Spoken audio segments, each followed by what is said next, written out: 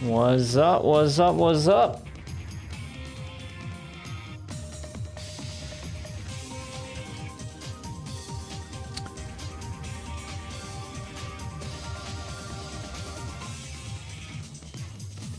Ooh, I gotta change something on the Tiki Talks. Just realized that there's an issue with... Fuck, how do they... This TikTok thing sucks. How do you add more scenes here?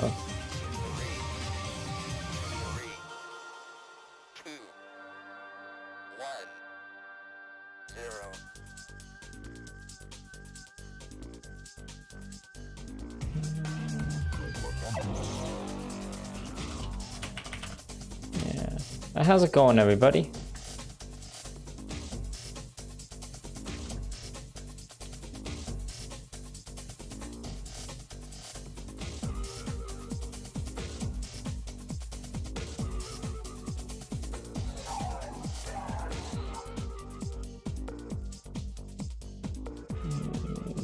Rename this.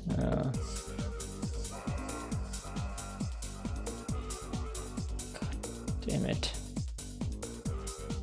Oh god, I hate the TikTok.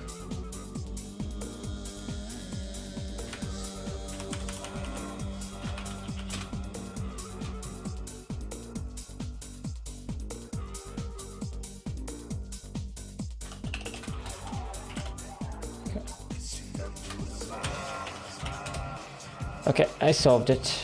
I solved it. All right.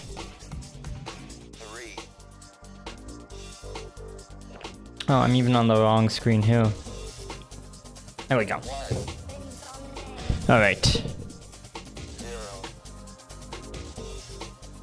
I think I got it. How is everybody doing?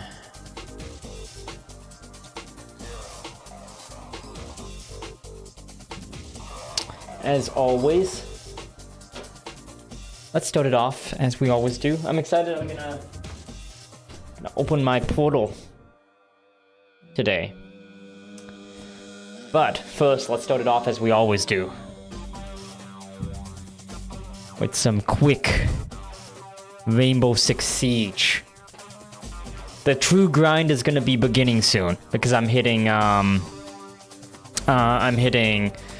plat. Not plat, sorry. I'm hitting ranked soon. Which means the actual grind is gonna begin. I set up some good grinding scenes because I set up my green screen finally, so I think I'm gonna use it more. Oh no, there's a little area exposed. There we go. I'm gonna use it a bit more, but yeah, the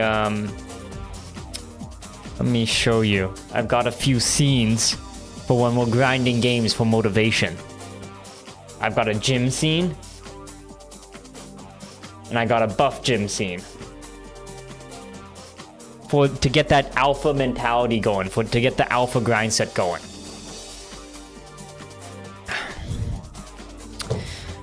Because we're going into full game mode moments now. We're going into full game mode moments. The minute I hit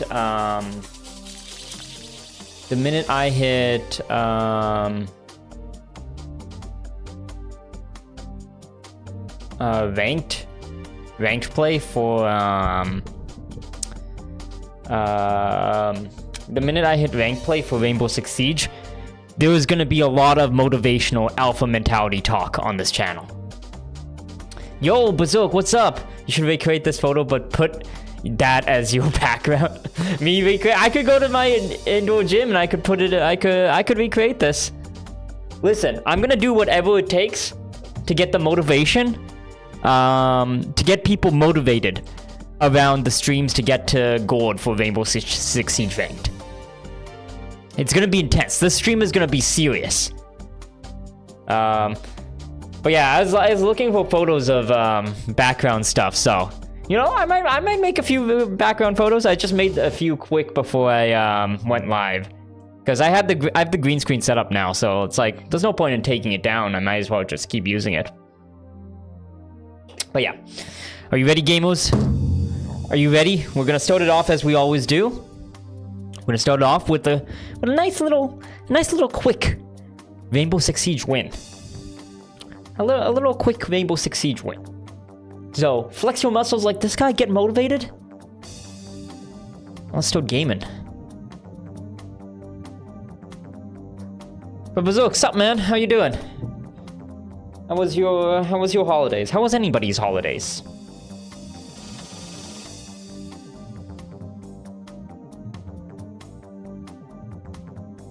But yeah, I'm excited. I'm gonna, after we do a quick Rainbow Six Siege win, I'm gonna open the PlayStation Portal. I got this for my family for Christmas.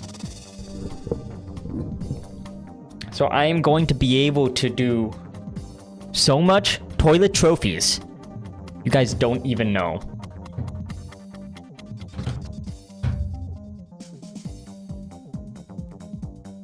Good, I also watched Sonic 3. Okay, what did you think, Bazook?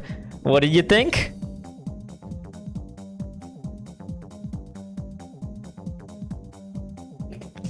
What do you think? I'm interested in hearing. I've been wanting to talk about Sonic 3 for so long. But nobody I know has seen it. The only person that saw it with me was my friend who went with me, and he's a hater. He laughed at some of the really cool parts in the movie. He's a hater. Bowser is a hater for everybody in chat. We all are mad at Bowser.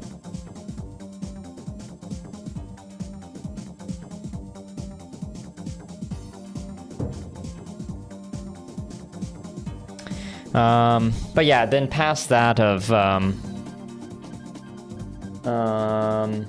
we'll open the portal, and then I don't know, I want to game for a bit. I either want to do some rivals, or continue with the Sonic plat. I also realized I didn't actually, ever, plat Miles Morales. I was just looking through my trophy list and realized I never platted, Miles Morales. So I downloaded it. So I may go back and do that. I don't know if I'll do it on stream though. I think it's kind of boring of the trophies I have left. But who knows?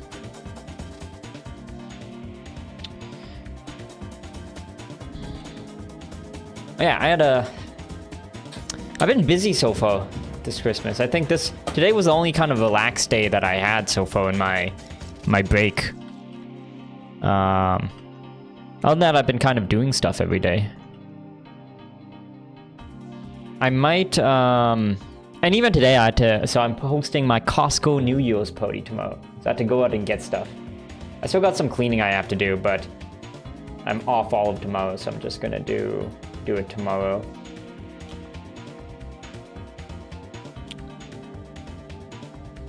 Okay, let's get a quick win in here.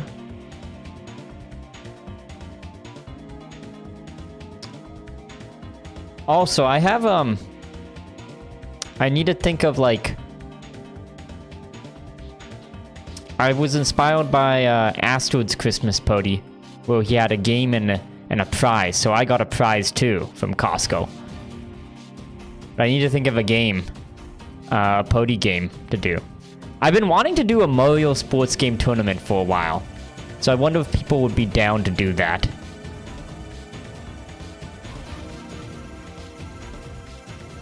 Well, it was good. Definitely kind of cliche, but not bad. What about you didn't, like, get up and cheer at certain scenes? Like like the final scene on that scene on the moon with Sonic and Shadow, they do the bro handing. Oh, shoot. Balatro competition. Yeah, I mean, I might as well just give you whatever the prize is then. I got a Costco gift code as a prize, so that would be just giving you free Costco money.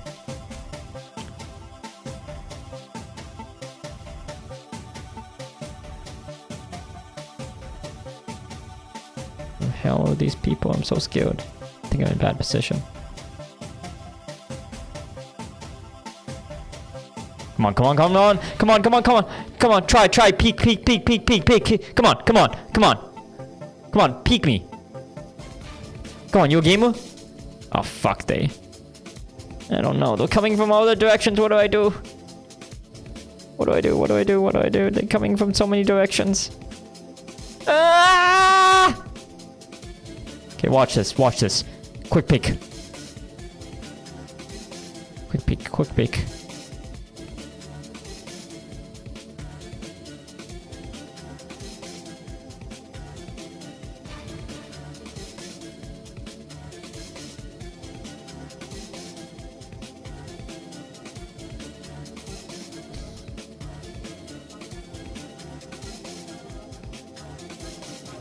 You out here? You out of... Okay. Do prices right for Costco. That's actually a good idea. Prices right for Costco items. That's actually a good idea. I wanted to do, you know how I wanted to do a Mario sports game tournament? I kind of want to do that, but I don't know if there's enough gamers coming to the party.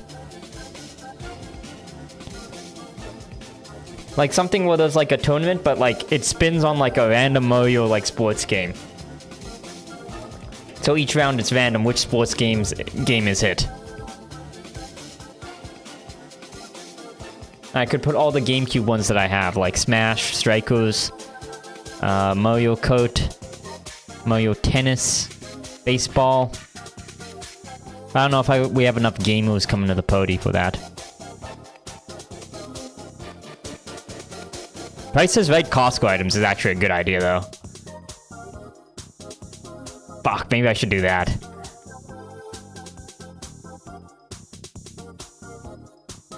Yeah, that was cool. The best part of the movie. Yeah, it was so cool, dude. I was freaking out. I was like...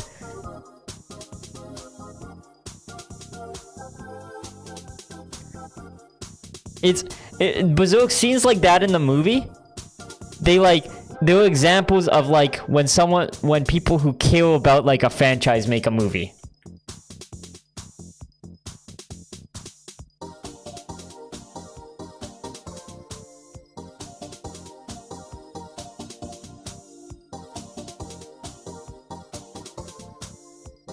Coming this way. Let's see what you got. Let's see what you got. Let's see what you got. Let's see what you got.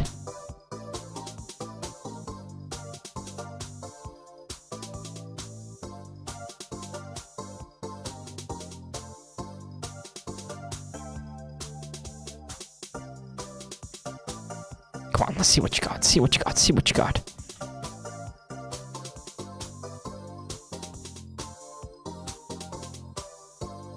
Come on, buddy. Come on.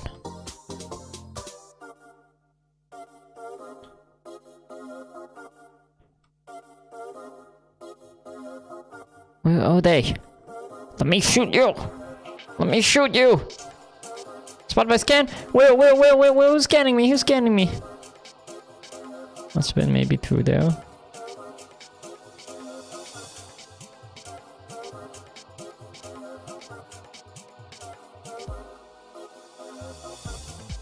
It's on that side of the wall. The fuck is that?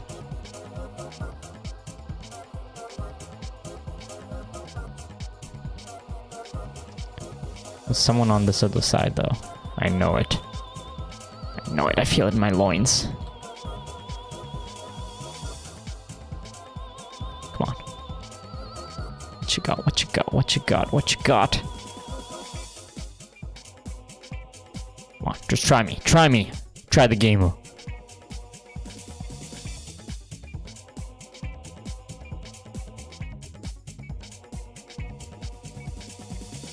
This guy's gonna go in front of me and get shot by me, isn't he?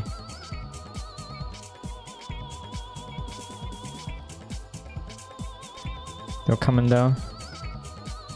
Peek, peek, peeky. Yeah, they gotta go. They gotta rush. They gotta rush.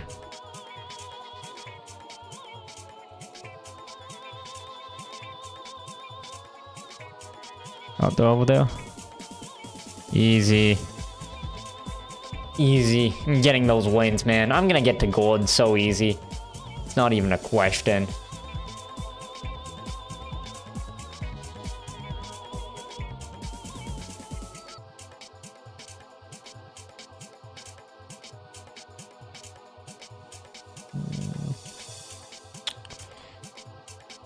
do? What are we gonna do? Let's do flawless. Need to get some.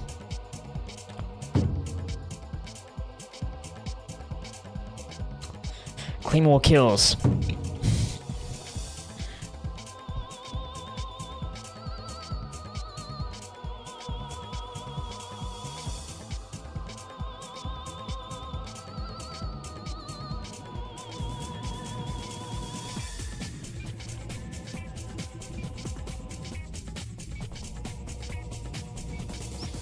Okay, I like the idea though for my Costco New Year's party of doing Costco's prices right. That's a good idea. Wait, how does prices right work? Wait, so you put an item and people have to guess, and whoever's closest wins. I guess they have a bunch of all the other games, but the base game is probably the max I'll have time to set up.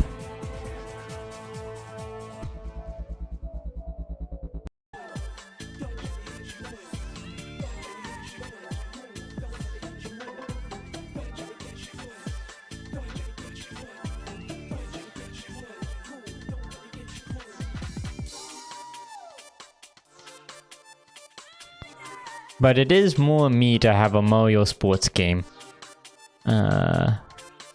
competition. It doesn't only work with one prize. Yeah.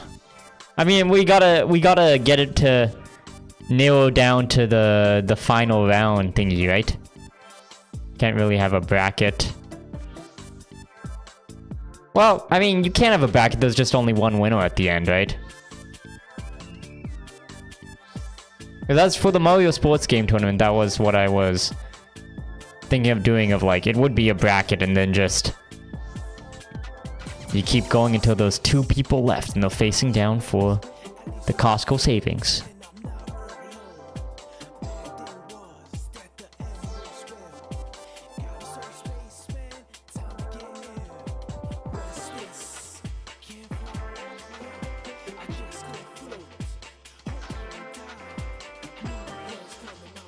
Oh fuck, the point is like right there.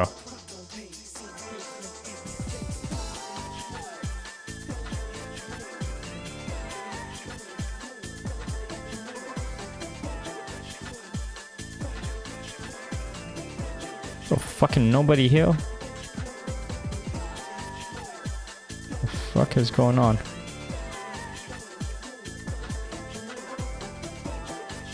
I need to focus on getting Claymore kills, so we're just putting Claymores down.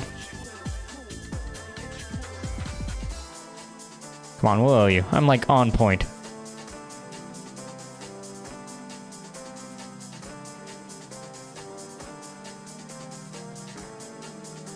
What the fuck is going on? I don't know what's going on. I'm so scared. Ah! Ah! Ah!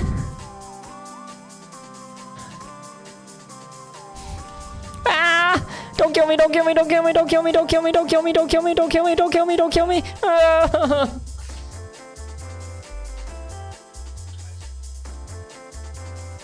Yeah, I got too aggressive. I should have just stayed on point. Damn. Right.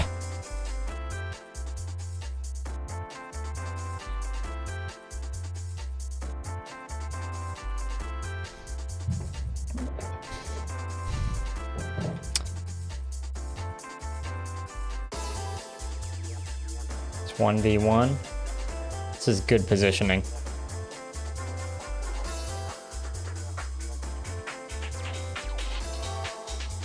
This is a good solid position. Oh no!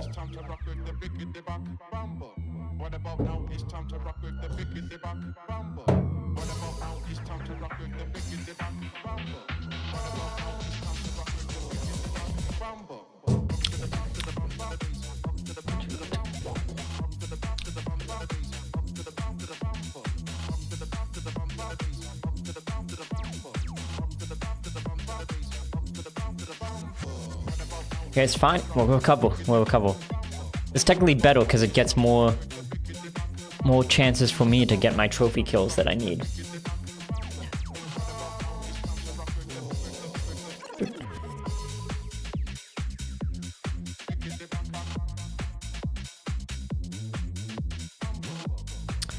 Oh, also, so at a Christmas party, I won a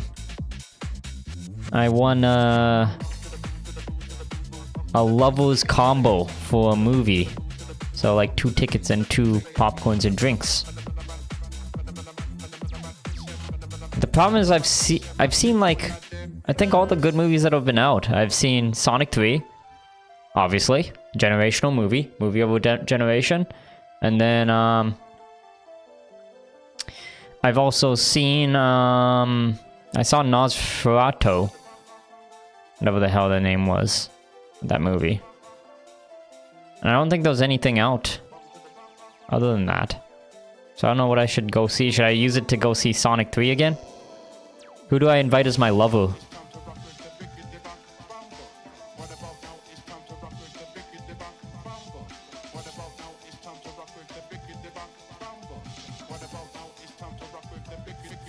Okay, guys, remember, team. Squad, we gotta get Claymore kills. Claymore kills for a trophy.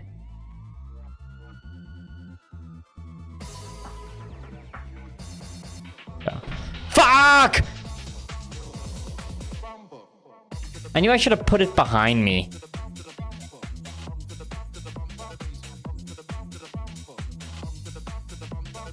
I knew I should have put it behind me. I could have got a Claymore kill for the trophy. This is stupid.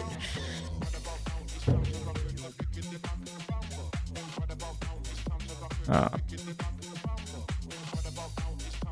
2v1, but the one is it's a Romo.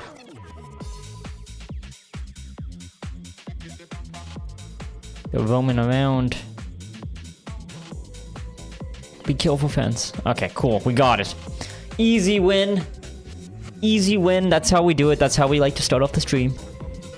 Just like to give you a little taste of what to expect. Nothing but wins. Don't look at my score. Don't look at my score.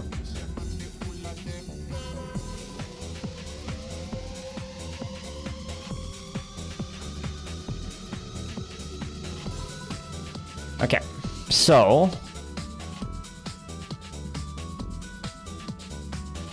was unboxing? The unboxing is coming, Alex. We always start off the stream with some W's, you know?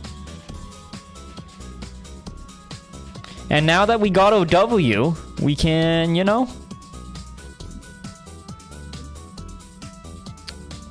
we can do the unboxing, you know? Because we unbox things as winners. We don't unbox things as losers. How's it going, Alex? How was your New Year's? Or your holidays, I guess, because New Year's hasn't happened yet. All right, let's do this. Let's do the unboxing. Okay, let me change the background now that we're not in the gaming grinder mode to something more platonic. How should I do this? Should I...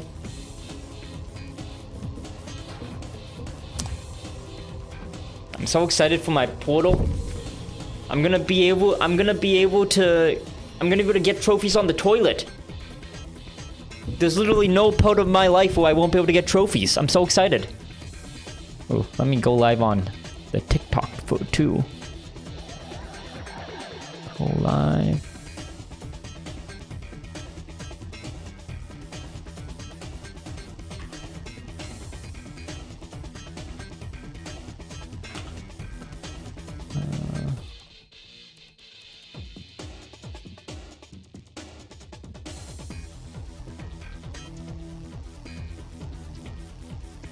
Why the hell does it not let me...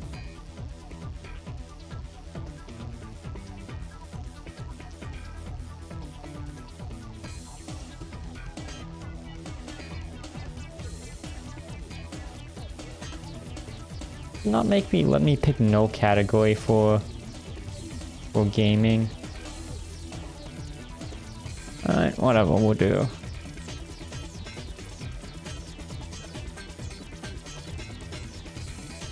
Yes. Portal unboxing. Hey, let me go live without a category one time.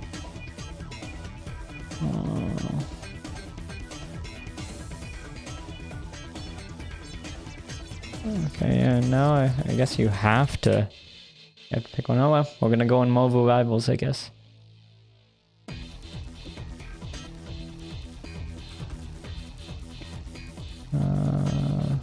Go by.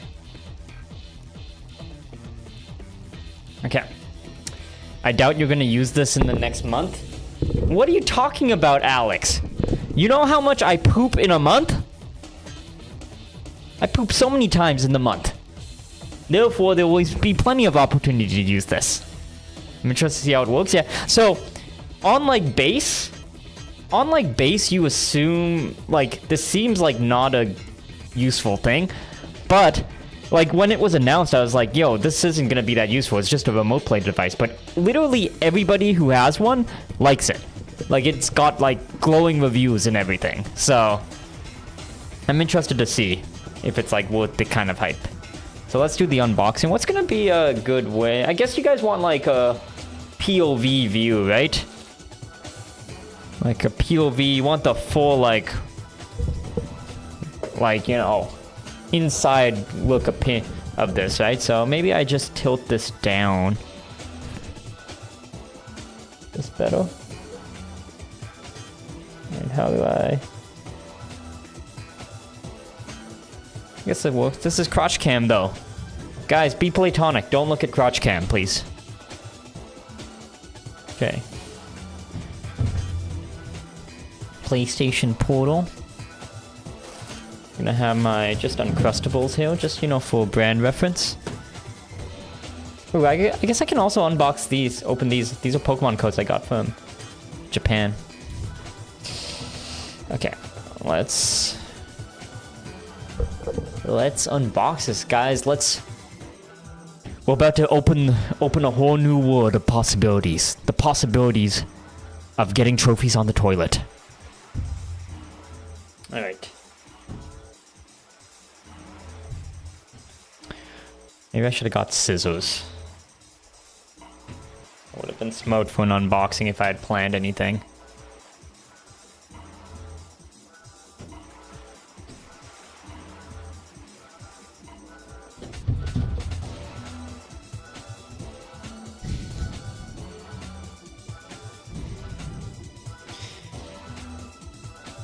Yeah, maybe I should have got scissors. I don't have the nails for this.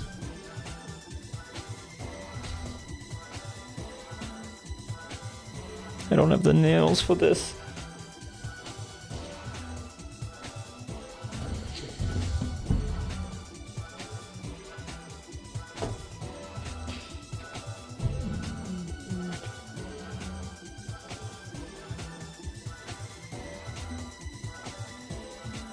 Don't worry, it's gonna be majestic once you finally see it.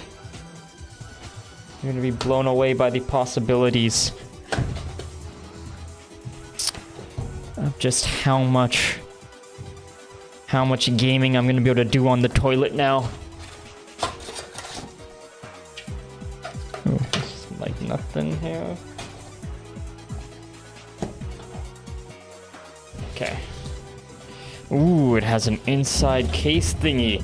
That's how you know it's fancy. Because it has a box within a box. PS5 remote play.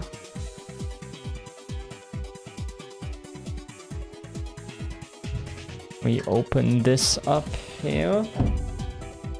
Ooh, this is a fancy box. This is like a rich person unboxing experience here.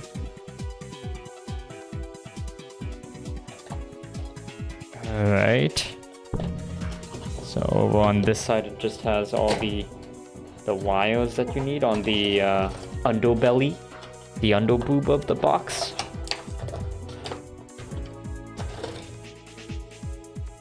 USB-C.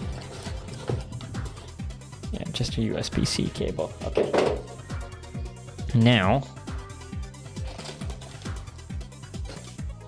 opening the device. We're getting the loins of the device here. Let's see this.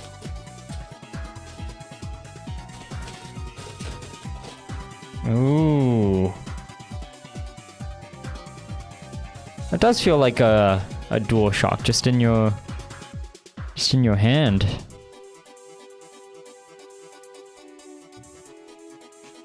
Alright, This is the... This does feel nice to hold, I will say. So power is... This is power here. It says like this thing is power. Okay. Volume up, volume down. Oh wait, no, power's up here, it's up top here. Oh, okay. Power. What the fuck is this button here? Who knows? So let's undress it. Ooh, look at that. This is nice.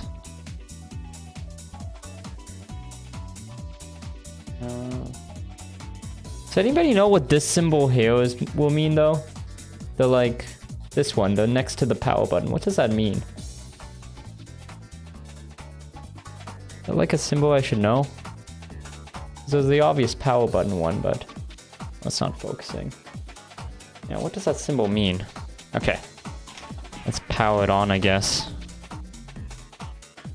Yeah, it's very shiny. Ooh, is it dead? Let's see. Well, it's powering on.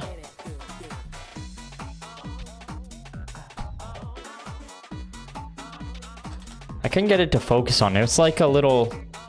Oh yeah, this thing right here. Now it's focusing. It's like 2 chicken feet. I don't know what that means. I've never seen that symbol before in my life.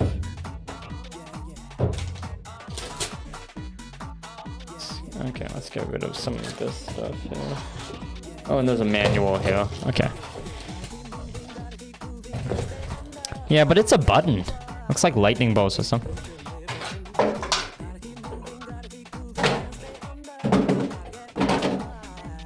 Put all this to the side here. Okay, let's see this. English, United States. Let's set up manually. Okay, I gotta set up my network off screen.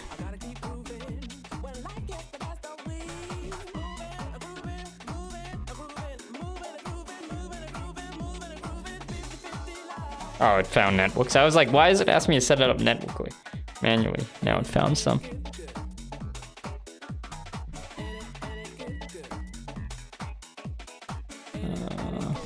So I need to get my password. Network password.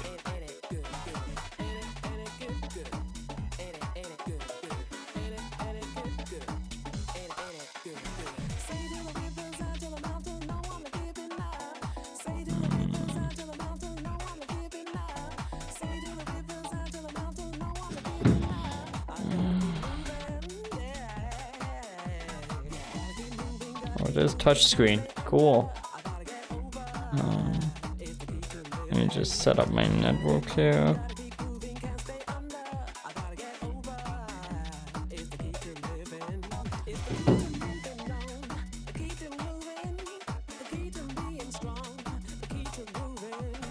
My password's like a super long set of characters.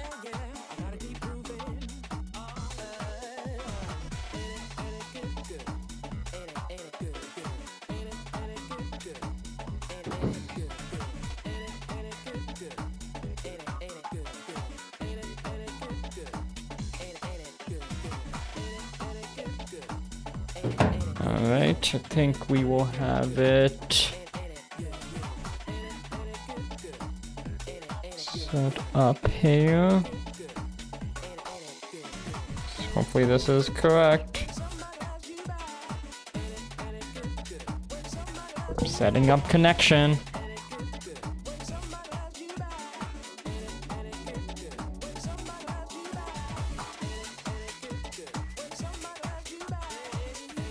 Fuck, I know did it wrong.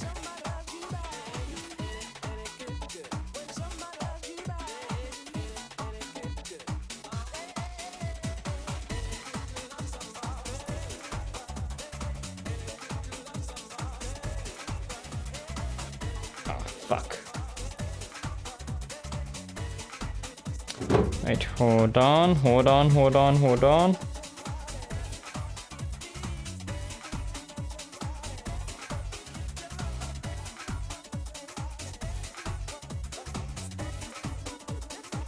Okay. This should work. Come on, buddy. Okay. I need to download an update. Confirm.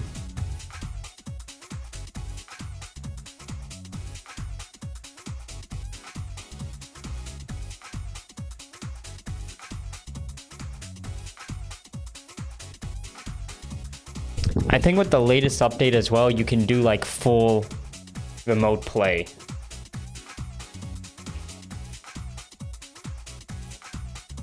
Oh, so not full like cloud gaming without a PS5. So if you have a PlayStation Premium account, you can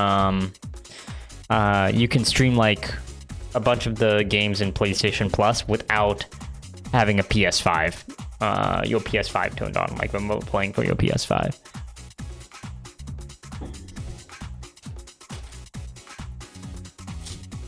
While we wait, should we open?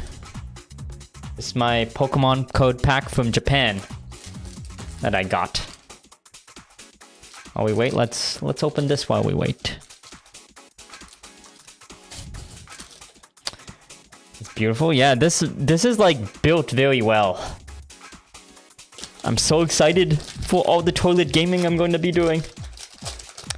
All right, this was the code pack I got from the Pokemon Center in Japan. Uncrustable Spark. You always gotta have it ready.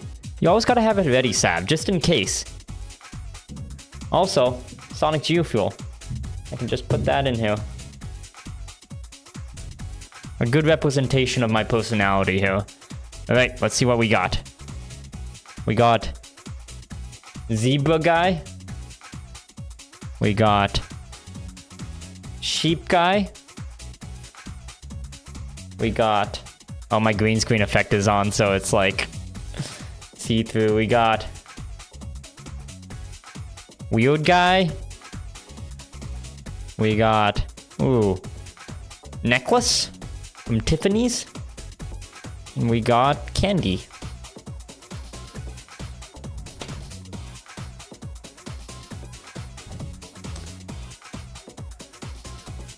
Yeah, the, got Uncrustables, Pokemon G Fuel. The only thing that could make it more Raj is this. There we go. Now it's Raj. Michael Cruxus, yeah. Is there any Sonic G Fuel? Yeah, there's like a ton. I don't use this. Still a ton. This doesn't, it looks like I used a lot, but also they fill the G Fuel containers like 1/4 full. So it's actually like most of it. It's like probably 90% of what was in it. Let's make some gin and Sonic tomorrow. Yo! Yo, yo, yo. I think we found a new drink. Sonic G Fuel mixed alcohol? That may be me.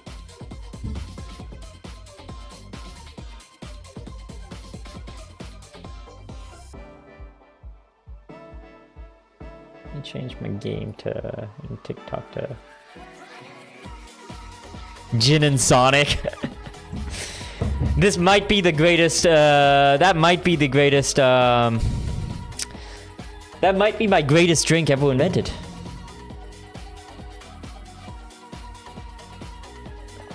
Though I have no idea how the hell G Fuel will react mixed with alcohol. I don't know if it will react nicely.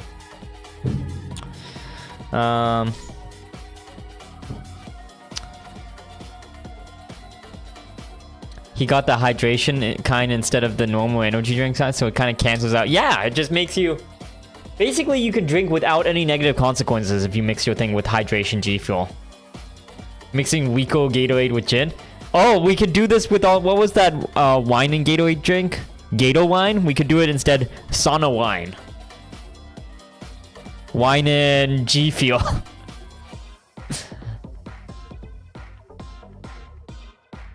Genuine. Also, Sav, I was inspired by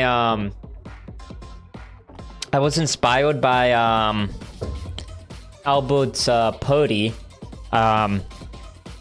Albert's Pody, where they had a game and prizes, so I got a prize for something for tomorrow, but I have to decide the game. I got a Costco gift code, of course, because it has to be on brand. But I got to decide what game what the game would be. Fantoad suggested Costco Price is Right. Yeah. So I was thinking Costco Price is Right. Fantoad was suggested that. My original idea was like how I wanted to do like a Mario game tournament, right? Like a Mario sports game tournament. That's another idea. Or Mario Party Off.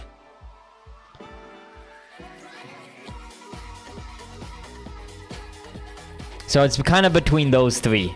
Mario Party Off is also a good one. Because that's a lot easier to do. Because it's like 4 people compete, then 4 other people compete, and the top 2 compete as a final match. The only problem with the Costco Price is Right is like, how do you eliminate people? Like, not extremely fast.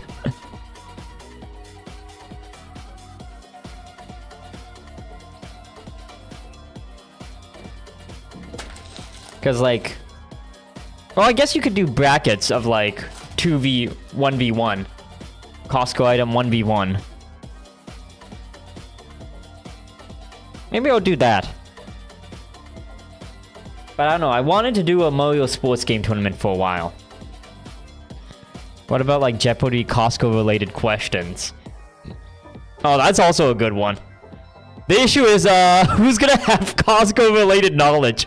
I could do all this research on Costco questions, but who's gonna have knowledge of, like, random Costco trivia?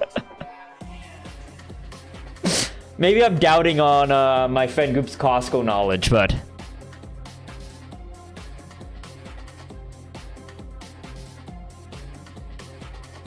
Have Chappie make it for you so easy. Let's see. Let's go to ChatGPT right now. Let's see. This isn't gonna be on screen, but make me a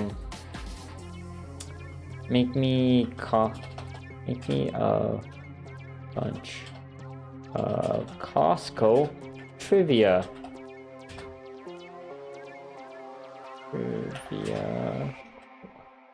Questions. What year was Costco founded? What is the name of Costco's private label? Those are easy. Let's go to the hard one. What does Costco not mark up more than 14%? Number of Costco locations worldwide? What country outside of the US has the most Costco warehouses? Ooh, this is an interesting one. What country outside of the US has the most Costco warehouses? The answer is Canada. I don't know. I don't think people would be able to get this stuff. This Costco trivia.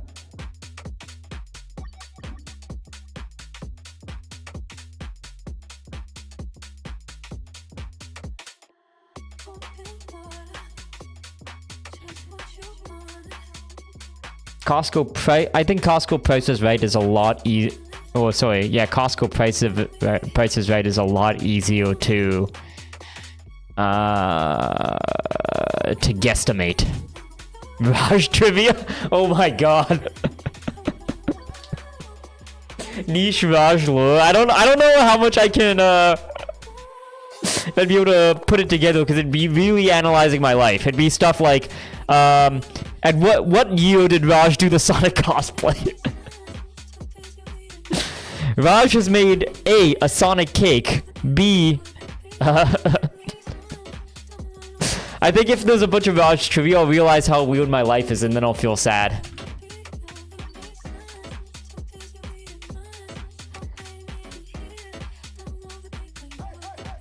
What items did Raj wear to the Sonic 3 movie premiere?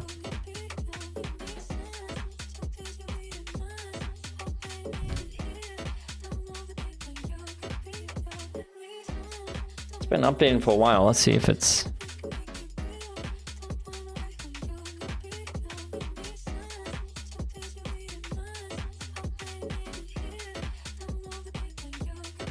Okay, it should be ready now. Come on, Portal. Come on. Yeah, I think either I'm gonna do Price is Right or Mario game tournament of some type. Okay, let's do QR code sign in. High key considering wearing my Costco wholesale sweatsuit tomorrow. Sav, if there was ever a time to wear that, if there was ever an appropriate time, this is the time.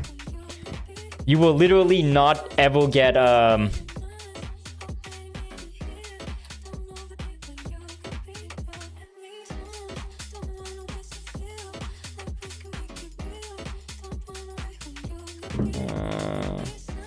modify so as we will attain. Choose how much you'd like to share.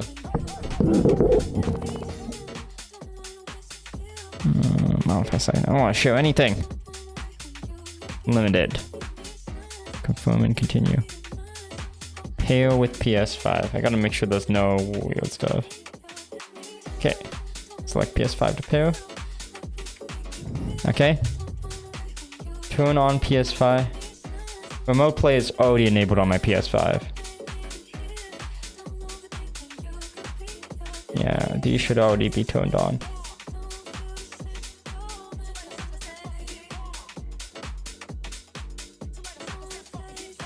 Oh, this is what that symbol PS linked head said. Okay.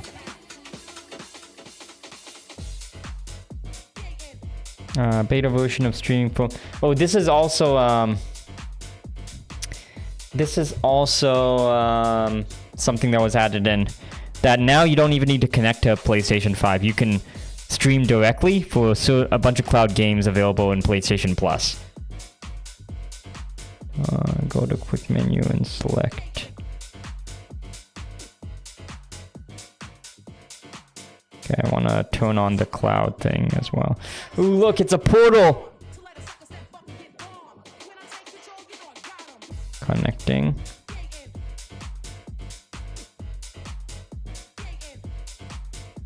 Let's see how this... It's right over there. It should work. I see it turning on.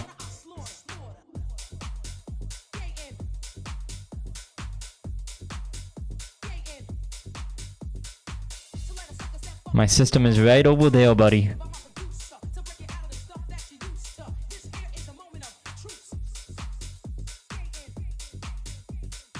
Hopefully that's not an issue because I was just playing my PS5. Ready to play?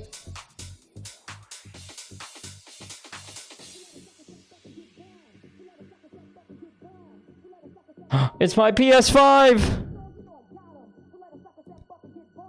So, the first thing that sticks out to me is like this screen quality is surprisingly like really good. Okay, let's do... Hold on, it's gonna look weird, so let me just turn off my green screen filter on my camera. Okay. Yeah, this quality is like surprisingly like really good. Okay, let's test out some Sonic X Shadow. Let's test this out. I don't know if it comes across in camera or not, but like, yeah, this screen quality is like solid.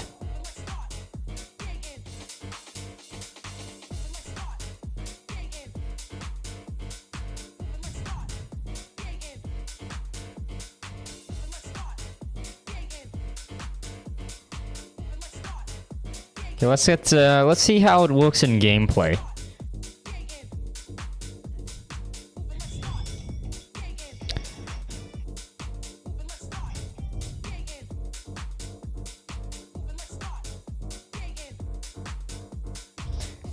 Oh, weird. Oh, you can hear my PS5 through my Elgato. So this looks oh, controller feels good because the controller is like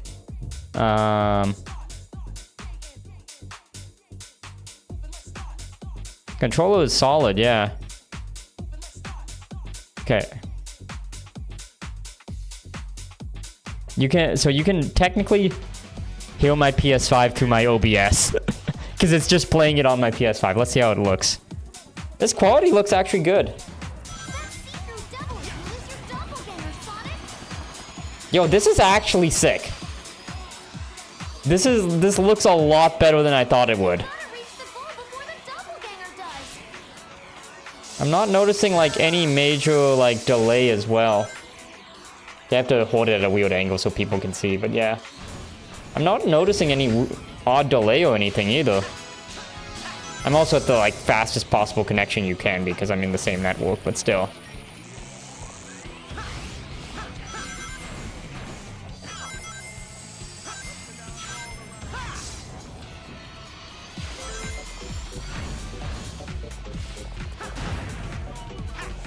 And kind of you can tell how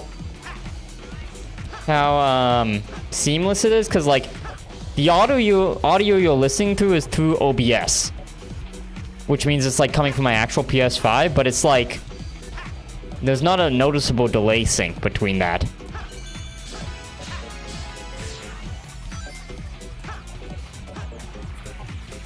Yo, this actually is a lot more decent than I thought it would be. No.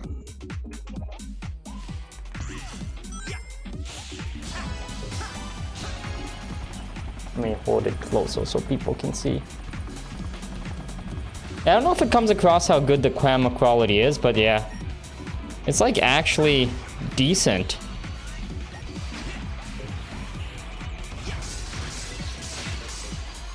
I wonder if I can get a better angle so people can see. Yeah.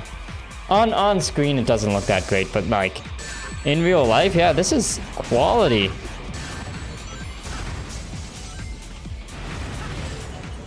Okay, let's beat this level, because I need to do it for a trophy anyways.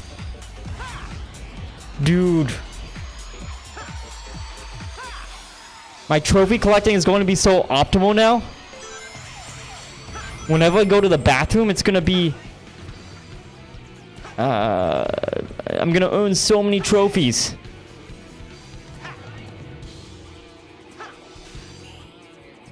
Does the controller feel... Yeah, the controller feels normal. It feels like a regular PS5 controller.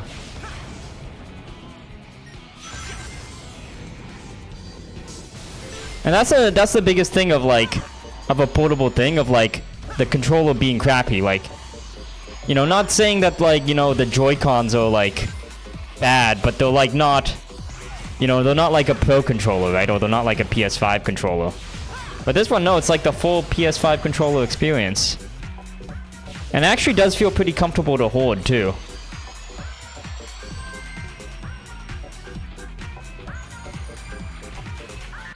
I'm actually so far pretty impressed. I'm obviously, you know, I'll update everybody once I do you know, a toilet test, but a toilet and bed test. Where I played on the toilet and I played on the bed, but so far this is like... I wonder what you do for games that use a touchpad. Like, this is a touch screen, right? So, oh, the touchpad's like right here. Like when you pop up the, when you touch the screen, the touchpad's right here. I think it's too bright that it's not focusing on camera, but yeah, when you touch the screen, the touch screen pad pops up there. And also, this entire screen's a touch screen.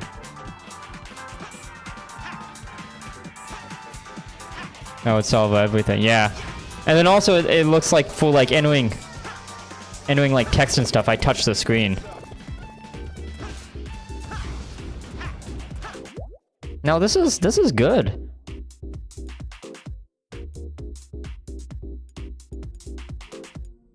Okay, let's see. Any other game we should try? I think we kind of covered. I would like to try. How the hell do I disconnect from this? I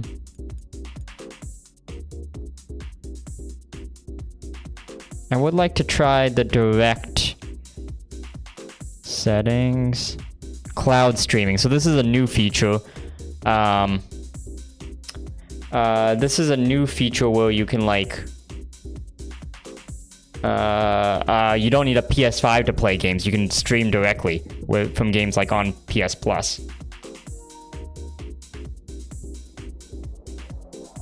Ooh, so now it gives you option: connect to PS5 or stream from game catalog. Let's try streaming from game catalog. Let's see if this works.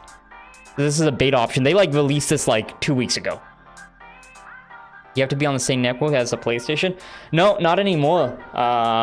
You can, as long as you have internet connection, you can.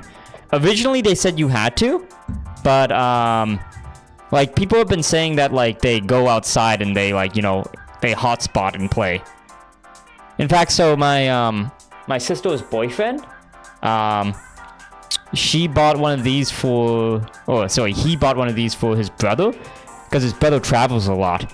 And his brother is apparently really loving it because he's playing his PlayStation like at hotels and stuff.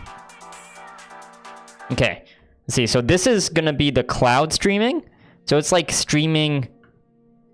It's like streaming, not through the PS5, right? Let's pick a game. What game should be good? What game can we just kind of get into?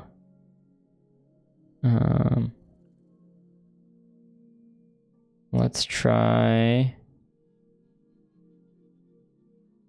Oh, I guess it's like any game that has like streaming capabilities for PS Plus.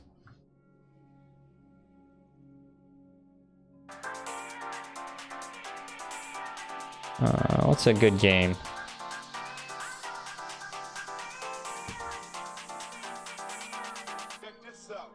Let's try Miles Morales. Because I downloaded, because I actually realized I don't... To play streaming game, upgrade your subscription. Wait, I have premium. Wait, did my premium run out? Oh my god.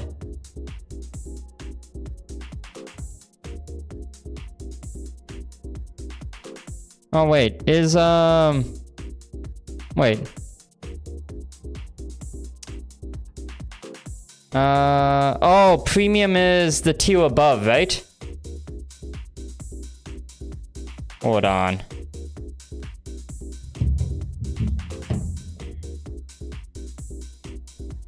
Like, wait, what's the middle tier? Is that extra? It might just be because I don't have premium. How much more is premium? Let's see. Okay, let's see. I might buy it just because this feature is kind of worth it. Premium otherwise kind of isn't, but... Premium expensive. Join premium.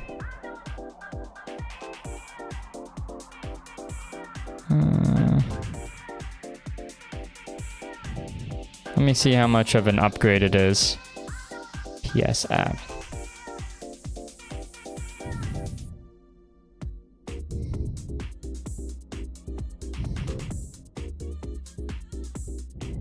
How the fuck do I upgrade premium?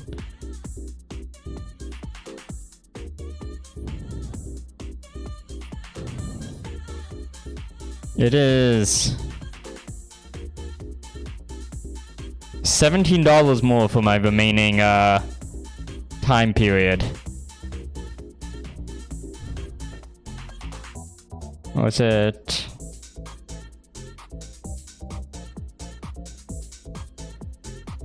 $17 more for the remaining 178 days. That doesn't seem like that much more. For you, it's 200. Yeah, what's extra for you?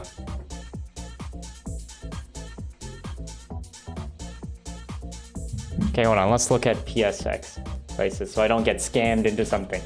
PlayStation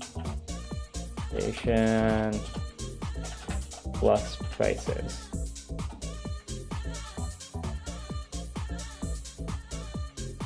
Because I use yearly anyways, because...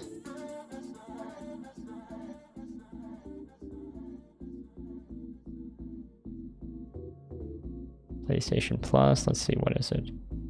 Join now. What the fuck is the prices? Let's see. Oh, it's only So extra for 12 months is 154.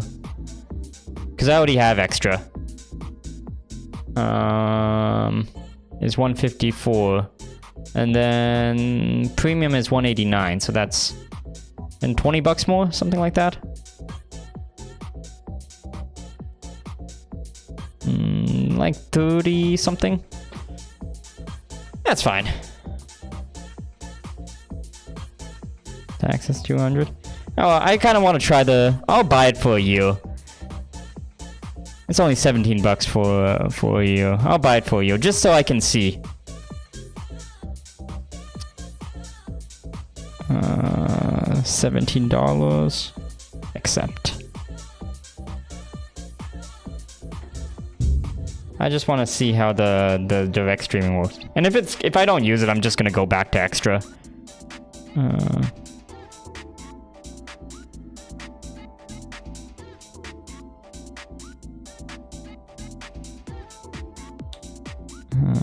PlayStation. I get. What the hell are movie credits? You get Sony 3 movie credits. I didn't even know this was part of. Apparently, extra you get movie credits too. Sav, did you know about this? Okay, someone remind me to cancel before June if I don't like it. Okay. So with extra, you get movie credits. It says that you get 3. Hold on, let me switch scenes to.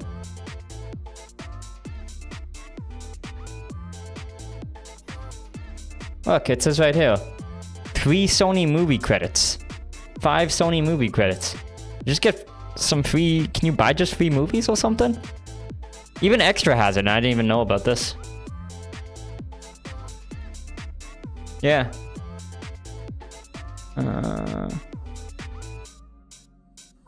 I think it's only though. It looks like it's only if you. It's only if you buy the year subscription though. If you get the 12-month, which I have the 12-month because I'm obviously just gonna need it for 12 months. So I guess you get free movies? About Sony movie credits. Let's see.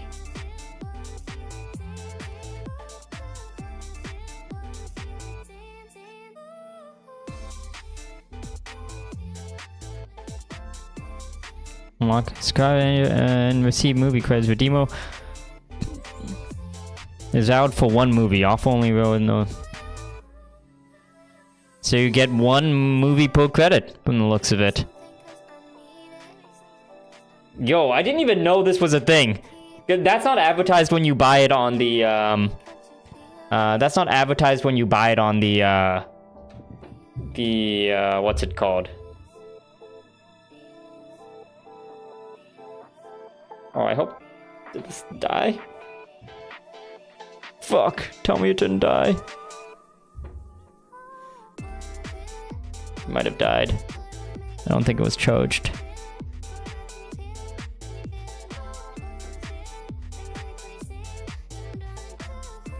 Oops. Okay, let's go charge it, and then maybe we'll try out the direct cloud streaming.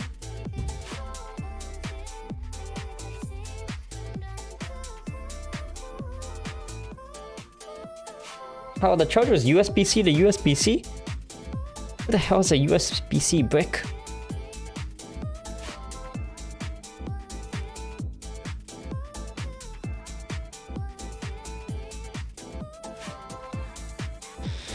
Oh, that's good to know of the movie credits, because I would not have used them if I didn't know. I mean, like, if you get a free movie, I may as well just get a free movie, my 3 free movies before the year's up.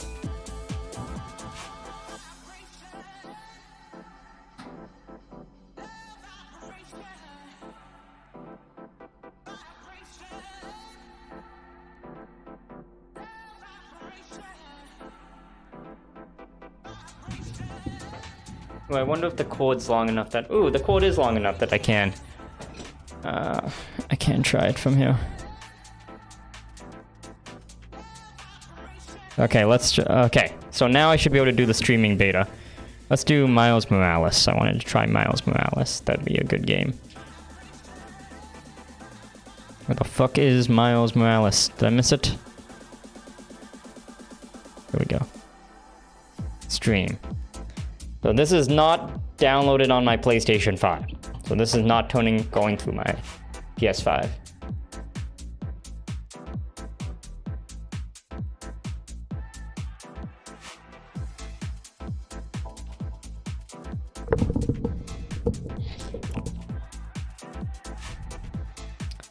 So let's see how this works.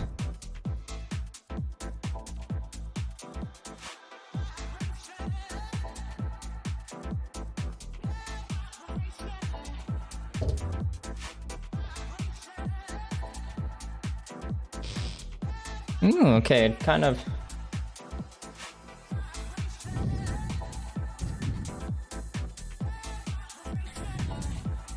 It started faster than I thought it would. I remember I tried the streaming like a few months ago and it didn't really work that great. Like based on your PS5 alone. But this was like a few months. This is probably like 6 months ago. Because with Extra there was a few things that you can stream. Oh, and your save data is automatically still there too.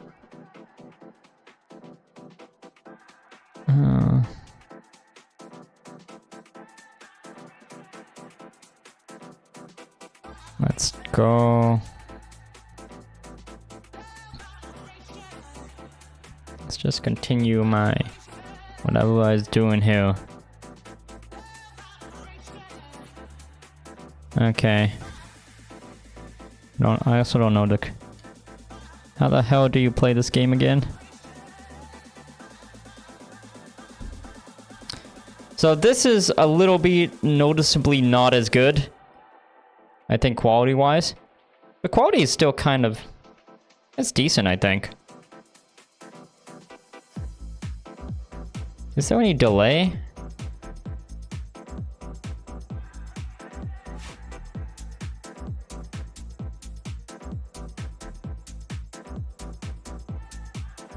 Let me see. I'm not noticing super of a delay, especially for an action game. So this is like streaming from the cloud. Like no PS5 is needed for this.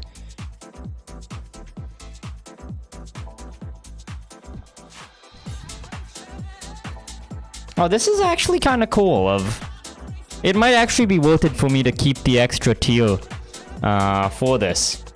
Because like you don't need the game downloaded to your console to play it. You can just stream it off of... Because like I run out of space constantly on my PS5 because I have so many games. But you can just stream whatever game without downloading it. It definitely does look noticeably not as good as, it noticeably does not look as good as, when it was remote played from my system.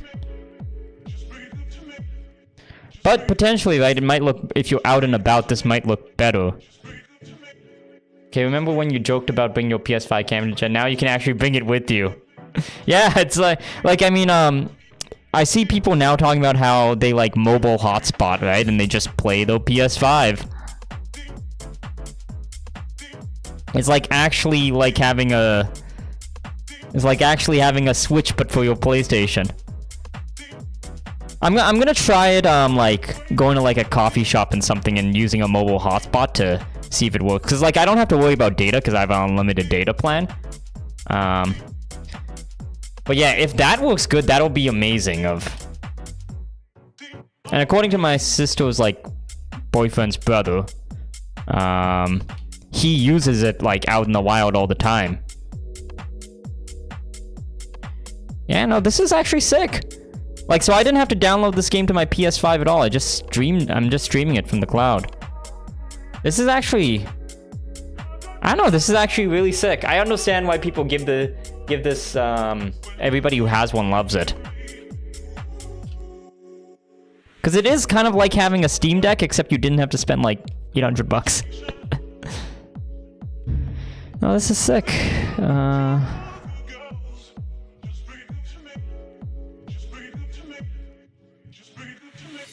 Close game. And then, yeah, you just close it out and then close menu. This is, so far, I mean, I'm kind of impressed. Because, like, obviously, like, it's not a local storage system, but, like, for something that's, like, it's, like, a remote play system, it's working pretty well, and it looks actually really good. Like, I was actually... Sav, I'll show it to you at the Pody demo, but I was shocked by how good the quality of the, like, screen looked. Cool. Well, this is actually, I'm gonna do some playing around with it. Maybe we'll do a follow-up review or something at some stream at some point, but yeah, so far, I see why everybody who has one likes it. It's very impressive.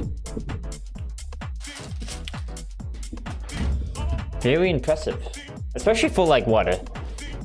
This is like a $200 system. Oh no, the illusion! I forgot my filters off. Don't look! Don't look! The illusion!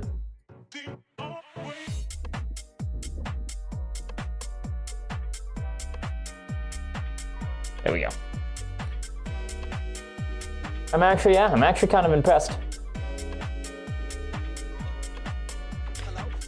It's a very good thing for me because I'm like a power user, right? PlayStation stuff. So it's a very good thing for me because it's like I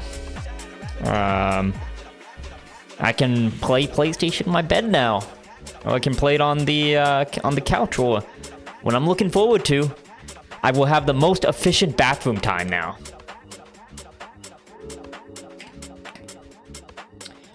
My trophies per poop are going to go up significantly.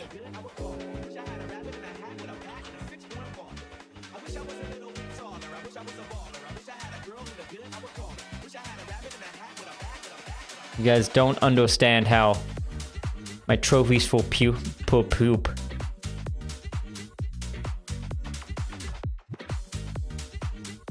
I just gotta fix my TikTok live. Okay, cool. What should we do? What should we do? That was fun. I enjoyed that. Enjoyed that little review. Let's maybe do. Okay, I wanna grind some trophies. I should probably go to bed earlier because I need to still do some stuff for the party, like clean up. But I'm off tomorrow, so I have all day.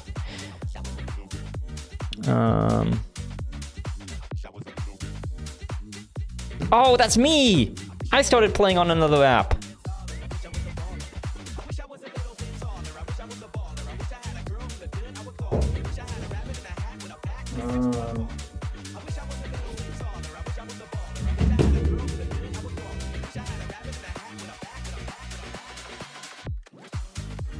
Sure, what should we play? So, I could do... I don't know if anybody's here who wants to play Rivals. We could do Rivals. Or I could do... Sonic X Shadow. Grind out some trophies there. Also, I did realize that Miles Morales, I'm missing trophies. I thought I had the Platinum, but I don't. I don't think I have much interesting trophies left for Miles, though. What should we do? Maybe I'll do Sonic. I'll do Sonic. But, speaking of mobile rivals, though, I saw something funny. Hold on, let me show everybody this before. I saw something funny.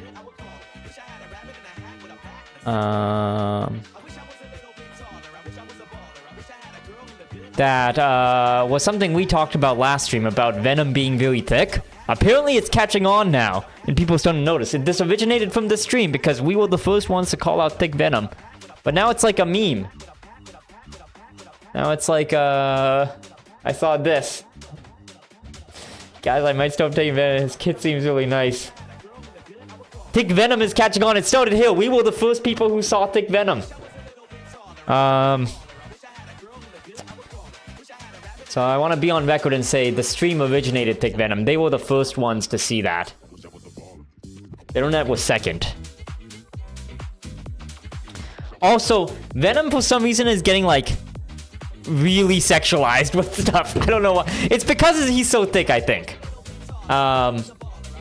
But like you know how those the people are doing mods for mobile rivals, and like, you know, they mod stuff so like, you know, Moon Knight is like Batman and stuff like that.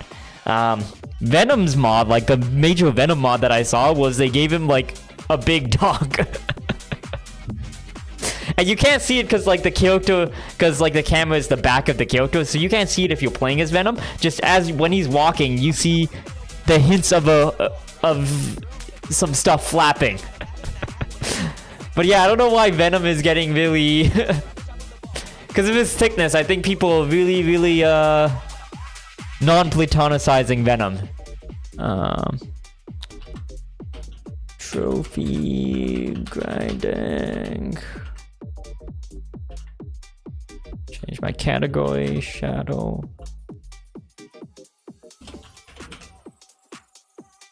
Sonic X Shadow Generation. Done. And then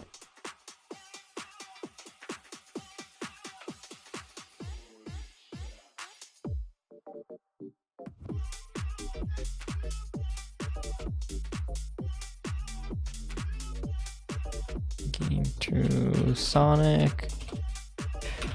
I can't spell Sonic X Shadow Generation. Save.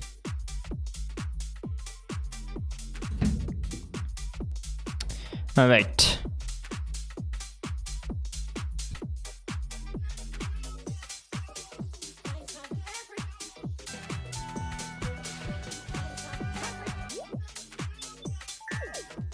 The music for this tune back on. Oh, I wonder if it's because I'm logged in as like a different. Yeah, I'm still logged in as myself. Okay. Okay. I'm gonna change it to some.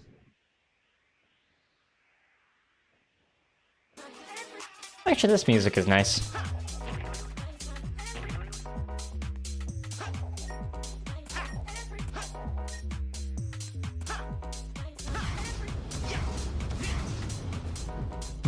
Okay, what do we need to do? Speed highway challenges. We'll do challenges. I think we have to do 90 challenges. They added so many to this game. Did I do all challenges here? I don't think so. Yeah, this is left. Dude, I could be... The possibilities are endless now I have a portal though. I could be doing this on the toilet. 1 second, let me...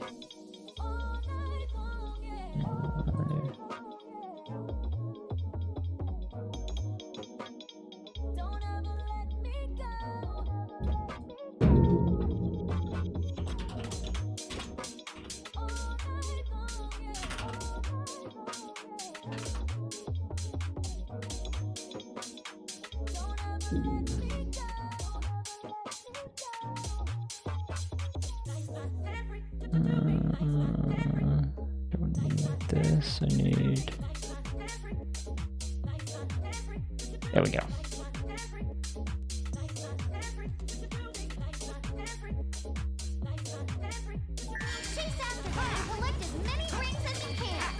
You really love the toilet portal this... I mean... It's just the prime use case, what can I say, man? Alex, I'm gonna say it, man.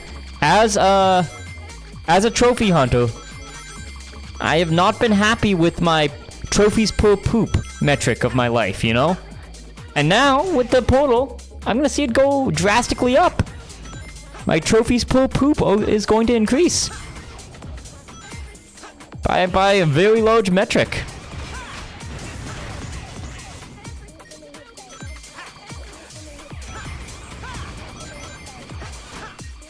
Because I will say this, right? The toilet is the perfect time to lock in, you know? I don't know how many people would agree with that statement, but like, you know, it's like the perfect environment to lock in. Say you got a hard trophy, you just take your portal to the toilet, you lock the hell in, What would be more useful? Trophies per poop or poops per trophy? Consult your doctor with that one. It depends. It really depends on your current gastric health. On which one you should be really measuring.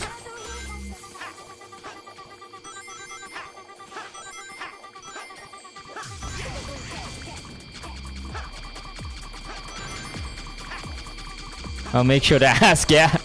Cause I mean, like, hey, you never know. PlayStation Portal maybe sold as like a medical a thing to increase poop health. I don't know if there's a scientific word for poop health. But like, you know, think of it. It should help, right? Like, say like you're like, hey, I really want to get this trophy. But I gotta get this log out before okay, I'm gonna stop now. Sorry. I'm just saying it's motivation, right? Of like, you have to like, you know, if you want a trophy, you gotta put in the work on the porcelain crown. Okay, I'm gonna stop now. I'm gonna stop. Cause I mean, plenty of people have issues with like, you know.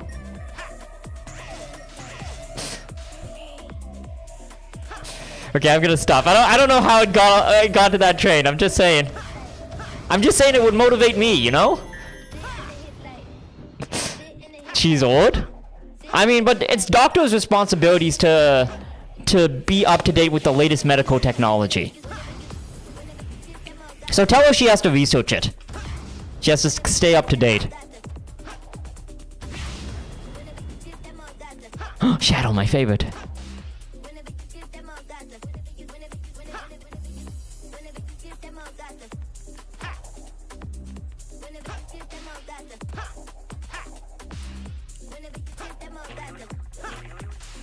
Okay, wait, I think I got everything for speed higher. God, how many challenges do I still have a lot of challenges left. Oh wait, let's get S rank for Shadow. That'll be good. That's a good one to do on stream. I was waiting to actually stream it to do it.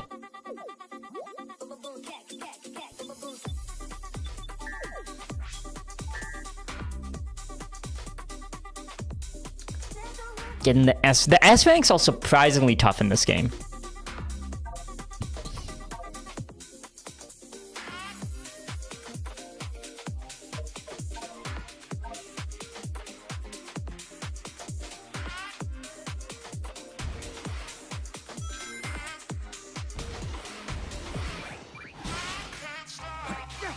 Also, did anybody watch my Uncrustables review?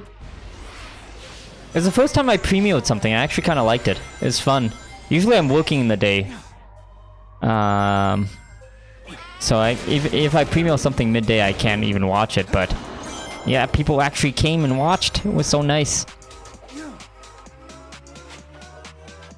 I'm very proud of that video. That's gonna be... People always think what their legacy is gonna be, right? Mine's gonna be I spread the education on... the needed education on Uncrustables.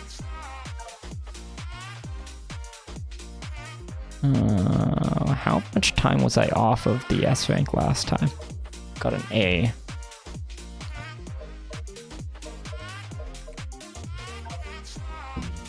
Primo was a ton of fun. The video was great. Oh, thank you, Sav.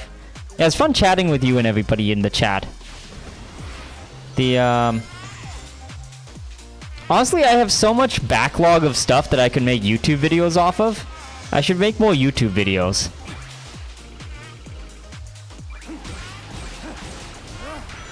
So I just have a backlog of streams that I could do. Like even the streams that between me and you, Sav, that we've done, like the Sonic Cake stream would be a good YouTube video. The Sonic cosplay stream. Though I may die if there's a recorded video of that out.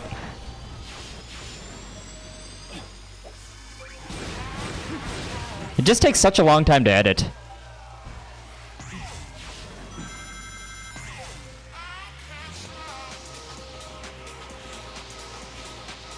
You are? Yeah, I have all the videos of those.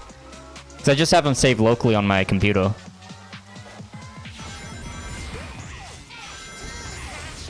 I I have like 4 years of streams saved locally. So I have like, I could make endless YouTube videos because like, just so much random stuff has happened on stream, right?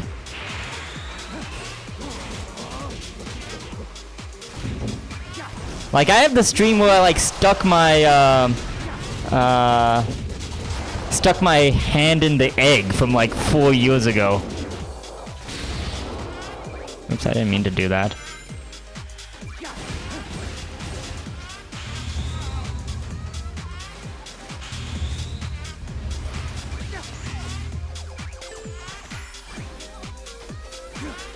Yeah, poke. God. The memories. It's crazy how long ago all that stuff. Like, there's a few streams that I have, like, archived on Twitch if I didn't make, like, a YouTube video of them.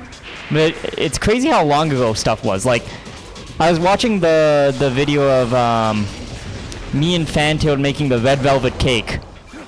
That was, like, 3 years ago. That was such a long time ago. Doesn't feel that long ago.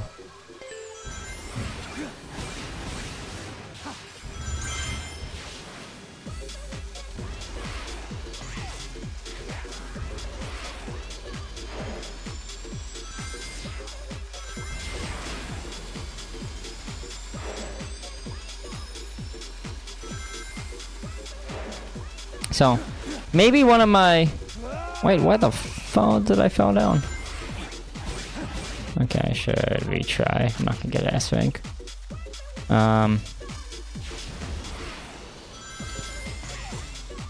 Yeah, what... You know, one of my... I should make some Raj resolutions for the new year. Maybe one of my Raj resolutions is to go back and edit some of the old streams. So I got some quality streams we've done over the years.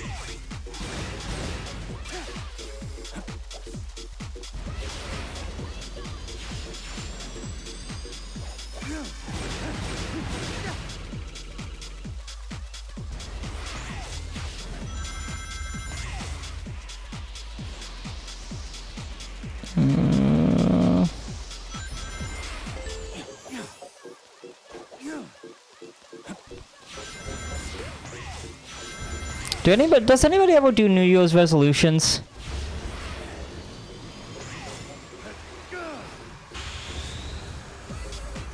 I feel like I do them kind of, but I don't commit to them, which is, well, probably what most people do, right?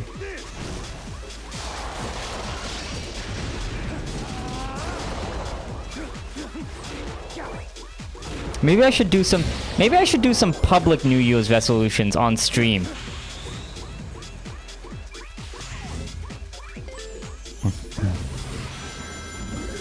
There was a streamer who like did like every year she does this stream where like she like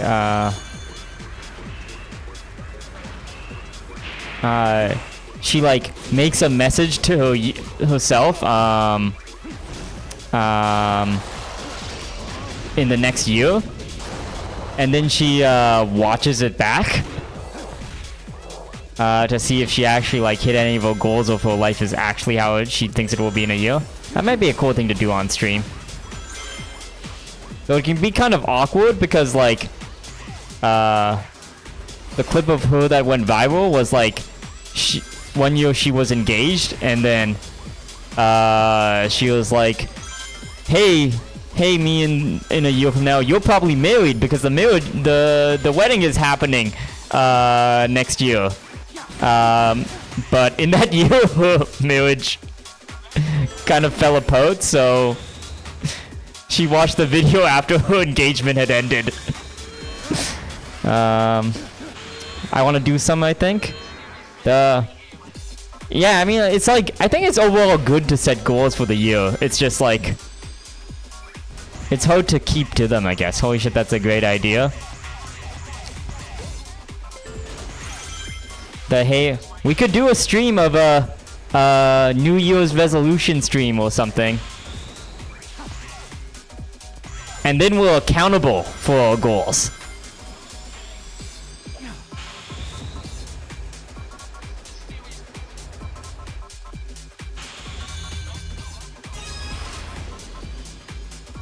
Clever. Public humiliation style. And then when we both don't reach our goals because no one reaches the New Year's. Holy shit, I got an S rank! I got an S rank! Dude, I wasn't even trying! I was trying all of last stream to get an S rank for this mission. Dude, I'm just that good! Oh my god! Oh my god, I'm just that good, dude! That's a gamer! That's literally what a gamer looks like. See? And it's a mentality thing, guys. Because when you're at the level where you're thinking about your, like, trophies per poop metrics, right? That's when you, like, your body just knows that by default, you're a gamer, it's gotta perform. Okay, we're gonna go back to doing the missions then. I did not think I was gonna get that fast. I think it was gonna be I thought it was gonna be at least an hour of grinding. Yeah, collab stream, New Year's resolutions. I'm down.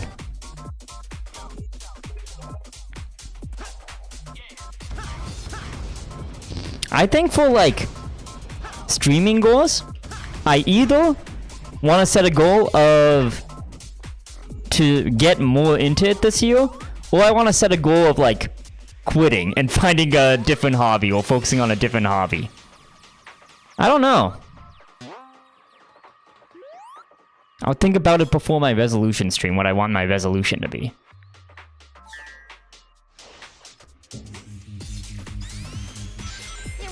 Maybe it'll be along the lines of like...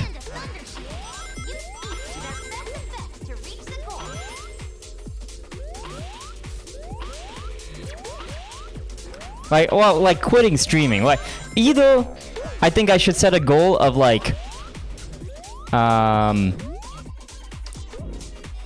Wait, do I need to use file shooter? Yeah, I do. Either I need to set a goal of like... Oh, getting more into it, or like focusing on a different hobby. Because I think I do like a halfway thing of like back when I what was it, like I think it was like COVID era. That's when I streamed a lot, right? And that's when I also like got a majority of the people who like come and chat. Was like during that era, which is like, you know, 3 or 4 years ago.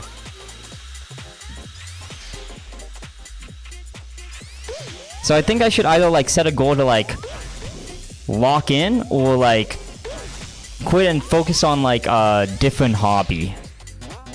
Because I would say streaming is like my #1 hobby.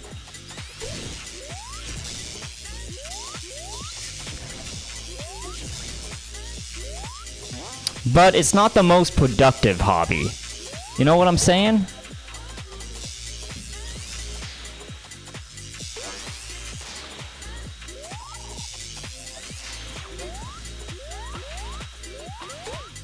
But it's tough because I do really like doing it, so.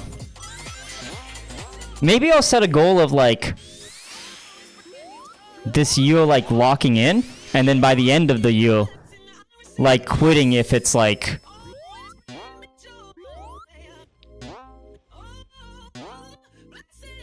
dude, sometimes I get up from a day of streaming and I look around at my apartment and go, my fucking god, what the...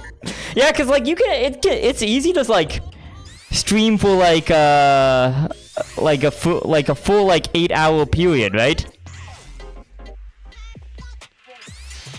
Like it's easy to stream, like if you think about like a 5-hour or 6-hour stream, that's like almost a work day, you know? And it's like kind of, well, if you use that time on something else, like something more productive, that would probably be good. So I don't know. Oh, Saf, you're a little different situation because your stream is like big, right? But You're a money-making endeavor. Your stream is officially a side hustle.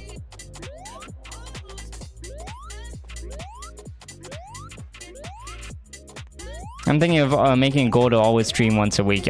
I think that'd be good, especially with your like numbers, cause like I think if you consistently stream, right, like you could grow a ton, right?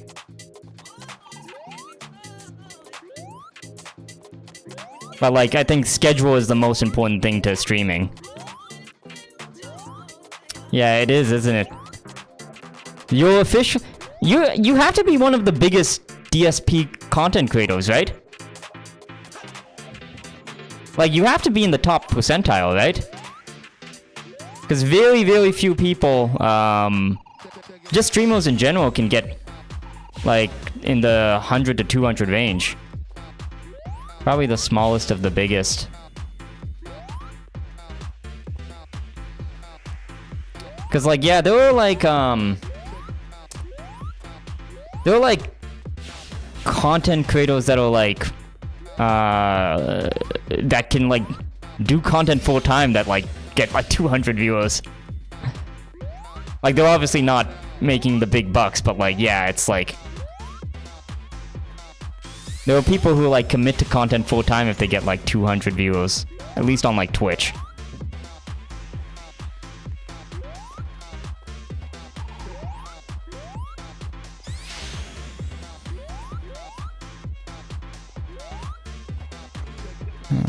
Where do I need to go? I feel like this area took me to the other area.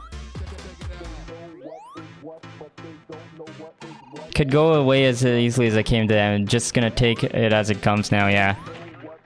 I guess that's the thing about content creation, right? Of like, it's like so fickle, right? Because like there's tons of content creators that are like really big and then with a year they're like, if they're not consistent, they get like left behind, I guess. But I think the key is just consistency. Is like as long as you like consistently stream at least like once a week, you should be able to like maintain it.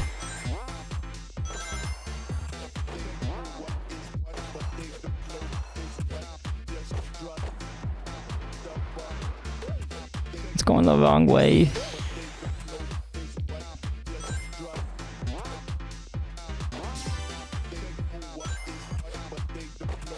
Oh yeah, I saw something that you posted around like the, speaking of Amber Lynn, I saw something that you posted that was like, leaks happened? Or there was like a leak?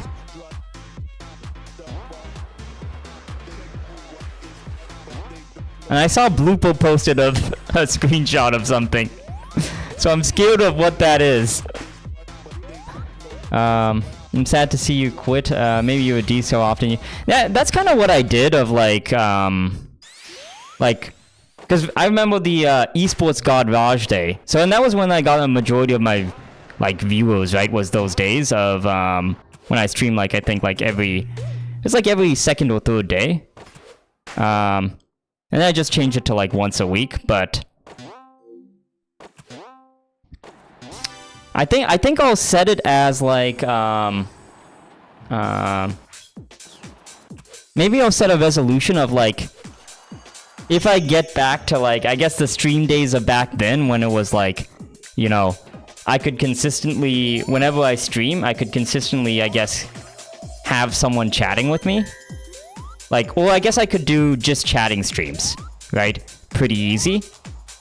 Maybe I'll set it to that of like if I get back to there by the end of the year, then I'm locked in. But if not, I might look at like quitting or something. Very tough, because it's like, if you consider something your #1 hobby, should you quit it? It's an odd question.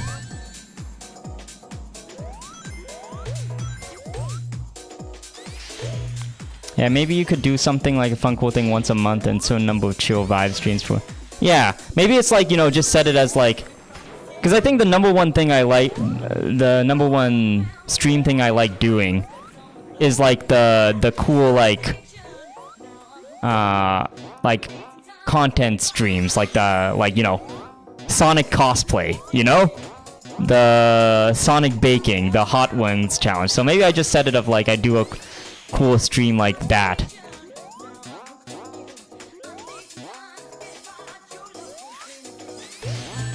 Because I don't actually like... Gaming is kind of... I mean, it's okay on stream, but... It's not super great if you're, like, not chatting with people, right? I would stream to, like, chat with people, but... Games aren't the greatest to do that. Oh yeah, the scandal in someone involving explicit material made by her by the fetal girl film. Anyway, the video got leaked this morning. Oh god. Is it disturbing? It sounds as disturbing as you could get of a piece of content.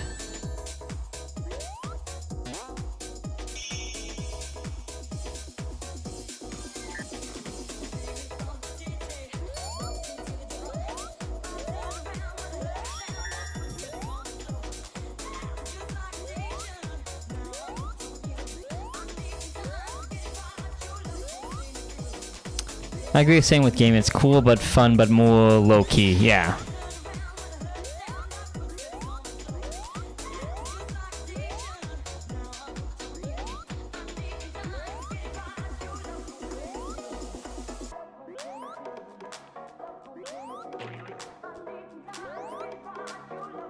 And not no extra, but very close to hands coming, and she does have. Oh god! I can't even read that sentence out loud. I don't even want to imagine it.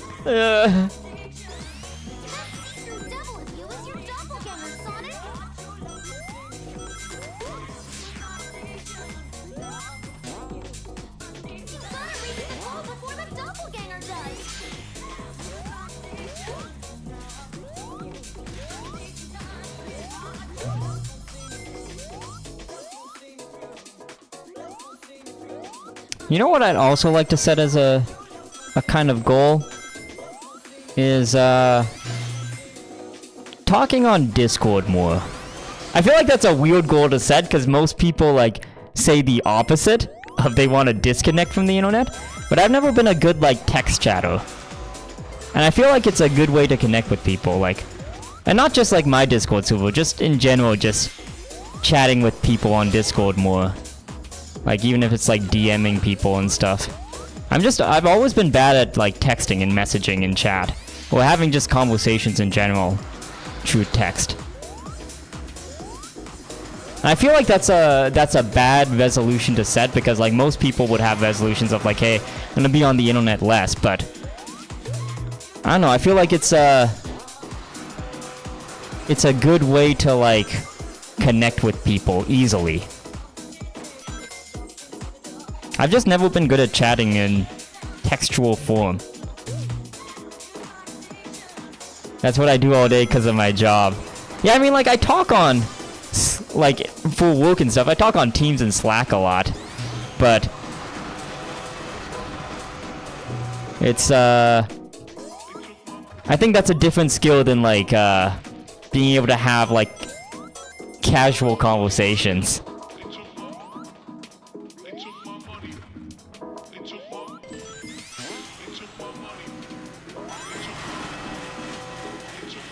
Oh god, oh!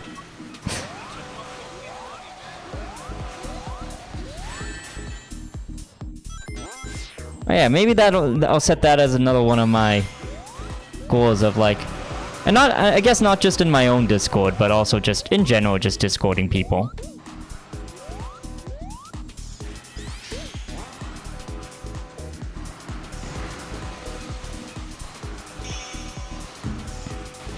I'm trying to remember what I remember last year I made, like... I think I did make a few New Year's resolutions. I'm trying to remember what they were. I should have done them on camera, so I had... It is actually a good idea to do things on camera so you have, like, a reference.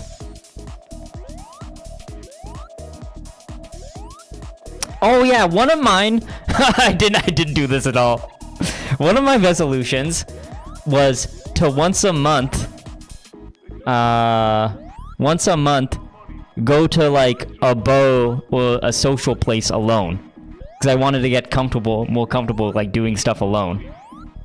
Because I would never go to any social places like, or I would feel really uncomfortable like going to restaurants or bars or stuff alone. And I only did it twice of like, well, I went to restaurants alone a lot, but like, I think the resolution was specifically to go to like, to go to bars alone. And I only did it twice, but those were the 2 times I got like those stories of I partied with the frat boys, and then I also hung out at, I made those random bros and hung out at the place. Which people were saying they were not my bros, they were my boyfriends, but no, they were bros, I swear it. How about the one flower cafe one? Yeah, the flower... Yeah, I think the resolution was specifically around going to bars alone, because like, I can't remember at the time, did I go to restaurants alone? Now definitely I'm like super comfortable going to restaurants alone, because I always do that. But yeah, the Blue and Blue Cafe happened, happened this year too. I don't think it was part of that resolution. I don't think part of that resolution was to,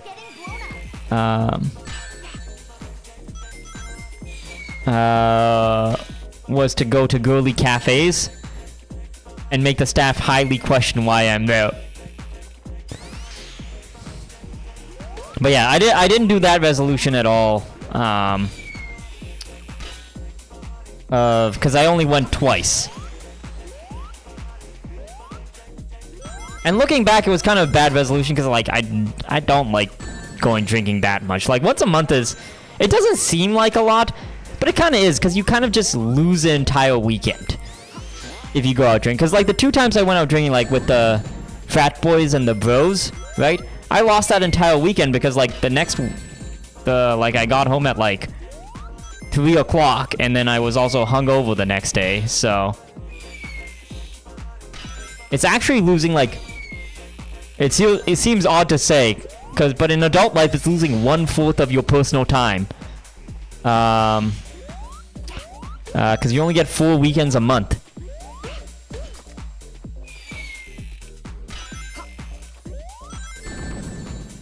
I think only restaurant I've gone to were the Chinese places where Chinese place where a lot of people eat alone. I should try that. I mean, this year I think got more comfortable going to restaurants like alone, and I don't know, it's like once you get over the hump, it's kind of nice. It's I actually like, sometimes I prefer going to restaurants like alone of I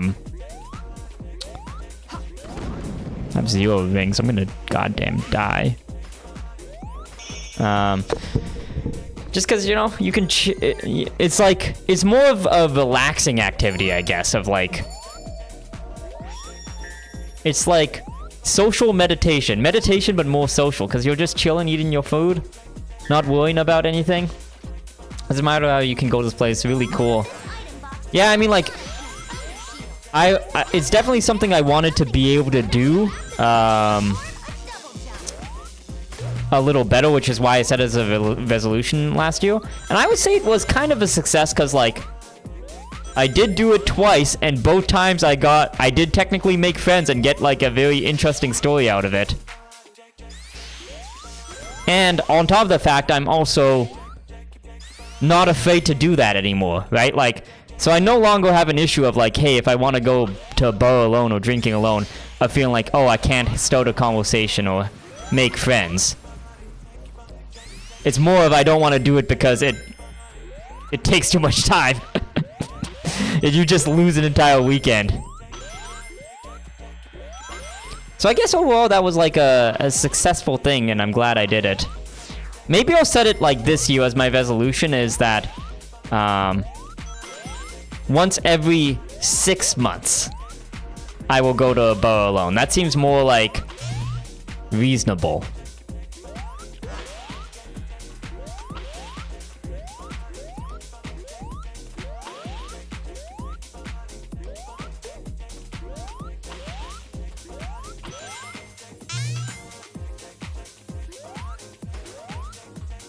feel like I should flip my camera because I'm like... Well, let me flip my camera because with the green screen, I'm now on a different side. Wait, how do you transform? Flip vertically. No! Gravity! No! Flip horizontally was what I wanted.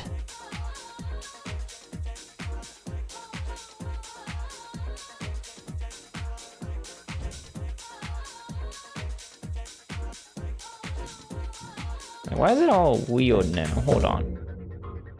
No, wait, I think the dimensions were off. There we go.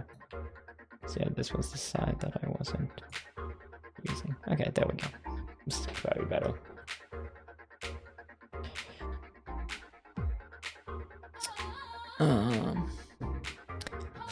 My New Year's resolution is to not Uber Eats Costco items again. That poor guy.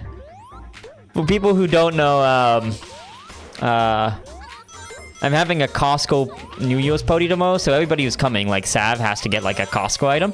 But also, going to Costco in the next today or tomorrow is going to be a nightmare because it's New Year's, so it's like gonna be a PvP enabled zone.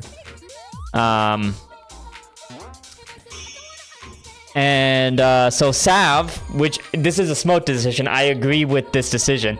Just Uber Eats Costco items.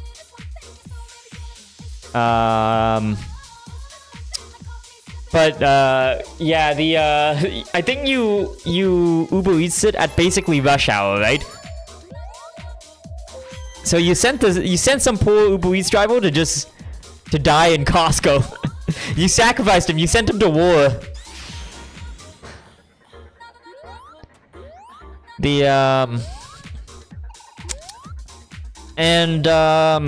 Also, how many items did you order? Did you just do your Costco run for the week, or did you actually like only order like 1 or 2 things? Oh, a clip. All right, let's watch the clip quick.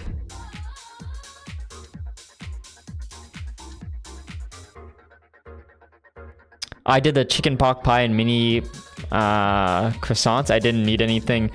I just kind of assumed that you were going to also just do a Costco run for the week to make it worth it. But yeah, I didn't expect... Oh wait, so you actually did it only on 2 items? Flip vertically. No! Gravity! No! Hey, it happens. Vertical was a 50-50 on if it was going to be right or not. All marked up too. Rotisserie was... Oh, so it's marked up in the app too. I thought it was just the delivery cost, but maybe that's also how they... Alright, I guess it is sort of like... I guess maybe that's sort of how they hide the cost. Same with restaurant prices. Wait, so I wonder, Sav, because you said Instacart was a lot higher. I wonder if Instacart doesn't mock up individual items. And they just have a high delivery cost. So, like, then for that, like, it makes sense that if you Instacart a large amount, it, like, is viable. I wonder if that's why Instacart was the way it was.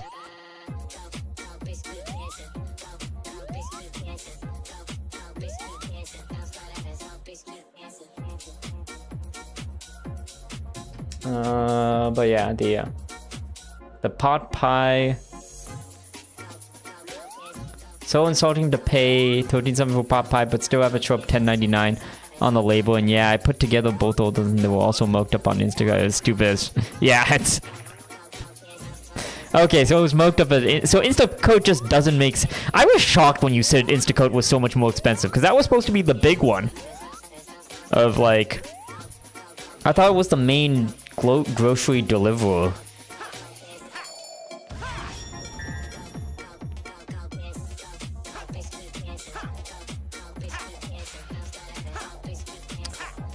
Instacart, it would cost me $35 for 13 pot pie.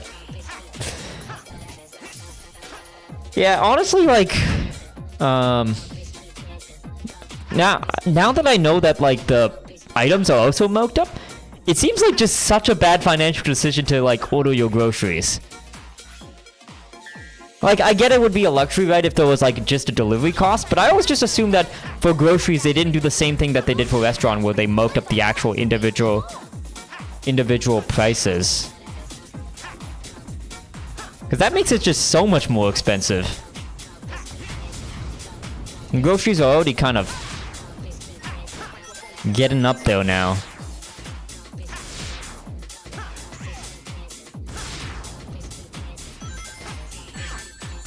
And I'll bet you also as well, it's probably, I guess it's the same with Uber Eats, of like, a lot of the time it's the people who shouldn't be Uber Eatsing that Uber Eats. It's probably the people who probably shouldn't be Instacoding that Instacode.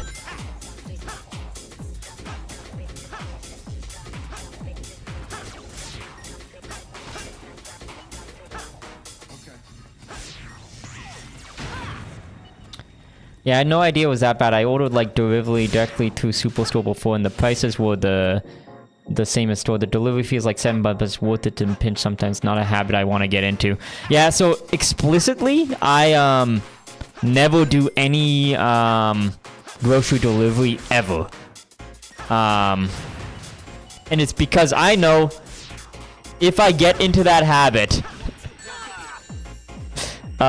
it could be very bad.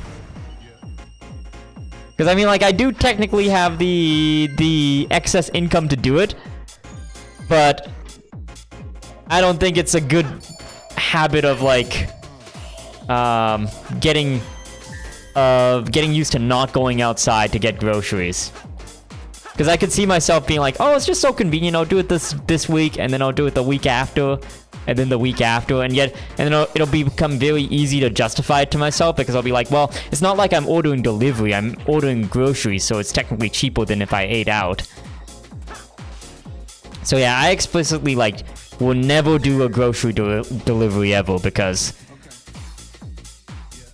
I know it will. I know I have the personality type where I'll be like, hey, this is a reason I can leave my house less.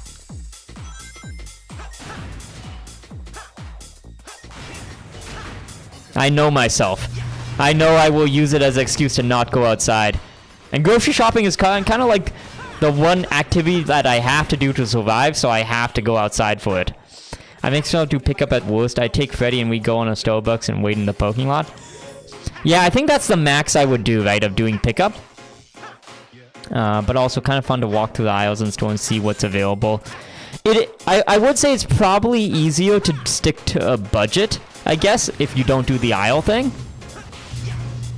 But yeah, I just know that even if I tried to do pickup, there would be one time where it'd be like, well, you know, I can just hit the delivery button instead of the pickup button. And then it's like, you know,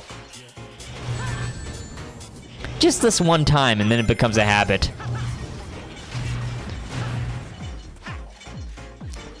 I'm like a gambling addict, but for laziness. Of like, I can't even do it once.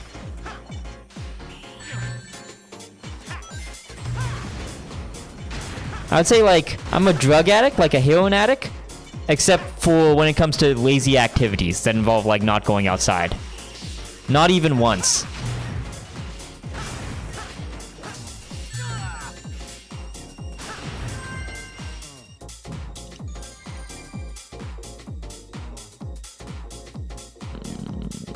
Chicken.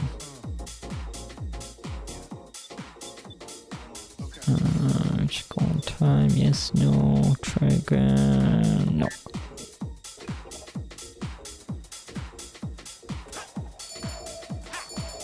Yeah. Bro, my dad got me $100 skip the dishes code for Xmas after I'd gone 3 months without using food. It's Jova. Oh, dude, rip in peace. It's a nice gesture, but also, it's like, because Uber Eats and Skip the Dishes are probably, I would say, for young people, one of like the major expense traps they fall into. So it's literally like your dad is giving you like cocaine, and being like, hey, just do it for this $100. Because I'm the same way of like, I haven't used it for a few months. And now I'm like, okay, I can't even do it once because I've now got into the habit of like not ever doing it. I'm gonna try and save them for when doing it with a friend. Yeah, that makes sense, right? Because then it's like not an activity that you could replicate. Because yeah, once you get into the habit of like... Because for a little bit I was like, okay, I'll set it to like max once a week, right? And even then that's like a lot, right? But then I noticed I was actually hitting it of like I was doing it once a week, which is still a lot. But it's just when you get into the habit and it's so convenient.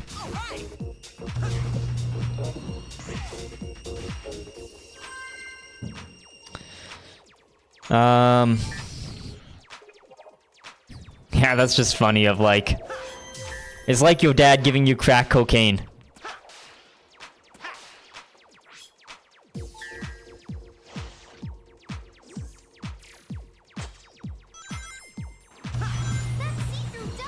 That's so validating, dude. I get these like places where I get it a ton and it's actually starting to piss me off. I told Blue if you hear me mentioning order for DoorDash, literally get mad at me and it worked.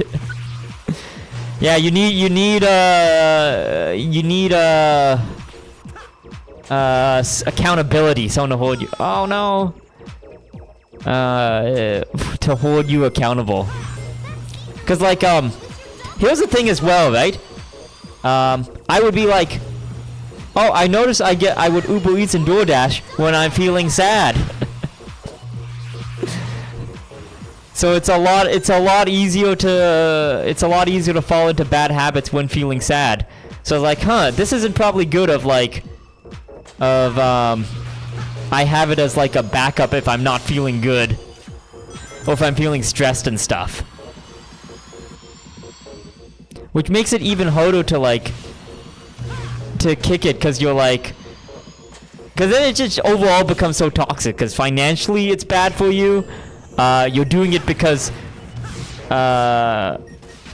you feel stressed or sad or something, so it becomes an unhealthy outlet as well. It's like just bad on all metrics. It's easier to just go cold turkey and just be like never do it ever under any circumstance. It's so expensive. I don't know, Sav, do you have any friends that are like Uber Eatsers of like they do it a lot? Cause like if you know people that like do it a lot, you're like, whoa, it must. Well, not that it must. It does add up of like. It's probably like a major well, honestly, for like young people, not that we're young. Well, we are young, but like, you know, for people in like their 20s and like early 30s, it's like probably one of the biggest expenses that happen. One of the like money traps people fall into.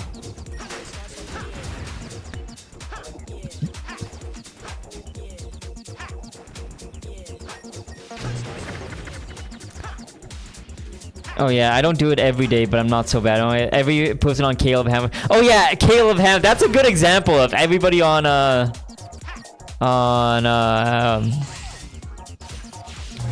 everybody on Caleb Ham's show does do delivery. You know, now I think about it, of like almost everybody on that show, if they're bad with money, it's because of like they do delivery and they do takeout. Like that's just one of the check boxes they for sure have.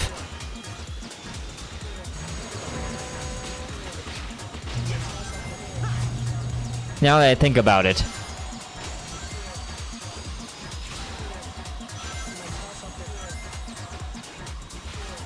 So like that, I think Uber, like delivery, like Uber Eats and stuff, and also Afterpay are the two things that are like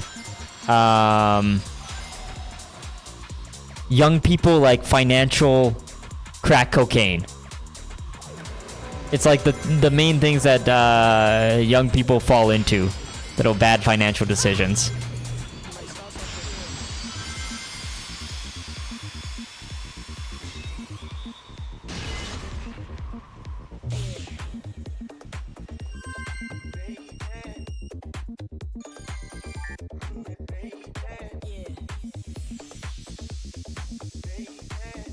I don't know, I would, Afterpay is huge. The one I've never gotten to. I've used a couple of times for Logic, but didn't do it anything for me. It was very easy for me to avoid, unlike food things sometimes. Yeah, Afterpay is like... I feel like it's easier to avoid than like Uber Eats and stuff, because Uber Eats is like, hey, you're hungry and you don't have food, so you need something. But Afterpay is like... I honestly don't understand how Afterpay exists as a concept. Because, like, isn't it literally just credit cards? It's like just credit cards, but what if credit was, like, not as regulated, right? It feels like it should be highly illegal of, like, cause, like, credit cards and credit and stuff like that is regulated for a reason, and Afterpay is just like, yeah, we're not technically credit cards, so, like, we can have whatever rules we want, but it's, like, it's just credit cards.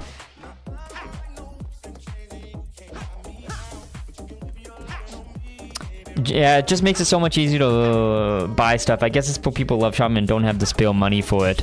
Yeah, because, I mean, it's just one of those things that people will use to, like, justify a purchase, right? So, like, I can speak personally because, like, from the tech side, every site implements Afterpay. And even for a project I didn't work on, but I heard of the after results of it. It was for like a storefront where they implemented Afterpay, and I saw the metrics on it, and like, yeah, the minute they put Afterpay on their like checkout page, the amount of checkouts they got skyrocketed.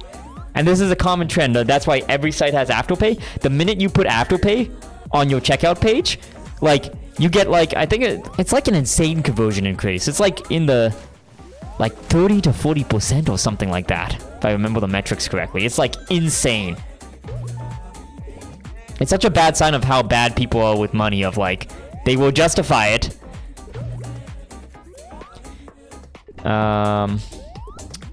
Like, I was looking at Nespresso on sales and offering it could pay 4 payments 20, and then if I was poor, I could somehow see that would be... Yeah, because 4 payments of 23 isn't bad, right? It's like... And it's why subscription prices are, like, so prevalent. It's the same psychology, right? Of, like, oh god, I'm gonna die. Bubble, bubble, bubble, no! Oh, I was so close. It's the same why subscription prices are everything nowadays, right? Because, like, if you ask, like, people to pay, like, what is it, like, $15 a month, they will do it, because they will be like, it won't be that much. But if you translate to that, like, of, hey, pay $175 right now, like, for 12 months, right? People will not do it. Like, people will convert way less, because they'll be like, oh, that's $200, that's a lot of money. But if you break it up into month increments, people just, for some reason, can't do math.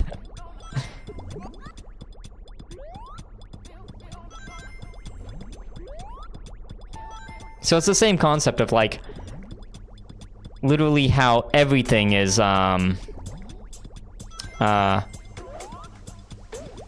if you want more payment on something, you have to figure out how to make it so that it's less of a number, more frequent.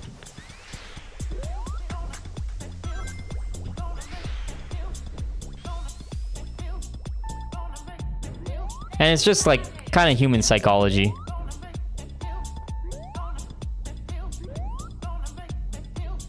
I honestly wonder sometimes of, like, how many subscriptions would people have if the only option was you had to do a yearly subscription, right?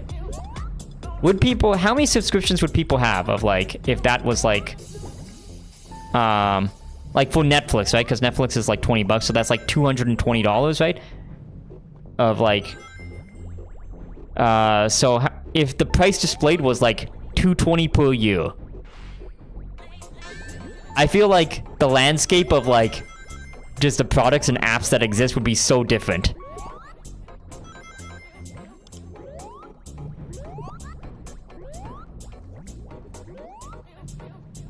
I don't know why the only ones I do is the yearly gaming ones. PS Plus, and I don't know why, weird brain thing. Yeah, I mean, I think it's more of, like, I don't ever see myself quitting gaming in a year, right? But like Netflix or all the other streaming services, like I only ever go month to month. And what I do is if I ever get them, I immediately cancel them. So I have them only for the month. Because it turns out at the end of the month, I might never use it. And then I wait until I actually go to use it again. And it actually works out if like I go 6 months and stuff without getting Netflix again. But yeah, I think weird brain thing, and it's more because we're gamers, Sav. We're gamers, so we're not like we're not gonna quit grinding in a year. Also, this is a funny story, but a little bit this kind of idea was that there was this guy who bought like 20 years of PlayStation Plus or something, because you can keep buying years. They don't stop you at 1 year. You can keep buying years at the current price. Let me see if I can find the article. It was kind of funny. 20 years of PlayStation Plus. Yeah, this one right here. Let me bring this up. PlayStation gamer buys 24 years of Plus to avoid increasingly calming price hikes.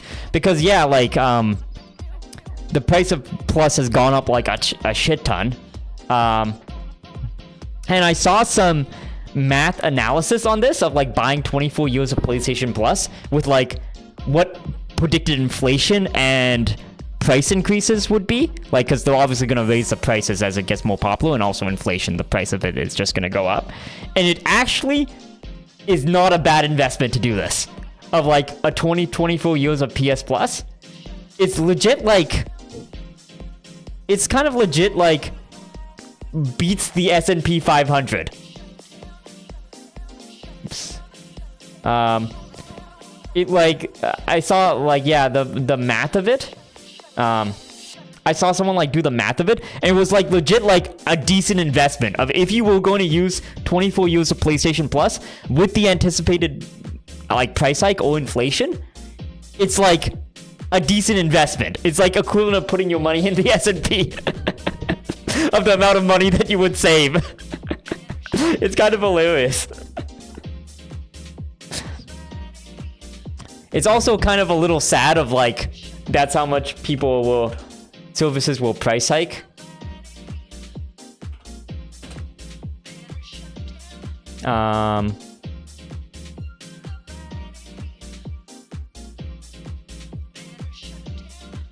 But yeah, I saw on Twitter, he actually technically made a great decision, yeah.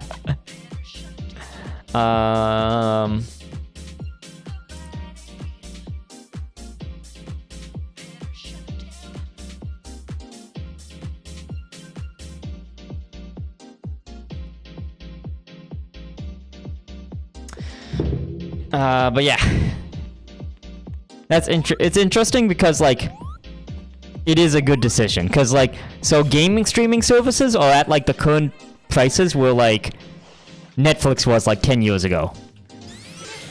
So like any of the services like PS Plus or like Xbox, I don't think that I assume they don't let you do this for Xbox Game Pass. Doing any of those decisions for the prices now are technically an amazing decision, because it's the equivalent of getting Netflix like 10 years ago when it was like $10 a month for the rest of your life, right? Or when it was like $8 or whatever the hell it was for the longest time.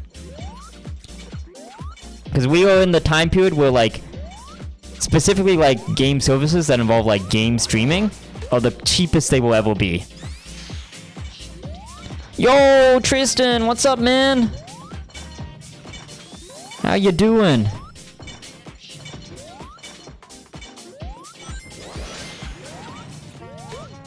We're just talking about how buying 24 years of PlayStation Plus is technically a very smart financial decision.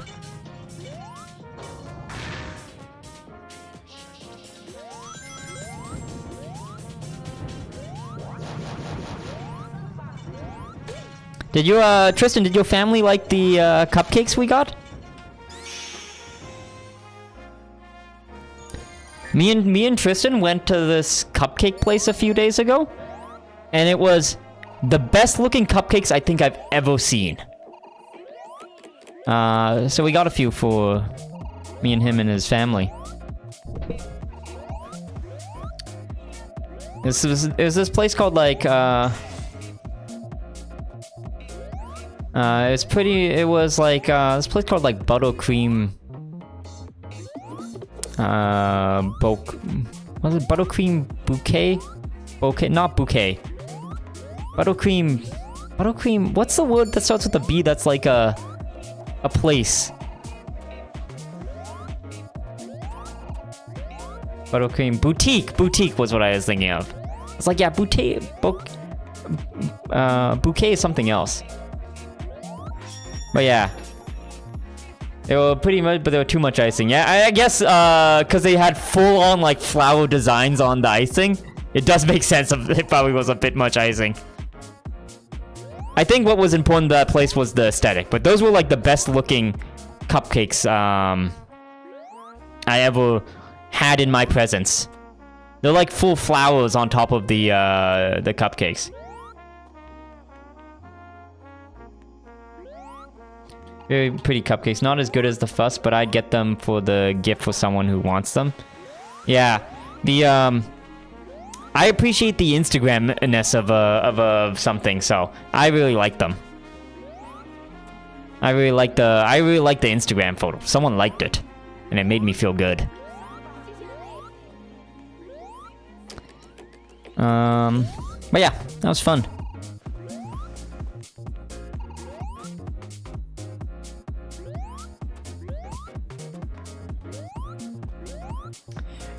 Oh, Tristan, you'd be good at coming up with this. I want to make like I got a Costco gift code for the Pody tomorrow for some sort of game where people can win it. And I had been wanting to do the Mario sports game tournament, right? I had the idea for that, but I'm not sure how it would work. I realized after they took him home, we ate all the chocolate ones, so everything left wasn't super agreeable. Yeah, everything left was like vanilla or carrot cake and stuff like that. We should have maybe got 2 chocolates, because we got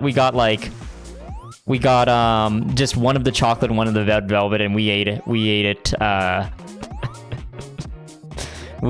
ate both of them, because I guess they would be the best, so we ate the best ones. Let's do a Puyo Puyo Tetris tournament. 2 tournament pack. Sav, that's basically the same as me just handing you the Costco gift code. You got like what, 14th in all the city. It's literally the same. I should just hand it to you.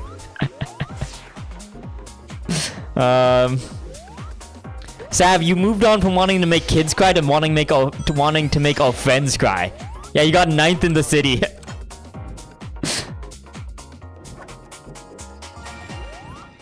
You know what I would do? If I did do that? I would say, yeah, we're gonna do that. And then Sav would come all confident.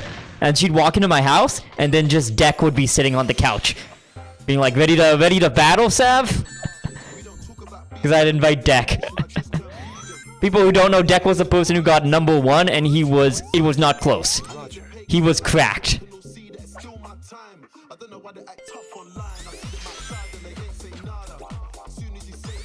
And also, he was doing Puyo Puyo Tetris as a side activity.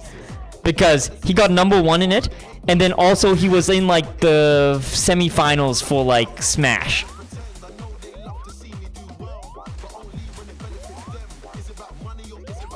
I do 2 things, Sav, if we did have the Puyo Puyo Tetris. I'd invite Deck, just to set you in your place. And then also I would invite the kid that you red-pilled. Because in the tournament, Sav, eliminated a kid. That was probably like, I don't know, like 10 or 12 or something. And like, he cried. And he is 100% super red-pilled now. Because a girl made him cry in a tournament. Make it a relay race where you swap players mid-game. Yeah, so here's what I want to do, right? If I want to do like, oh yeah, and because I badly injured his nail, because he shook hands. Oh yeah, when he awkwardly said like, you like slightly touched him with his nail, he went like, ow, that hurt. Yep, and he is an Andrew Tate fan now. Unfortunately. But yeah, the make it a relay where you play where you race and you swap players mid-game. Yeah, so here's what I was like thinking.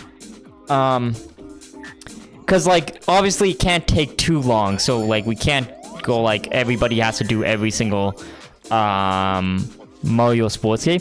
I think it was like a randomizer of like you know, it's like random of like, you know, obviously I put in like all the Mario sports games that I have like on GameCube and stuff, and then like there's a spin for each round, and then like so you could get like, oh, Mario Kart Double Dash, and then like that bracket's round is Mario Kart Double Dash, and people compete in that, and then whoever wins advances, right? And then we just do that for the bracket of each round, so it's like it goes through all the games, right?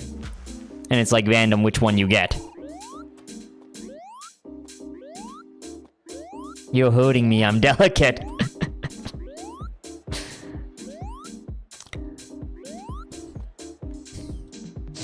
It's just so funny that he said that. And he also cried. But honestly, he sounded like he was, he needed some. I want to, but I shouldn't. My mom's still having a bad day. And yeah, Tristan, it's completely understandable if you can't make it. That's why I put it out to you as like, it's like, hey, you know, if you can, you can. If you can't, no pressure.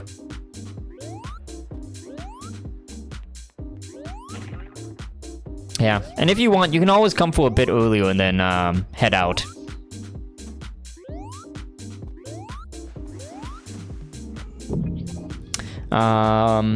It's very understandable. Life's tough. Chaos King, get fucked. Dude, I just want to know. You sent him on like. We do joke about it, but for sure, 100%, that is a core memory for the kid. That is like 100% a core memory for a 10-year-old. So that's why I'm like, oh man, I'm just wondering. I just want to know the effect. I just want to know the effect so bad. I can't have Chaos Mid King and Chaos Realm. I gotta free the thingies. Okay.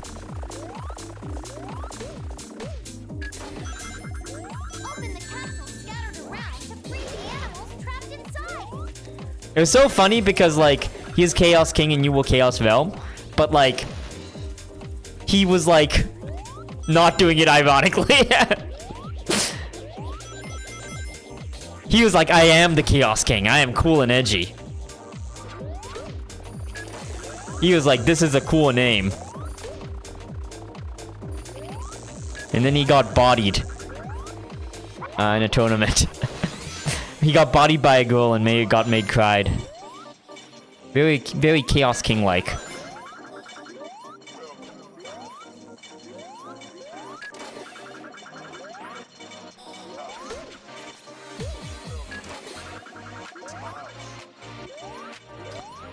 Yeah, but I don't know what to do.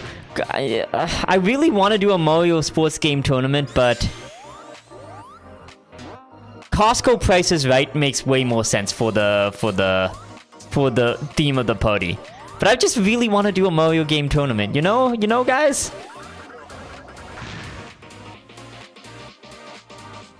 Because like the other idea, Fantoad had the idea of like Costco Price is Right, where like you display item and then people Price is Right rules, right? Of like they have to guess the price.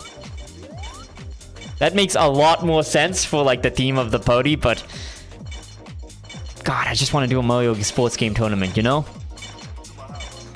Mario games are more fun. I don't know if we have enough gamers coming though, you know?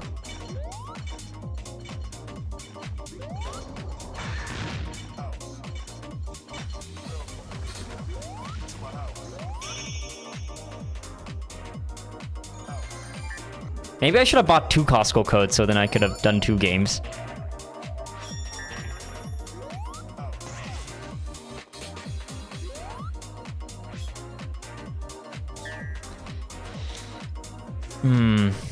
I don't know. Okay, maybe I'll do Mario games. I feel like it'll be fun. Like, it's just a random spin of before, and then it's like you do a random spin, and then you have to compete against someone in Mario Double Dash or Mario Tennis or something. Uber Eats a Costco code. Saf, I have a very important mission for you.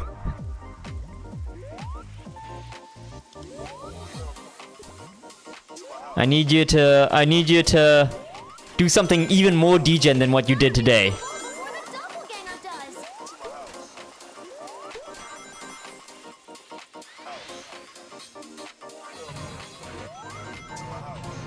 I can get more degen.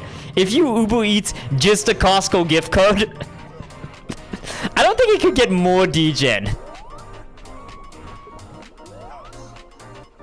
For anybody that doesn't know, Sav Uber Eats a Costco chicken pot pie to avoid the hellscape of going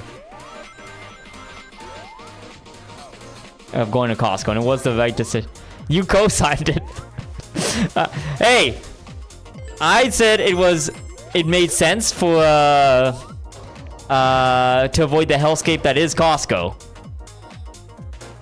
But in the contract writing, I included that I still have the right to make fun of it. That was in the fine text of the agreement.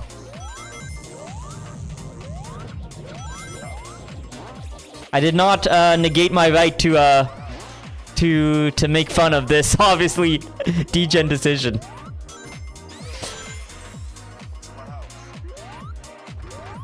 I never. It's the fine print that gets you. Imagine if you Uber Eats the Costco gift code and you got the same delivery driver.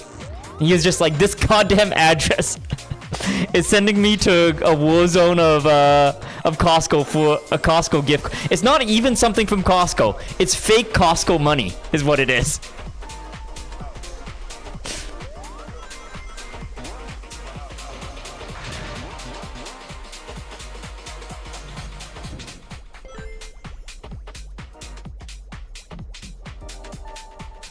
Also, fun story of like, so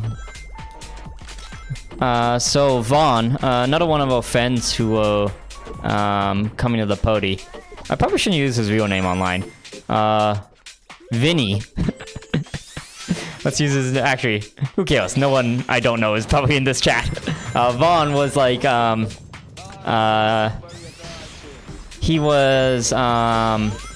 he got like gifted a membership from his work, right? But it was a regular base member. And then he went to Costco today to activate the membership. But he upgraded to an executive membership. And he said it was because of the salesperson that was there. But I'm positive. I'm like 100% sure it's because of my Google spreadsheet that I made for the Costco podi that gave you the special status if you were the executive member. I'm positive he upgraded to the executive membership because of that. Whether he will admit it or not, because it doesn't make sense for him to get an executive membership. Anybody who is a solo household, it does not make sense to get an executive membership. But he did it. And he's gonna say, so I'm gonna ask him tomorrow at the podi, and he's going to say, oh, it was because of the salesperson gave him X, Y, and Z reason. But no, I'm 100% it's because in my Google spreadsheet, I had people put what their membership level is, and he wanted the status. I'm like positive that was the reason. What does the executive membership give you? Good question. I don't actually know because it was like not an option for me not to get it, you know? I think it's that it gives you a % back on everything from Costco. I'm not sure if the base membership does that. I don't think it does. And it also gives you 2% extra on any purchase from Costco.com. Let's actually take a look quick. I should probably know this. Costco membership Let's see.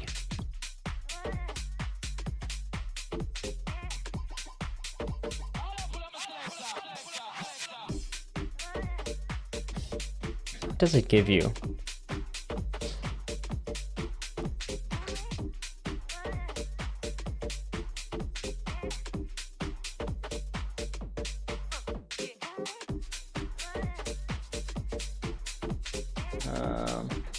Cash back. Is that the special thing? Hold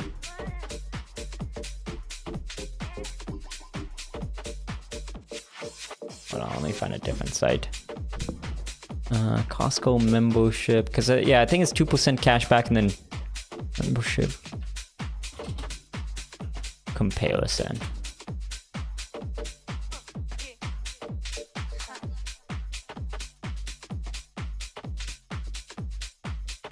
Some percentage on cost, and you get it all back at the end of it. Yeah, so this is, yeah, I think the regular is just you get yeah, you get just the, you get to just go into Costco, which don't get me wrong, it's a, that is a blessing onto itself, but the executive membership is annual 2% reward. Oh yeah, you get some special savings as well. Because I think you get a pamphlet of like special deals and stuff. Extra benefits on Costco trip. Oh yeah, and you get extra.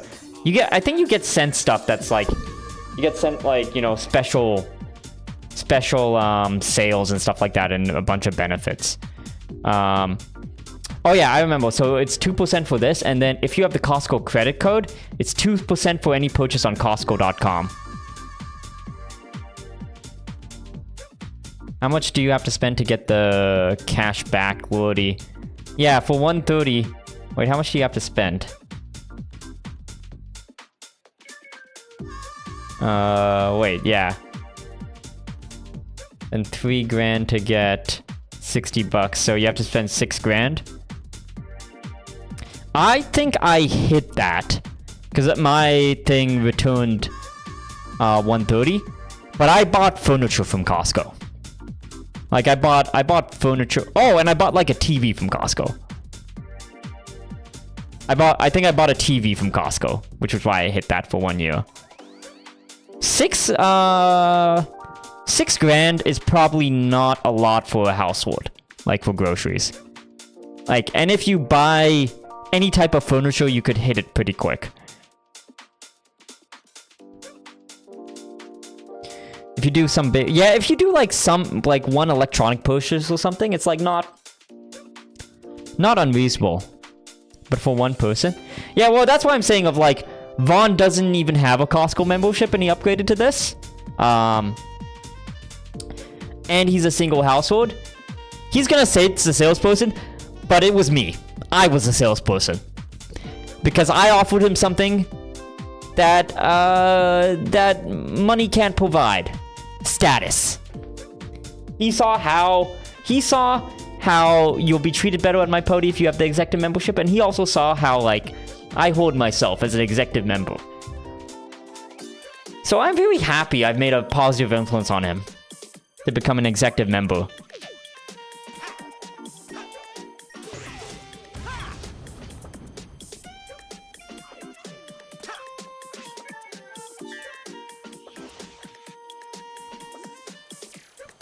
But yeah, an executive membership would almost not make sense for a single person ever. Cause like 6 grand, that's how many dollars a month do you have to spend to hit 6 grand? Wait, I can't math right now. Wait, what's 60 divided by 12?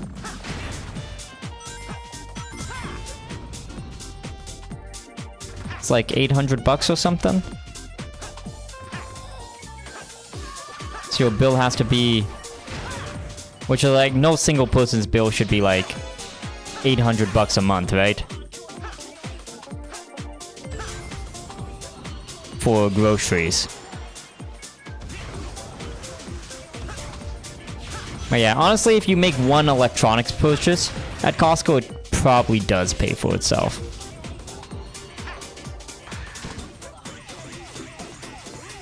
I'm gonna be so interested in what Vaughn says was the reasoning. And he's never gonna admit it was me, but it was me.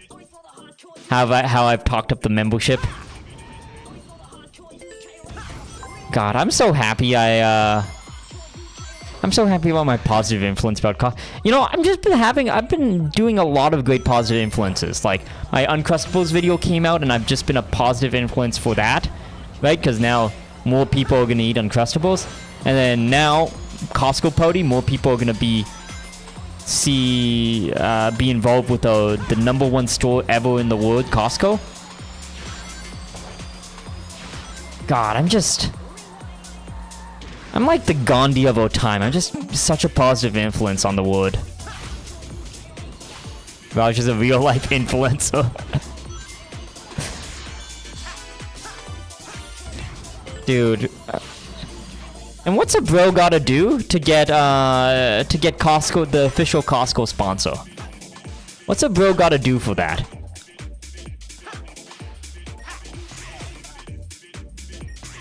So, also, funny thing, Tristan, that I have for the pody, of like, when you walk into Costco, there's like a little like booth, right, that has like pamphlets on like on signing up for like the Costco, signing up for like the Costco credit code and stuff. And so when I saw that, I took a bunch of them, and I'm gonna have them laid out for the pody on the tables. For people interested in getting the Costco credit code, the pamphlets will be there. Like, if that doesn't deserve a Costco sponsorship, I don't know what does. I did. I just took a bunch of the pamphlets. I can't see. It's not promoting CIBC. It's promoting Costco services. It's different. It's different. It's a 2% back on anything Costco online, Sav. That's basically making money. Listen, I know CIBC isn't ideal, but like, you know, in what type of, even the best level in the world isn't perfect, right? You gotta make concessions, and Costco, it's the best store in the world, right?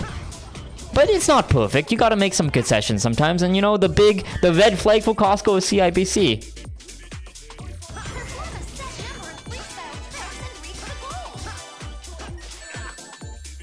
Raj is a Costco witness spreading the good word. You know what? I think Costco... You know what? I'm gonna say it. I'ma say it. I think Costco is a more positive influence than most major religions. I'll say it. If people bring Costco into their life, I think it will have a greater impact than most major religions.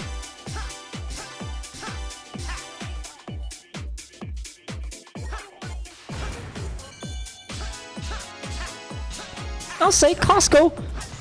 Costco is the religion. It's the optimal religion. I feel like the more I talk about the Costco, the more people who don't know what Costco is could replace my wording with like the wording of a cult. If Costco was a human, would you marry them? Saf, is that even a question? Is that even a question? I'd get double married to them. I'd get triple quad married.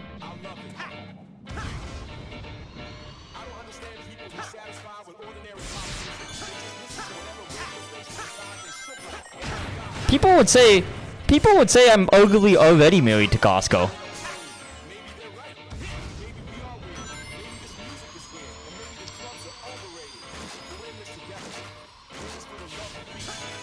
It could already be argued that some of my wording about Costco is highly romantic in nature. Oh yeah, Sav, I told you that story yesterday of for any chat who didn't hear it, of like I took a date to Costco. Like, not as the date, but like after a date. Because she had never been to Costco. And I was talking about how great it was. So I took her to Costco. She was not impressed by Costco. Because she was also someone who cooked something. Who, like, cooked a lot. So I was explaining, like, oh yeah, I come to this food section and I get these pre-made meals and I just warm up in the oven and I have food the entire week. And I was like holding up the shepherd's pie and being like talking about how amazing it was, and because she was like a very advanced level cook, and she's like, you know how easy and fast it is to make shepherd's pie, right? So she was very much not impressed. And also she was like the opposite of me of like, whereas I eat the same thing every day, she cooks different stuff, as she's a regular person of like, she didn't want to eat the exact same thing for a week. So she's like, how do you get through all of this in a week? And I was like, oh, I just have the exact same thing every single day for like multiple meals. She did not vibe with that. Costco date gone wrong. Oh, you back to work? But your boss is off, so I was a chill. I dogged today. Yeah, because I mean it's before New Year's. No one's gonna kill. Oh yeah, and Tristan said you said you were just gonna like power out your hours, right? It sounds like you got a chill sitch as well. But I will say this though. My dream is to do a first date that is like an IKEA or Costco date. That's my dream of like, I feel like if I take someone on a first date and it's to IKEA or Costco and they like it, that's like a good sign.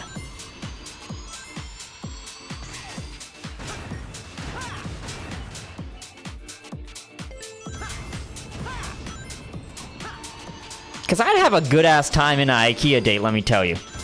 That food court, that's like a restaurant to me.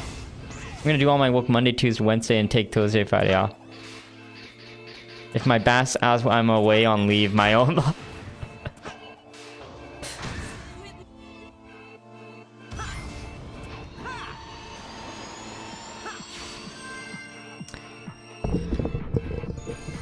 But I mean, like,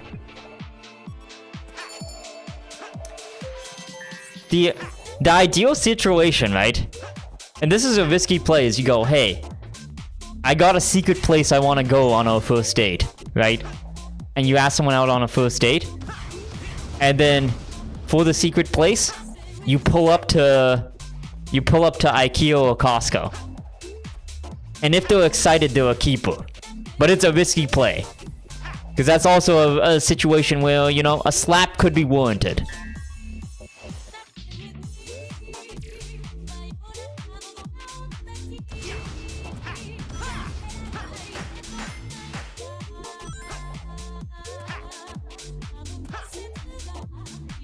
Raj, I'm so surprised how bad you are dating. With strangers, it's different. I'm platonically charming.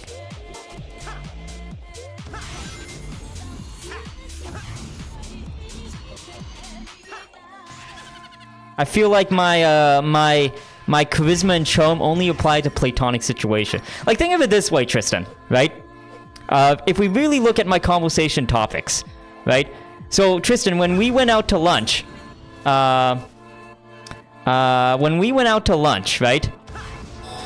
One of our conversation topics was making me a Grindr or Burk account so that I could seduce bros to play Rainbow Six Siege with me.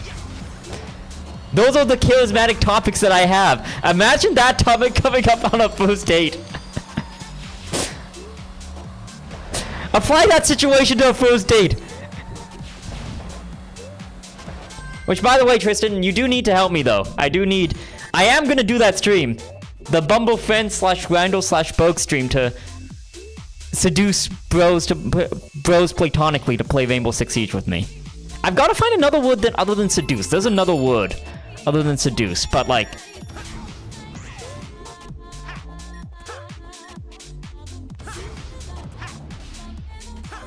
In fact, I'm committed to doing this. I bought this. It's a thingy that connects your iPhone so you can stream your iPhone.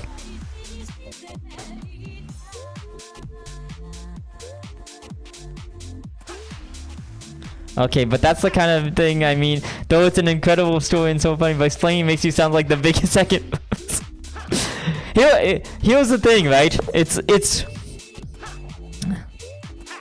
the most of my conversation topics or stories are like that, of like, without context. It is just kind of weird. But it's less weird if you know me. Or maybe it isn't. Raj told us about his Rainbow Six coding plan. Yo, I think it's gonna work, right? So like on stream, I'm gonna make the like the profile. It's gonna be like, hey yo, just a bro looking for bros to play Siege with. Gotta go to bed. All good, Sav. Thanks for stopping by. Appreciate it. Good night. I'll see you tomorrow. Get your Costco fit ready.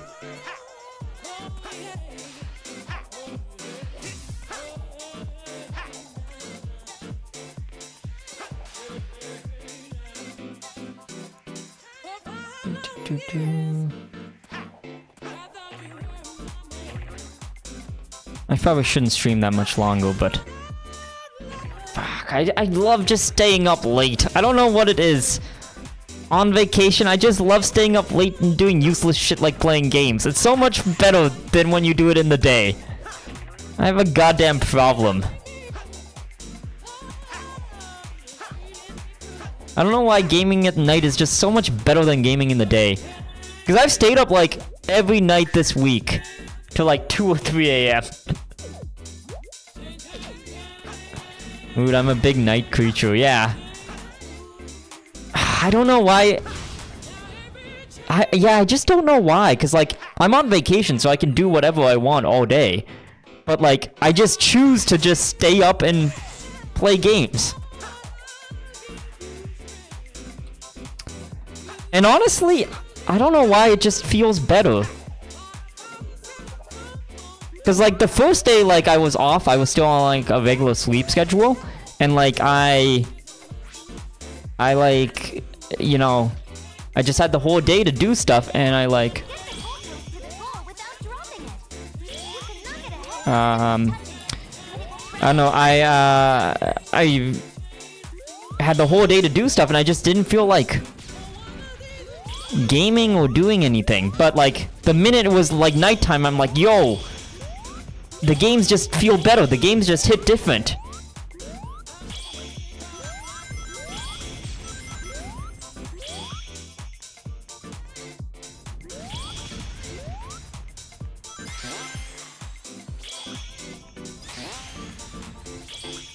I'm considering shifting my sleep schedule to early morning so I can be aligned with British time for work, but then I stay up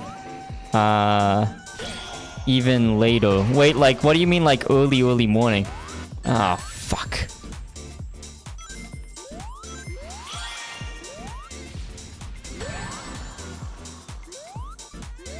Like, what time's like early or... So what time ideally would you go to bed and what time ideally would you wake up? Like, wake up at 2 a.m. type of thing? Oh, okay. Yo, I would kind of... Low-key? I would kind of really like that. Go to bed at 6. Low-key, I would kind of like actually really like that. I would personally like doing that. Low-key is kind of what I do. Because plenty of times I just nap after work at 6 p.m. and just wake up at like 9.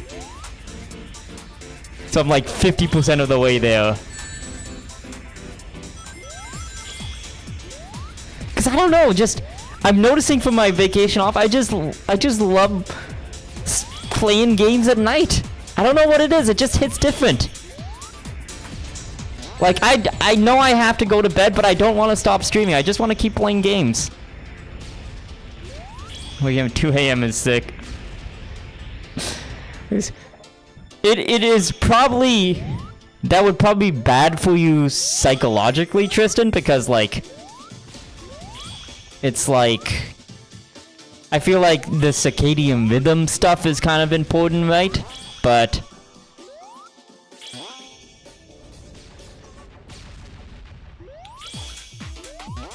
Wait, Fantail, do you mean sick like cool or sick like bad? I couldn't tell. Wait, do you have a regular sleep schedule now, Fantail? Because I remember you were saying like something of like, in the summer, you were like, I'm changing it so that I'm gonna sleep at like... Or wake up at like 6 a.m. every day. Sick, like, oh, like, cool. I agree too, I just... Maybe we're all night creatures, but man, just... Playing games in the night is just... My Kardashian rhythm is fine. I hate going to bed before 1 a.m.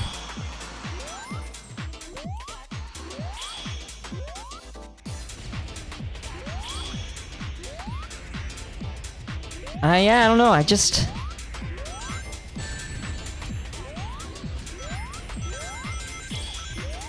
I do feel like it's better for like adulting to like wake up at like 5, I guess, or 4, 6 like a regular person.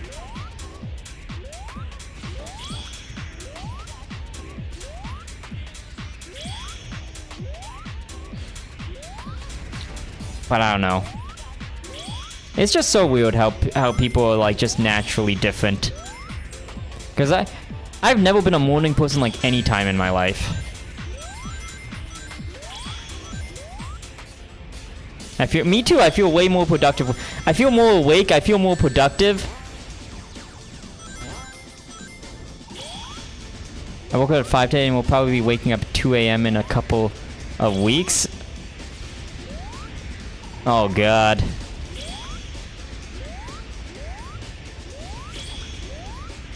Also, I don't know. Waking up at like, when you wake up at like 2, Fantail, do you like just get more stuff done? Because like no one can bug you? Or like nothing's going on? Yeah, I'm maximally unproductive, wake up at 10 a.m. And that's my min. Well, here's the thing. When I wake up at a regular person time, I feel tired. And then I'm more unproductive because of that. Because if I let my body just do whatever it wanted, I think I would be waking up at like... It's because my natural circadian rhythm is like a 25, 26 hour schedule. Oh, really? Wait, do you stay up for 25? What does that mean? Does that mean you like stay up for 25 hours? I feel like you might have told me about this briefly before. I've forgotten. I'll send you flying to wherever you need to get to. Press the button and I'll be there. Let me handle this. Oh, Vector Football.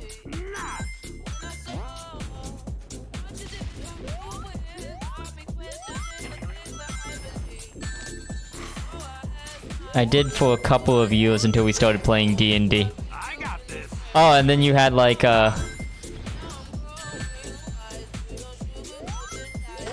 Oh, so you actually stayed up for like 25 hours? Because like that, yeah, that would be... Because one day is like about what is it? 12-hour sleep cycle? Because yeah, let's see, you wake up at like...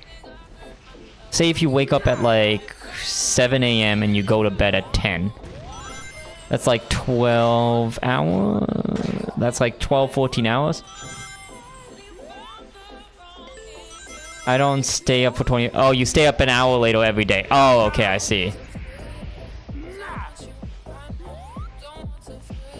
I got this. And then you hard reset. You have to reset one of the days.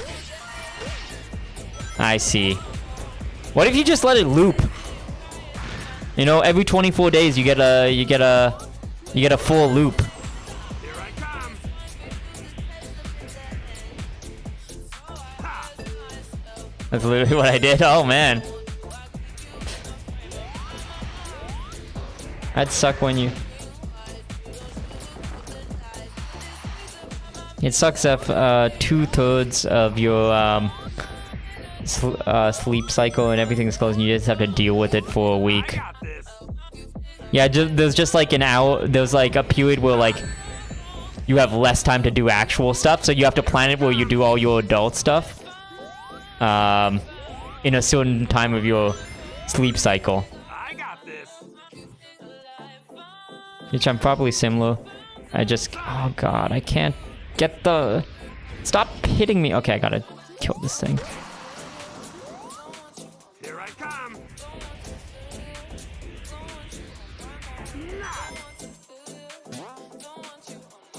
Ooh, I gotta football this into...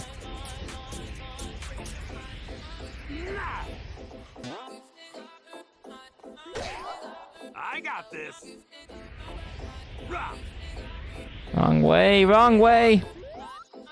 Here I come. I don't know, sleep's so interesting in that, like...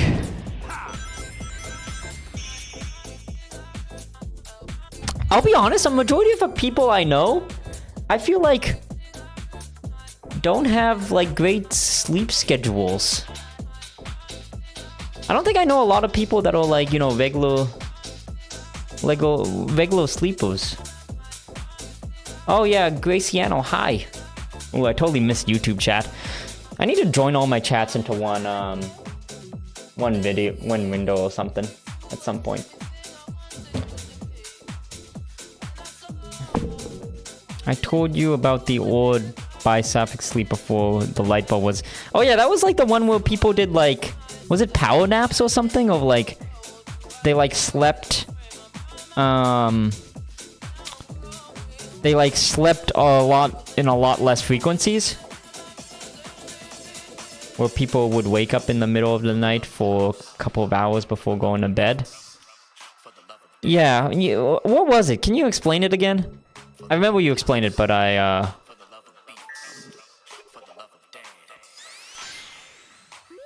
Let me handle this. You sleep when the sun goes down and wake up in the middle of the night for sex or whatever.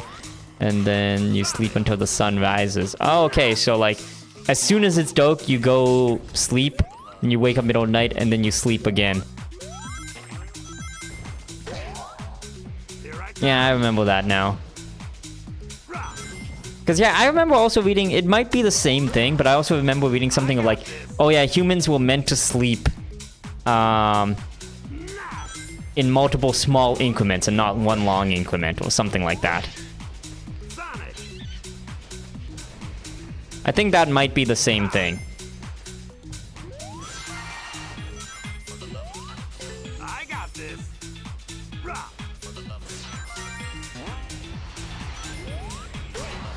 I wonder if that's a practice that people do of like intermediate fasting, but it's like sleeping.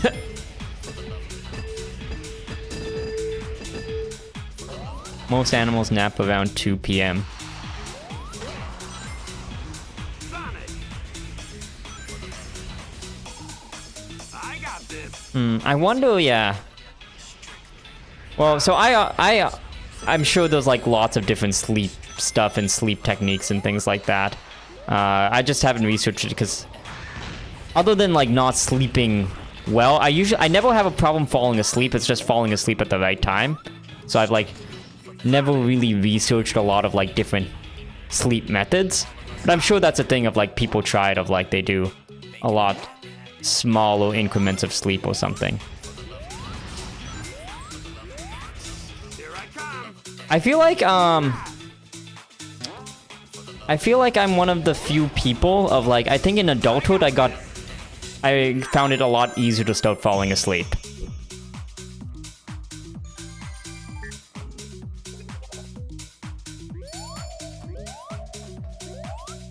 But it also might be because I have more freedom with like a remote job to just kind of sleep whenever. So I kind of just wait for my body to fall asleep. You tried balsamic, it didn't take? Or bypassic?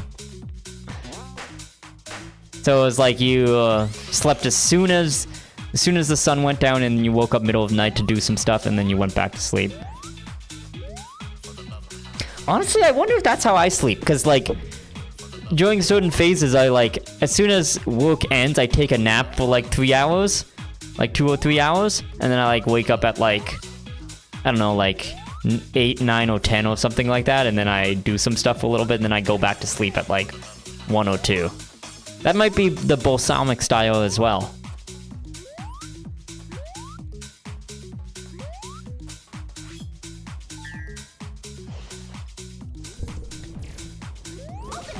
I will say this one thing though for sleep of like, I don't know if anybody else is like this. I have a harder time sleeping in my bed than I do sleeping on a couch. It is way easier for me to fall asleep on the couch than it is to fall asleep on a bed. And I think that's probably the hardest thing I have for sleep is like, if I like plan to go to sleep, I have a much harder time falling asleep. But if I'm like, if I just lie down on my couch and like casually looking at my phone, I can easily just fall full asleep, like fall full, like 8 hours later I wake up.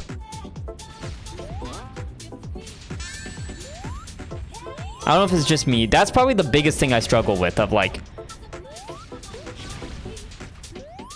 if I like plan to fall asleep and I like, you know, okay, it's X time, I'm gonna go to bed. I'm gonna go, you know, brush my teeth and stuff like that. And then I just go and I turn off the lights and I lie in bed. I actually have a hard time falling asleep. I honestly, like, even when I do that, I need like a YouTube video playing like in my ear. I probably need a crap CPAP. TBH, I very often days where I need an extra 6 hours to sleep midday to keep my engine going. So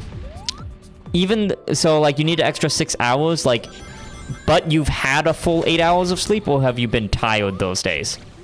Because I mean, that makes sense when you if you didn't have a good sleep the night before. Because like there were days where like I have to take a long nap, but that's also because I didn't sleep well. Oh, like, so you've had a full 8 hours and then you need an extra 6. Yeah, that sounds probably not right.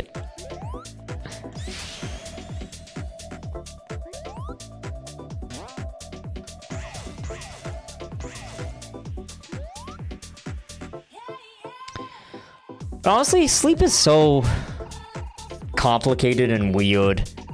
And everybody's so different, naturally, like... Because even for sleep, right, like, there are just people who will just be better nighttime, more night owls, right? Just naturally.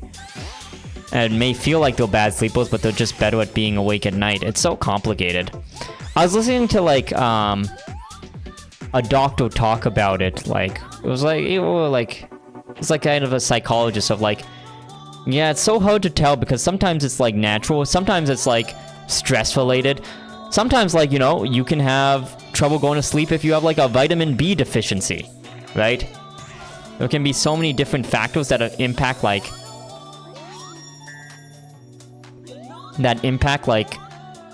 what is causing you to sleep the way that you do. Like, good sleep the night before, feel great for about 6 hours, then a min 2-hour nap to make it through midnight. That's when I feel best, but it's scripted to everyone, and I kind of force myself out of it. Maybe this is just me of, like... Because that doesn't sound that, weird to me. But that also might be because I'm a big napper. I'm a big napper, because, like... I will have very, very... Like, I'll sleep a full 6 hours, and then I will be easily able to nap, like... Do, like, a... above 2-hour nap. A 4-hour nap, right? Yo, Bowser, what's up, man? Okay, I need to use Ving time here. How you doing? Yo, Bowser, guess what? I got... At a Christmas party...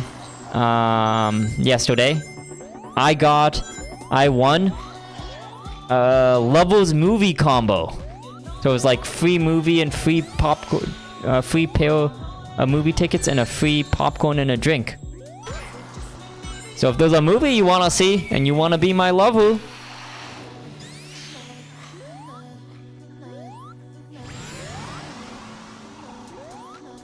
the offer is open.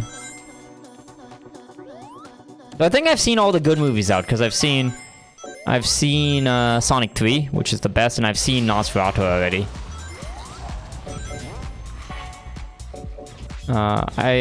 I sleep very well in the night. I just burn energy fast. My worst days are when I have a bad sleep at night because I'm too tired to feel tired midday. If I sleep 6 hours a night, I'll just be too tired to do anything. So I stay awake the whole day and get nothing else done. Worst days are when I have a bad sleep. Oh, okay, so like you wake up but you're like kind of... But you're kind of still out of... Like you wake up and you're like, it feels like I didn't really sleep, right? I kind of get what you're saying. Ooh.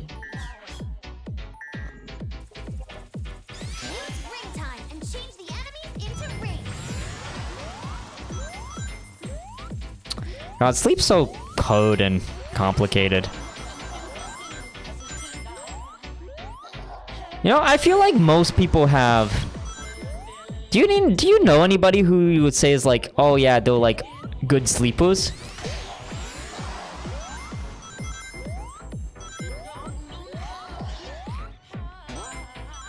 For some reason, I feel like most people have like... or bad, or like not good sleepers. But that also might be because I know gamers.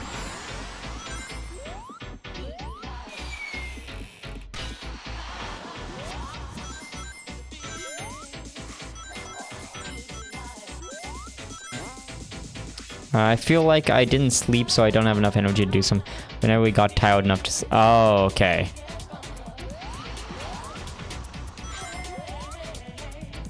Kind of like, there's a word for that, like where you're in like a daze, you know? I don't know what the word would be, but like, you know.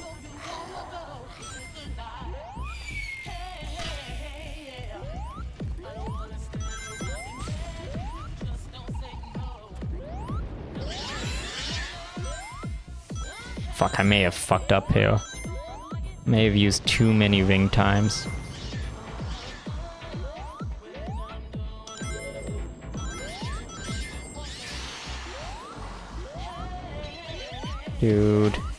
Dude, oh god. I just need to make it to the final. Come on, please. Please do not. Oh no! Fuck my butt. You used to sleep pretty well? Oh, do you not sleep well anymore, Bowser? I would say, out of everybody I know, I feel like I've never heard you mention much about sleeping poorly. So I would assume that you had like a good sleep, and you also have a job that you have to like commute to and stuff.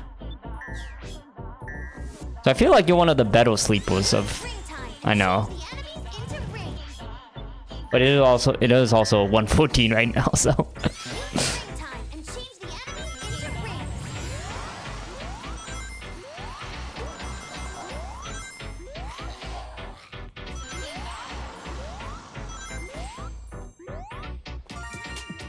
I gotta save my... Oh, fuck. Yeah, I don't know what the word days, but sounds right, yeah.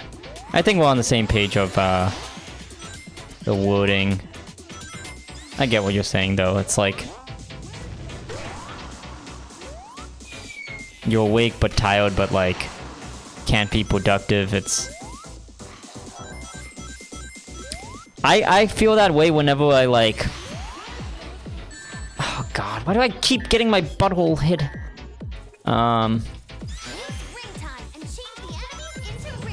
If I like try to like...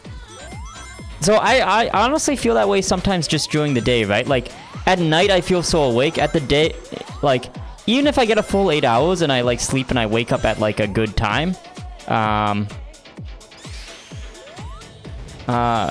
just feel like not tired, but like dazed, you know? But at night, I don't get that feeling of like, right now I feel like fully awake, even though like I've been up for a long time. I don't know how to explain it, but earlier in the day I felt really tired.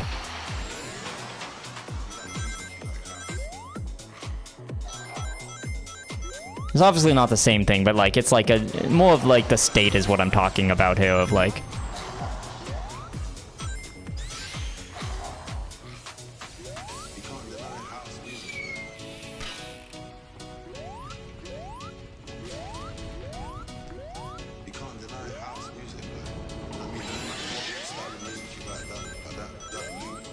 Okay, I have enough rings. I need to go fast. I'm gonna go fast through all this.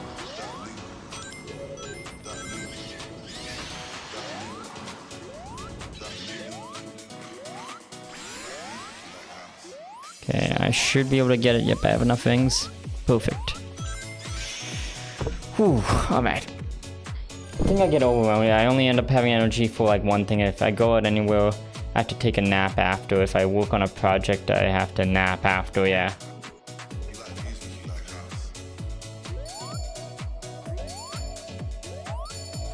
I get what you mean with that of like, I think also a part of it is as well of like, part of it as well is like, there's also a certain like type of person that like can naturally just like keep going and keep being productive. I've never been that type of person like either as well of like,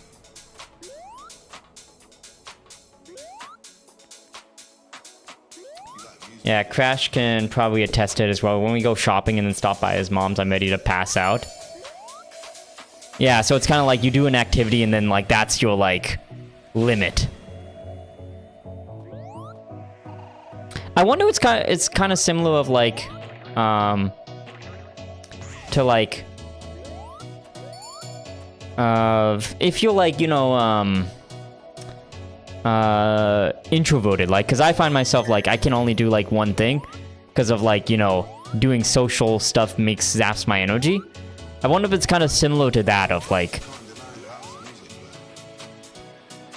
I can't do like the thing where some people can do like chained hangouts with people, right? Of like they hang out with one group, they go to another group, and then go to another group. I can like go hang out with one group and then be like, okay, that's enough.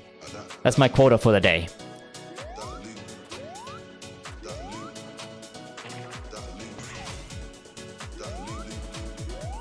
You're noise sensitive, so stress easily, and yeah, I guess that also, so it makes sense of like, hey, if you are sensitive to certain things and then you go out which you're exposed to a lot of noise, right? Then that drains you even more, right?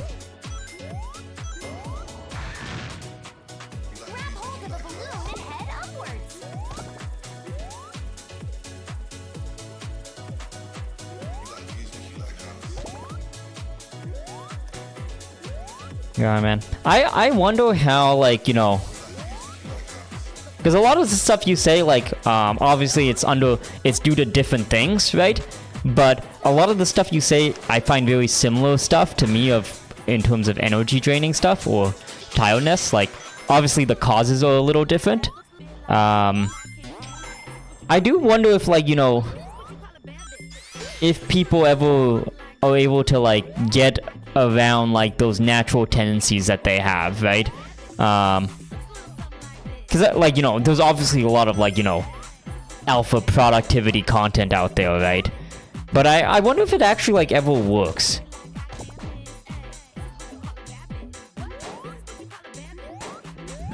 Like, you know, noise and crowd stressful, and it's kind of hard to do anything without encountering either, yeah. I mean, like, anytime you go out, right? I'm trying to think if I know, like, anybody who was, like, very, like, I don't want to use the word introverted, maybe, like, energy drained of, like, crowds and stuff, and then they, like, changed somehow. I don't know how to put it. Obviously, stuff is more complicated than that, because, like, there can be multiple causes of someone to get drained. doing social stuff or things like that. But I'm trying to think if I know of anybody who like they were very obviously like one way and then they found a way to get around it, right? Or if they were just very naturally they were always, you know, they always followed what their natural inclination was.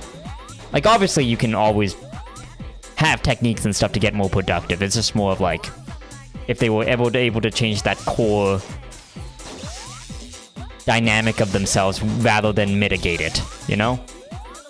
The people I know who are super productive all day, every day, also have hearing problems? Oh, what do you mean? Can you expand into that? The people I know who are super productive all day.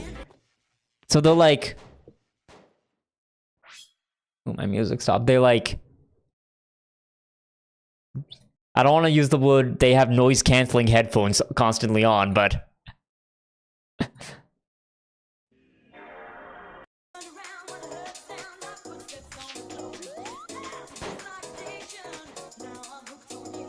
I wonder, yeah, because, like, that's kind of interesting. Because, like, I do, personally, work better with noise-canceling headphones on, right? And the odd thing is, which might align with some of the stuff that you're saying, the odd thing is, it doesn't matter if I'm playing music. If I put noise-canceling headphones on, and then,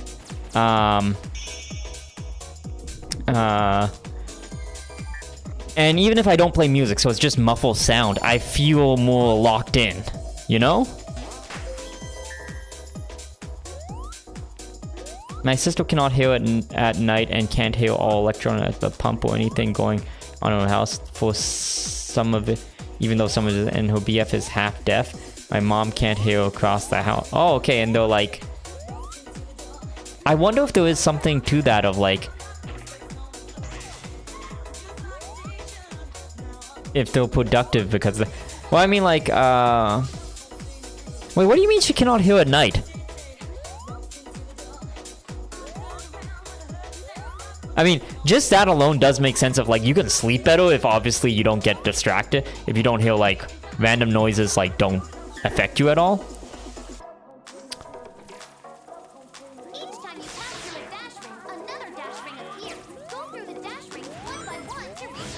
Also, why is half your bloodline deaf? But yeah, the, I mean, it does make sense. Well, so think of it from this perspective, right? Even though, we don't notice it, right? It's the same thing of like, you know, REM sleep and stuff, of like how small things can get you like out of REM sleep, right? Even though we like don't notice it, small noises and stuff can distract you from focus, right? Even if it is like not something noticeable. So I want that actually, like, that theory does have merit of like, if you are hard of hearing, even unconsciously you won't like get distracted by stuff, right? Yo, Crazy Sonic 4126, what is up? How are you doing? Are you a Crazy Sonic fan as well, my friend? I get from your name.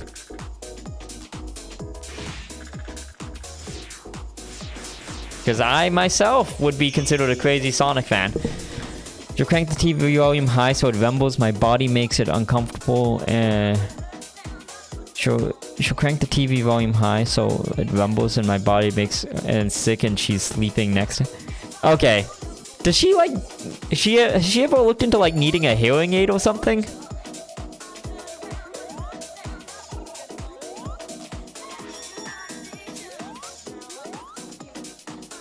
Yeah, city noises are loud.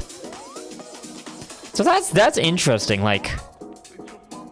I think that may have like some merit, you know?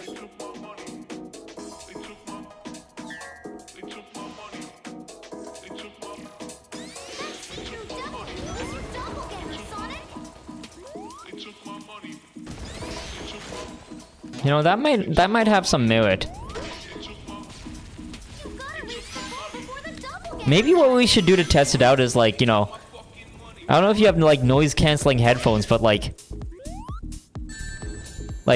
just do a day of like, well, if we wake up, we immediately put on the noise canceling headphones. Like we don't play any music, we just put on the noise canceling and see if it like affects focus, you know? That'd be like a cool experiment.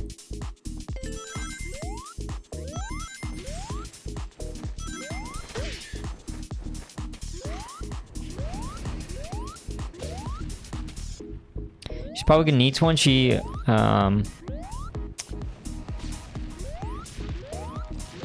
god, what am I doing? That's not the right. On the wrong way. She probably needs one. She's supposed to get tested through work, but then she stopped going to the job sites.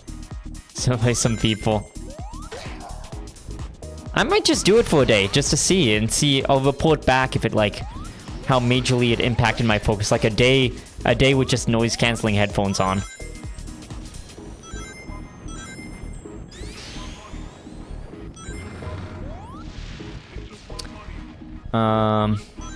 But yeah, I mean, like, it sounds like she should get tested if, like, she can sleep through noise to the level it makes you uncomfortable.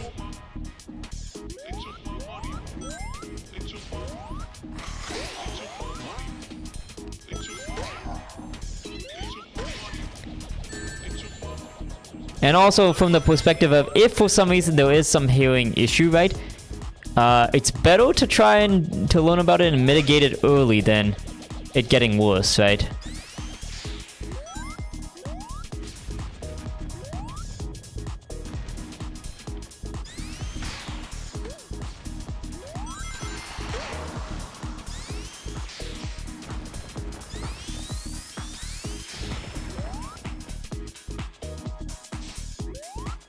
What the hell happened there?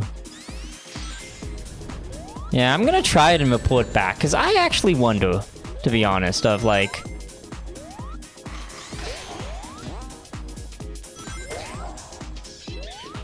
Oh god. Because specifically, I have trouble concentrating a lot more in the day. I wonder if I just did that. Maybe I'll try it tomorrow, because like I'm off tomorrow and I have to do a bunch of stuff to prep for my podium. Maybe I'll just wake up and put on noise cancelling headphones and see what happens.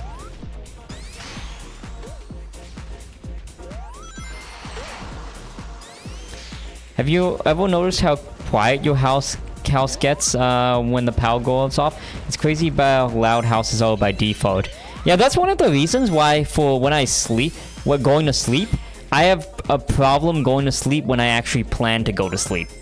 Because like, when you lie in your bed and stuff like that, you hear all the stuff of your house, right?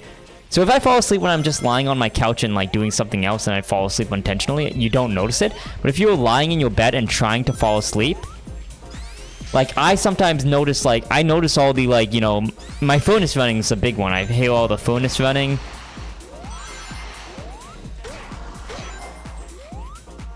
Yeah, I sometimes just put on headphones with noise cancelling on no music so I can focus. I'm gonna try, because I don't usually do that. Oh god, I forgot this section had more stuff. It's the... Oh, the shadow is beating me? Oh my god. I gotta speed it up.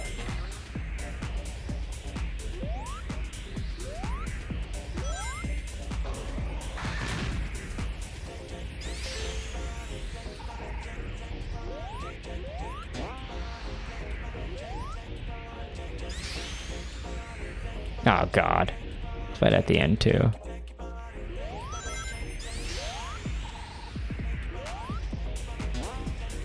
Oh god, this thing might beat me. Okay, hold on, I have to lock in. I have to lock in so the doppelganger doesn't beat me. Locking in 1 second. 1 second, 1 second. So I'm just locking in. I'm just gonna do a quick lock-in. Quick lock-in, and then there we go.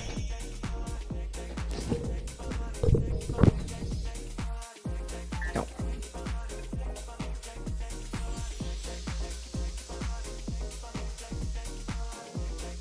Also, I am really related. My first BF was extreme noise and soft-spoken. He was What does that word mean? Pre-mastered? Alright. Maybe I'm dyslexic too. Perma stressed.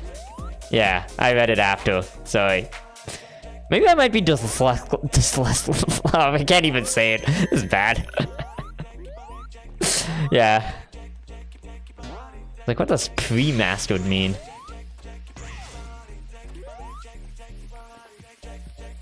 And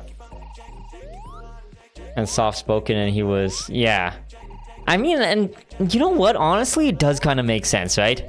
I think noise is one of the things in life that you can't get away from. Right? And the more, I guess, stressful situations you are in, right? There's no getting around that there's just going to be noise involved in those situations, right? So... I skipped a bunch of goddamn challenges. Seaside Hill is complete, I think.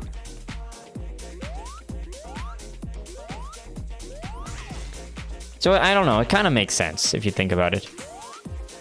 And honestly, I would say this of like, the number one thing, if it's just so hard to judge what stuff unconsciously affects you, right? And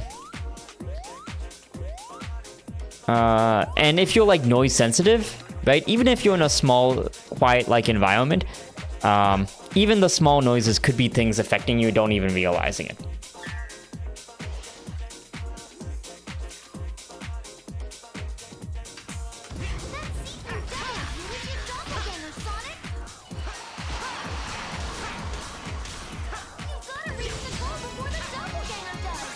Because so, personally, like, I think probably I'm a very big fan of like understanding like the things that unconsciously affects you. Because like, you know, productivity books and stuff like that are usually like, you know, very, very hit or miss of like if, you know, if what they say is like snake oil or not, or if it will if it does work but it won't work for you. But there was one thing that was like the best thing that I've ever read for a productivity book that actually I noticed an impact, and it was related to how you unconsciously feel about stuff. And that was that there's this book called Getting Things Done. The GTD method, the Getting Things Done method. And, you know, there was a bunch of stuff that, like, you know, didn't really work for me, but there was one thing in there that was, like, if you have, like, a small thing, a small task that can be done in a short time period, like, and you can set what that time period is for yourself, right, of what you consider, like, a small task. It could be a minute for you, it could be 2 minutes, some people it's 5 minutes, something that can be done within that short time period. And whenever you encounter something that can be done within that time frame, you instantly do it. You don't, like, make a reminder to do it. You don't ever save it to do later. And the reasoning behind it was that when you let the small things build up in the back of your head of like, oh, I have to do X later and Y later, it does have a huge impact on your stress level. Because even if you're not actively thinking about it, in the back of your mind, you are stressed about it. And doing that actually was like, I saw a measurable difference in like how stressed you feel about things, of if you just got a bunch of random stuff off your plate. I know when my sister got the roosters being a full acreage, it was so goddamn stressful all the time. Yeah, because of the sounds and stuff, right? So I don't know. But ever since that thing, because like very rarely do I, when I read like a self-help thing, does it like, I feel like it actually is effective and helps. But ever since that one, I'm like a very big fan of understanding what things you are unconsciously affected by. This discussion is interesting because it's like, you know, honestly, maybe noise is one of those major things of like,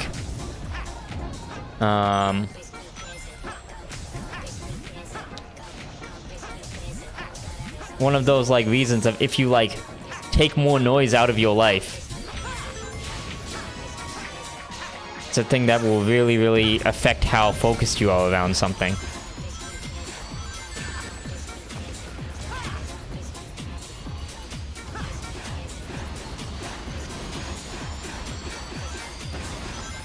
But obviously, I think controlling unconscious stuff is like a lot harder than just like knowing about it, right? I feel good ventilation, consistent noise control, and making sure you don't have more space does wonders for productivity. Yeah, and stuff like good lighting and things like that. It's just how you unconsciously feel. Honestly, like, the number one thing I'd like to solve is like, how do you stop unconsciously just randomly feeling sad, you know? Because I think that happens to kind of like everybody of like, you know, sometimes you're just like in a funk, right? And you can't explain it. That's the one thing I wish could be easily explained.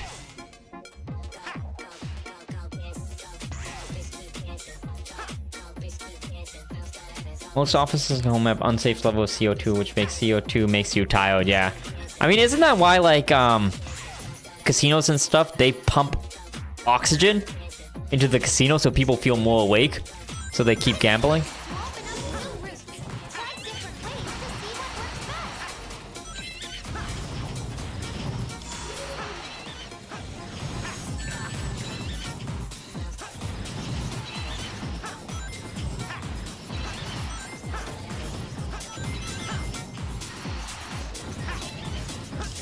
I don't know, it's so weird. It's I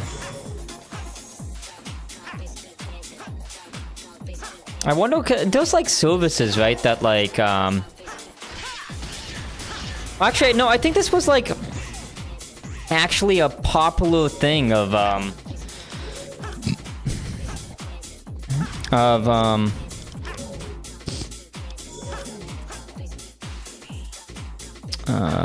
sorry, 1 second, I'm just gonna pick up my drink.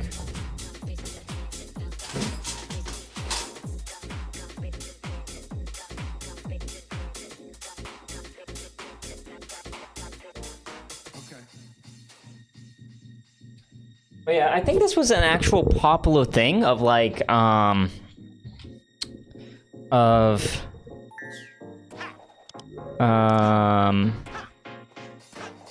something that's getting more popular of like, there's like services where like you can get oxygen to inhale or something like that. I know like in malls and stuff there's like the oxygen pods, but I think there's also like what's it called, like in a can, oxygen in a can or stuff like that. I think there's products like that now. Am I going crazy or have people heard of this?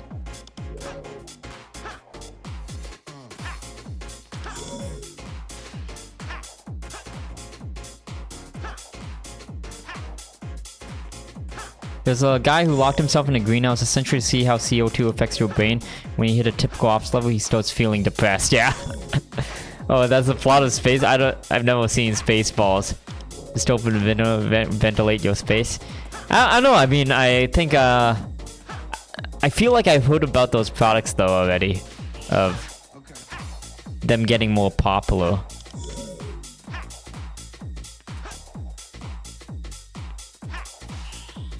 God, I need to get rid of that one.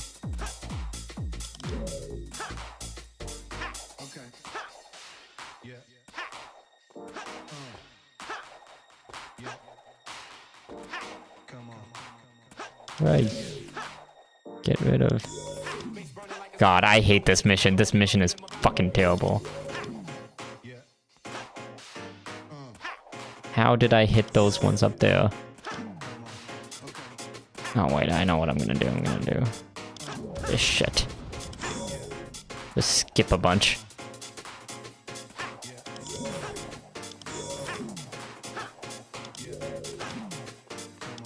But yeah, the CO2 story of like the guy just got depressed. Isn't that so? I don't know. I hate it that like just these random things can make you depressed without realizing it. You know? Of like, that's the number one thing of like, I just hate the feeling of like feeling sad and you don't know why, you know?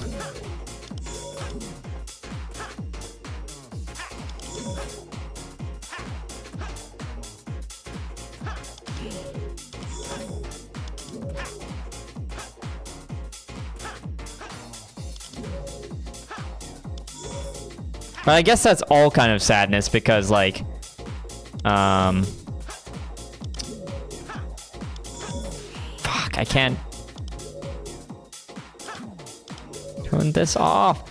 Turn it off. Oh god, I need to be able to jump that.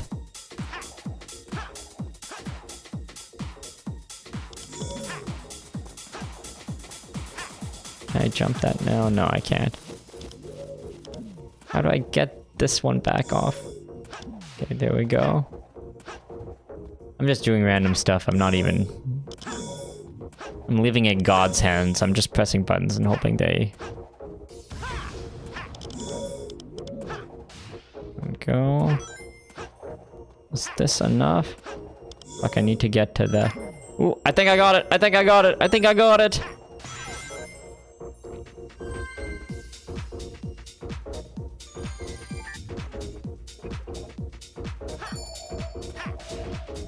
Yeah. But yeah, that's the thing I don't like of like... You get depressed just because like, oh, you're in an office with like a high CO2 level. God, I just wish that wasn't a thing. Being in a newer versus older house is Novo, but an old home and open windows feels about the same. New houses have so many vents. Yeah, interesting. I don't know, it's just... That's just the one thing I hate of like... Stuff that will make you feel sad and you just don't know why. I wish there was like, you know, it was like a blood test or something that you could do of like you prick your finger and it tells you, hey, you're feeling depressed because of this. Because the sun didn't hit your house a certain way today.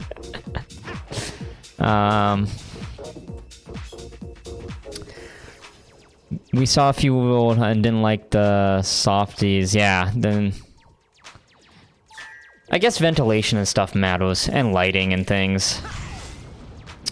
Also, like, you know, I watched like a very interesting like talk about, you know, depression and like the multiple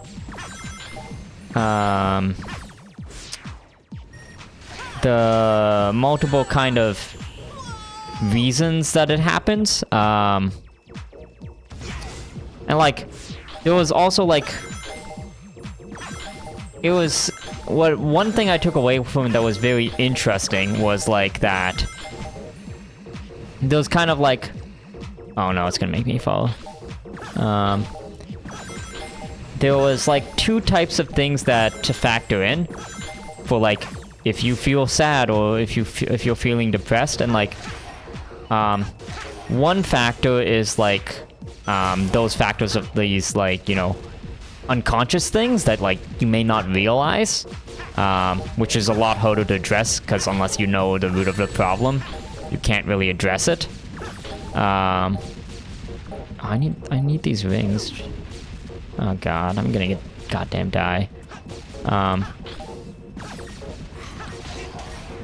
But another one I think that was very interesting to me, because like, I don't know if it was just me who never thought of like feeling sad in this way.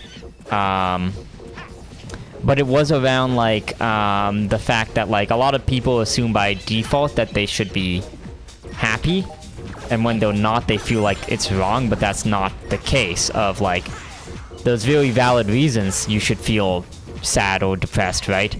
I think like the term was like, there was like congruent depressions of like, there are things that should make you unhappy, that you shouldn't feel off because they make you unhappy.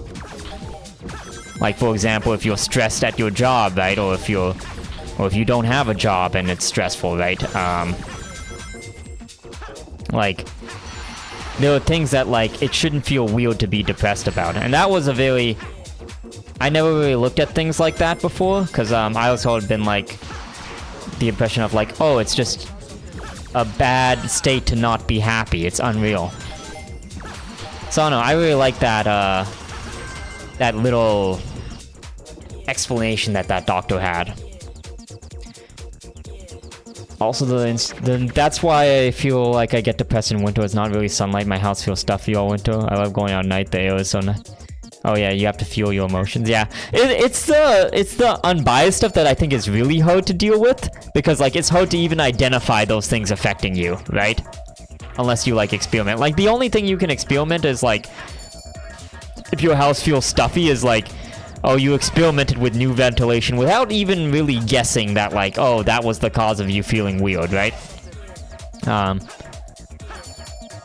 That's a hurdle to deal with currently from how I kind of view things, right? And then, like, that talk about how there's, like, the congruent depression of, like, hey, those stuff that it makes sense to make you sad was really eye-opening of, like,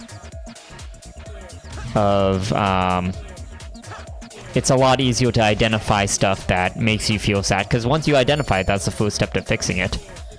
I do worry about kids growing up without a way to detach from their environment. When you're depressed nowadays, it's easy to reach to your phone and stimulate your brain. Yeah, I mean, like, some would say that it's just easily to have a lot more vices, right? Because me and Sab were actually talking about this of, like, earlier, because we were talking about how earlier in the stream, we were talking about how it's easier, or a lot of young people really fall into, like, Uber Eats and stuff. And it's one of the major things that cause financial, like, hardships on young people, is because they get used to Uber Eats and spending a lot of money for it.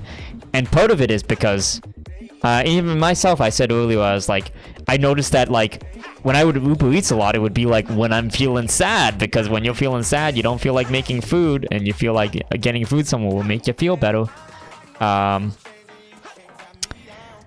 And I think that's one example of, like, hey, it's so much easier to get a bunch of vices, right? Like, now if you're, like, feeling sad, you can Uber Eats something to you, and that is technically considered a vice, because it's, like, you know, more expensive than a meal, and it's not good for you and stuff. But, like, this didn't exist before, right? Like, the equivalent of doing that vice is, like, you would have to go out and get takeout, right? Which, you know, obviously people did, and it was obviously a problem, but it wasn't as easy to do. And then the, like, but, like, there's so many things that this applies to, of, like, when people are feeling sad, it's easy to fall into vices. Like, another one that's gonna be big, huge in the next few years is, like, gambling, because, gambling, like, sports betting and stuff is all easier and much more convenient now. And then stuff like crypto casinos and things like that are being targeted towards kids, so we're gonna have a generation of people who are just used to having gambling at, like, their fingertips. Like, it's gonna be a enormous problem in the future. Because, like, it's already a vice when you have to do the work of going there to gamble. Now it's, like, going to be a level harder, or a level easier.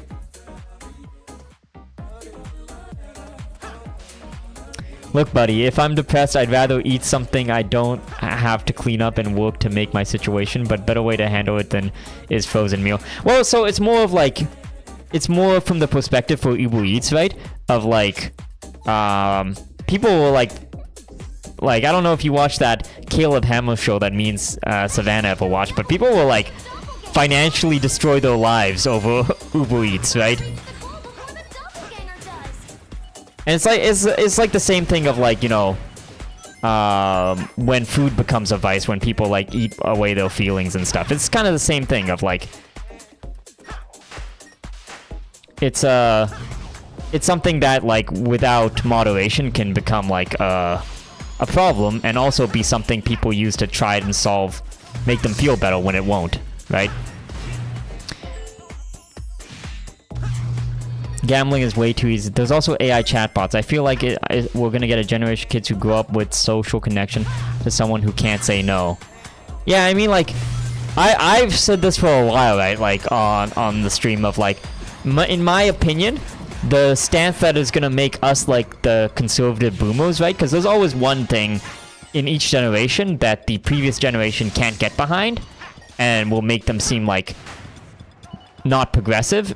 The thing that's gonna make us weird is that we're not gonna be cool with people having AI friends and AI girlfriends, but for a newer generation, that's gonna be normal.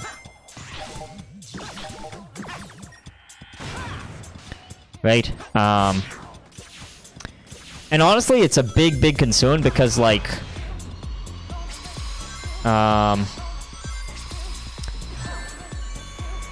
like AI friend, right? Like, well, honestly, anybody who just doesn't say no to you, right, is a better talking experience than talking to someone that's like, what's the word? What's the way I want to phrase this? It's like talking to an AI chatbot that like only cares about your needs is going to be a better experience to people than talking to someone where it's like, you know, a human two-way conversation, right? Because those can go bad, right? And those can like make you feel bad and stuff like that. And so there's gonna be like there's gonna be a ton of people who prefer that conversation, which is not a good direction for humans to go in. Oh yeah, see, the thing, at least games and books and stuff, they will fix things, they behave as someone intended. Well, and also, so here's another thing with AI chatbots and stuff, which I think is going to be a huge problem as well, is that, like, games and books and stuff, AI can redirect to accommodate you and it makes you feel better, it won't be a connection. Well, it also provides you a level of escapism that, like, is specific to just you, right? So, like, it's already a problem of, like, you know, if people, like, game too much, right? Or if they focus too much on, like, movies and, like, movies or anime or games and stuff like that, where people come disconnected from real life because, you know, real life can suck, and then these fantasy worlds don't suck, right? So you get lost kind of in those, right? But it makes your life worse because you don't address your issues. It's going to be way worse with AI because, like, that provides you a level of... AI provides you a level of customizability with whatever you fantasize about that will just make it so much harder to, like, face reality, I would say. So that's another thing I would say I'm really worried about. I'd argue... yeah, social media already does that. Yeah, social media is just awful. Yeah, I mean, social media does that, right? And that's why, like, there's, like, echo chambers of people's opinion. I would say AI would make it even worse of, like... Because, like, you know, it's always hard to find, like, that exact 100% thing that, like, you align with, right? Like, even from the perspective of, like... that content creator that you like 100% align with, or that story or word that you 100% is targeted towards you. With AI, like, you could build that all yourself, right? So it's more of like the problems that exist today, right? Whether it be social media, whether it be games, whether it be movies, right? I would think the root of the problems of all of those is that, like, and the area where it becomes unhealthy is that the fact that people use it to disconnect from their problems in real life. And I think AI makes it even worse because now it's as customized as you want to be able to disconnect from real life. It'll give you exactly what you want.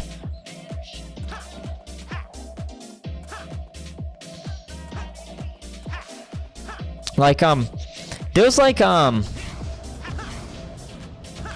I do wonder about it, of if I was, like, younger, how it would affect me, because, like, I would say definitely, like, I got into, let's use, like, anime as an example, right?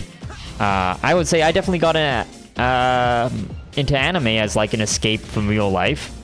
And I'm sure plenty of people use it that way as well. And if I was younger, but instead of anime, there was, like, AI, which was, like, you could curate a story specifically to how you want it to be, I feel like that could probably have been a big problem for me when I was younger.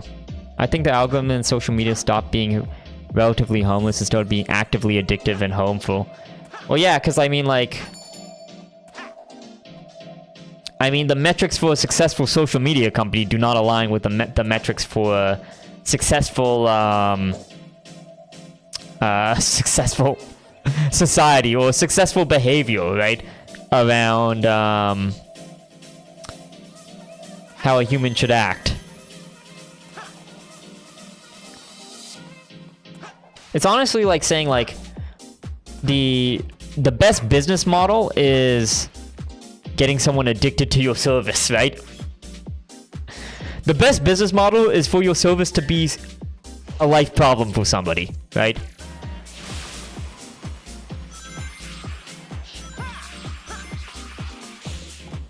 Dopamine.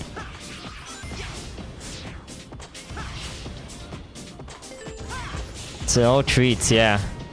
But here's the thing, right? Of like,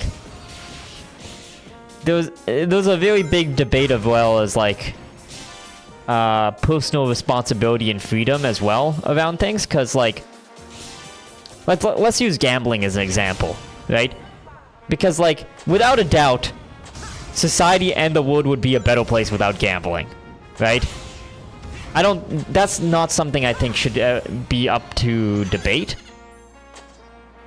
But people want to gamble. People really like it. Like, there was like a survey I saw that was very interesting to me on this topic of like eye-opening to me on this topic of like it was like 60 or 70% of people want sports gambling to be legalized, right?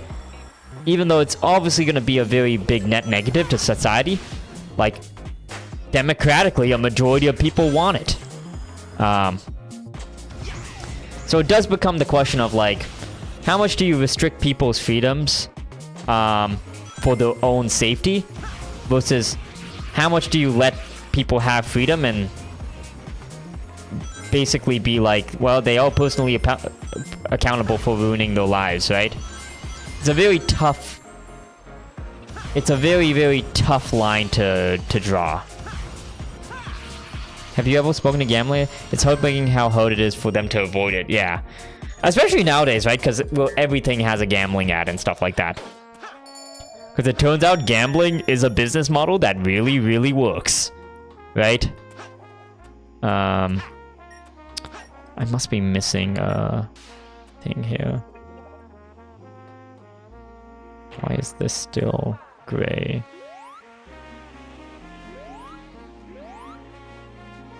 But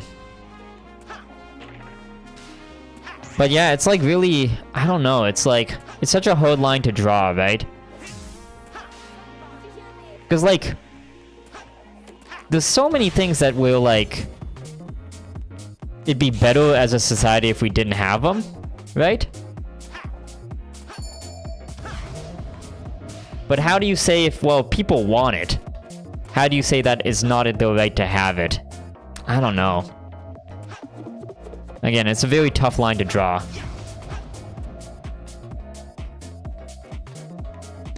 The responsibility is to restrict the places where it's appropriate. Yeah, that's true, like. And the thing is, like, things that are addictive should be, like, very heavily regulated, right? That's a big thing of why crypto casinos are a big problem, right? Because they're just not regulated.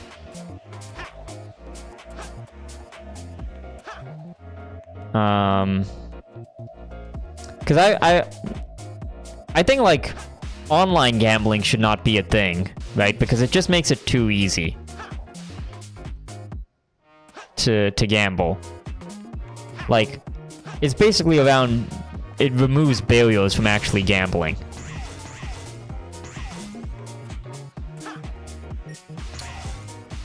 And also the who gambles is also a lot harder to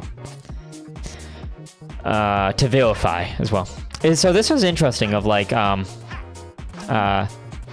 know, like all the kick streamers and stuff like that. They have,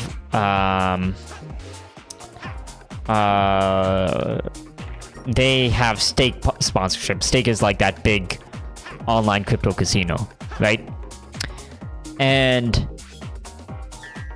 so like those streamers that like, you know, have major contracts to gamble, and also they have major viewership.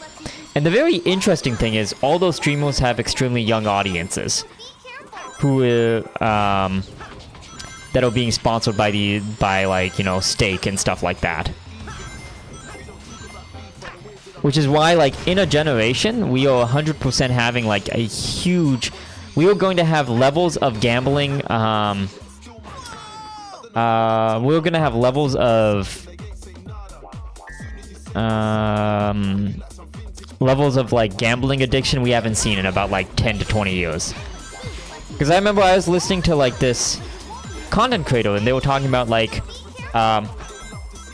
they met like some teenagers and kids, right? And they asked them like who was the content creator that they watched, and they all answered the people with like Stake sponsorships, like, oh, we watch XQC, we watch Aiden Ross. Aiden Ross was like a big one. And then they asked like, oh yeah, have you ever like gambled on Stake? Do you know what it is? And they all knew what it was, and they all had tried it. All the Stake watermark memes. Yeah, that I don't understand. That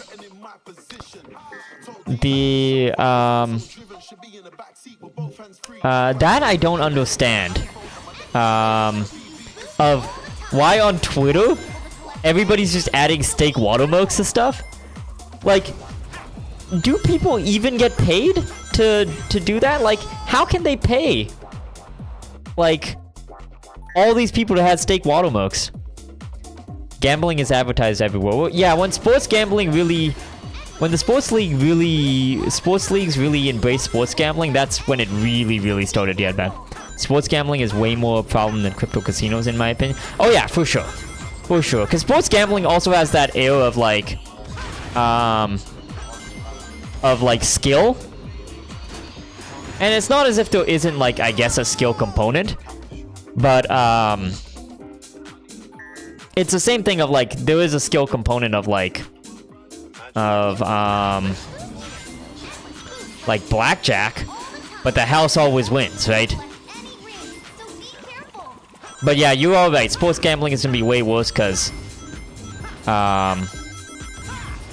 more people are gonna be like more people are gonna get into it because it's related to a different activity, so it has natural marketing. And then on top of that,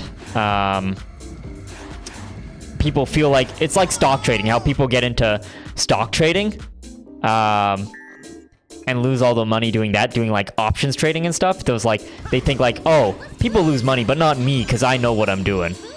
It's more legitimized as well. Yeah, and that's another thing of like, that's a big factor of like, sports leagues have heavily leaned into it, right? So it's legitimized, and even if when you're watching sports leagues are as well promoting it, it's just gonna. There's a guy on Twitter who reposts memes of. Oh wait, I have to focus on this pod.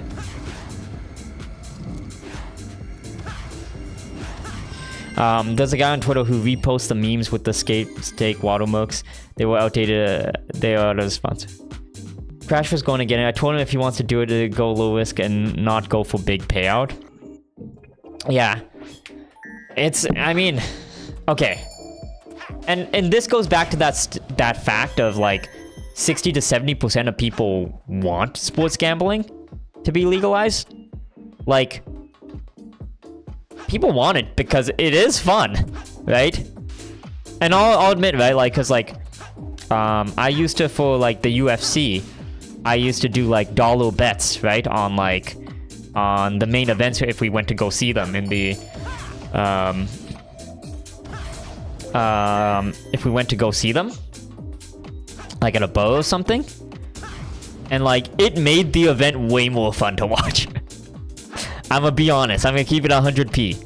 I was way more invested, even though I had like $1 or something on the line, but I don't know, just as a net society thing, it's like, oh yeah, this is just going to be a problem.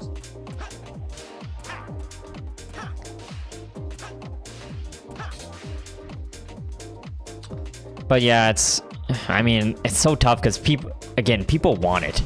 People want sports gambling. The sports league now want it. Sports leagues now want it because they see how much money it's gonna make. Everybody wants it. I think we're just gonna see in like, we are going to see in like 10 years maybe the impact. Because like there's a stat of like, the minute a casino opens up, like in an area, the crime rate skyrockets. The like suicide rates skyrocket. Like all these terrible stats immediately skyrocket the minute a casino opens up in an area, right? And now what's happening with sports gambling is like a casino is opening up everywhere. So we're gonna see the impacts of that in 10 years. But yeah, it's also a very dangerous path. Like, it's like you said, Tristan, like when Crash getting into it, it's a good thing to make sure to, if a loved one or a close family member or something starts to get into it, to let them know the risks.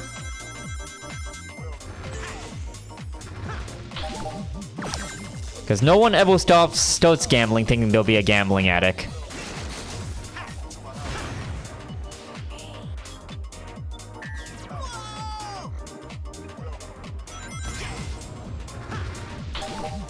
You know what the crazy thing about sports gambling is, though? Is that it wasn't a thing for like a long time because like all the sports leagues did not want it. Like extremely scared of having it. Because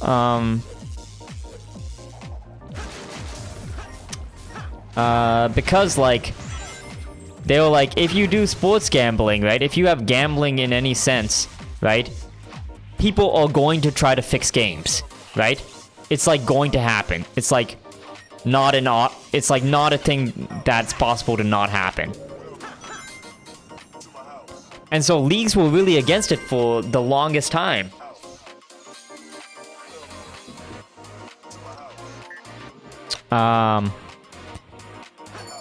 But now it's like, now, just in general, not just Sports League, but every single business model has seen how profitable it is to add addicting components to their business model. Like, add some sort of gambling component, something that will mess with human psychology.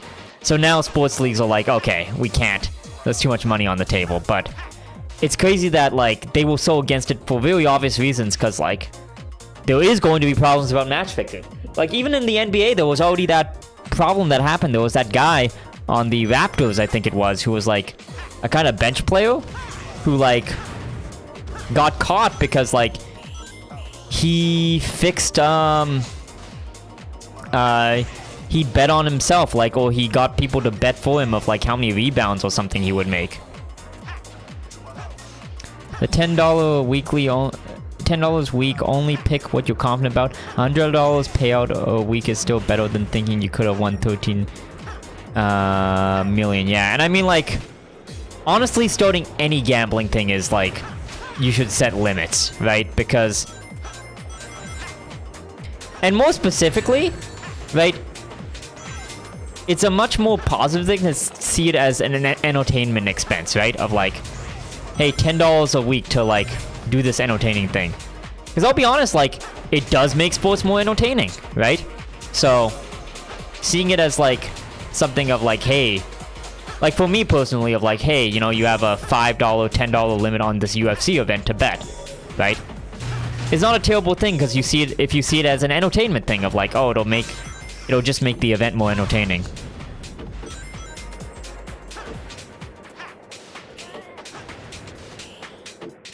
That's so funny, he banked in a 3 and automatically looked so annoyed. Yeah. Automatically had to get an injury and stuff like that. I don't know, I think it's the same as weed and alcohol. It's better to legalize in melee than more conversation about. I don't know about that one. Gambling is such a different one, I think, compared to weed and alcohol.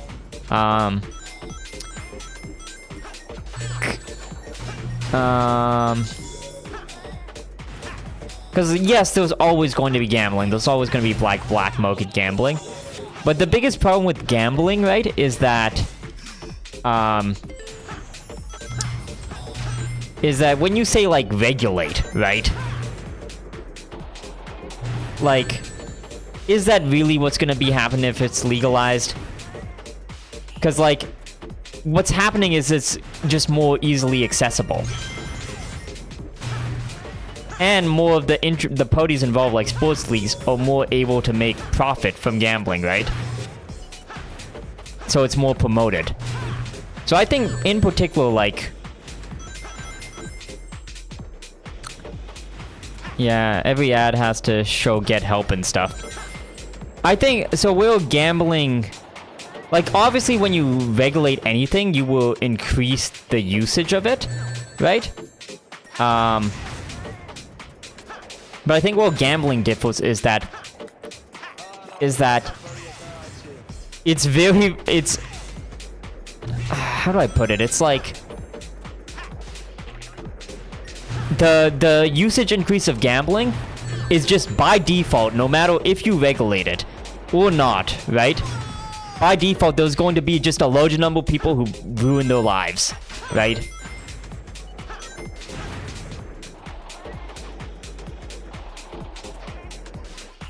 Just by nature of what gambling is. I watch on it's like the warning on the cigarette pack. Yeah, it won't do anything. Weed and alcohol can be right by being expensive. Gambling will never be expensive because you could always come out as... That's another factor as well, I guess, of like... And there's a different thing between weed and alcohol. Like, for gambling, it's like, you can win it all back, right?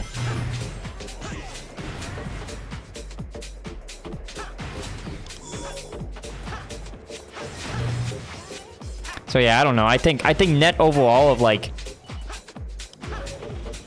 There's not a problem with gambling. My biggest problem is ease of access to gambling. I think there's just no way that you make ease of access to gambling easier, and it is ever good in any context. It's always going to be a huge negative.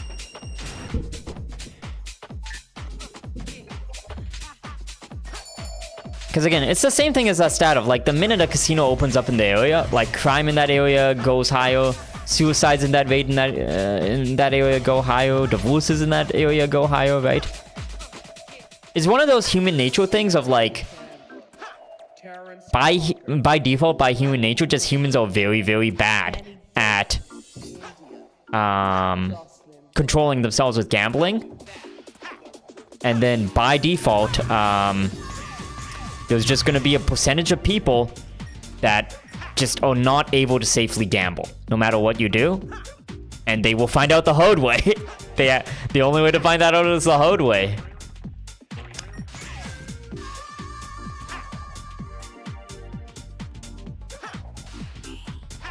Yeah, human beings are irrational always.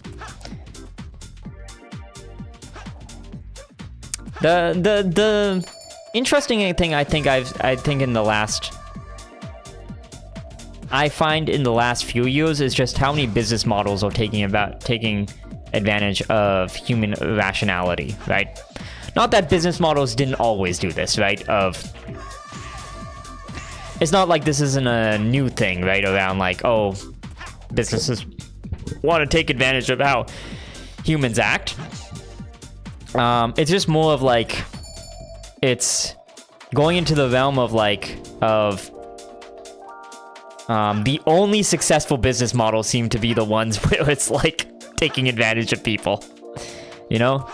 It's the same thing of like, all business models are going towards like gambling of some sorts or subscriptions of some sort.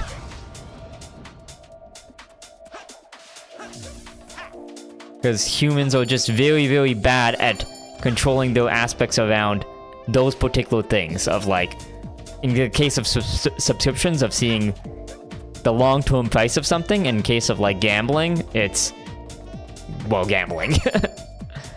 The fuck do I get this thing?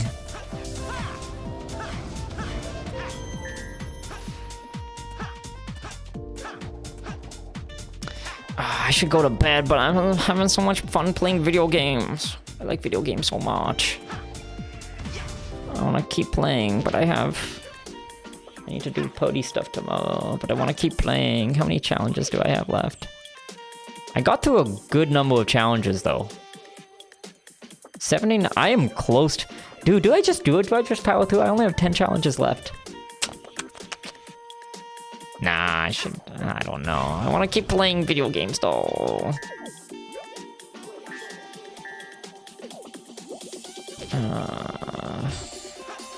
Why is it so...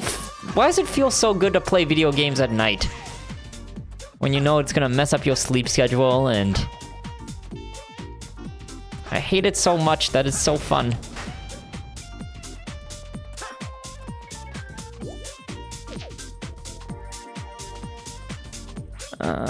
Okay. Yeah, it might be bye-bye time.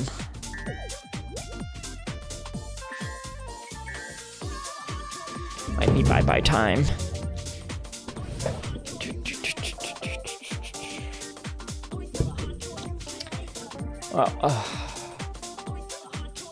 That's fun though.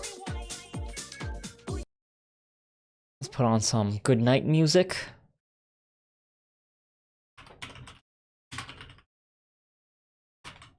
Oh, ding.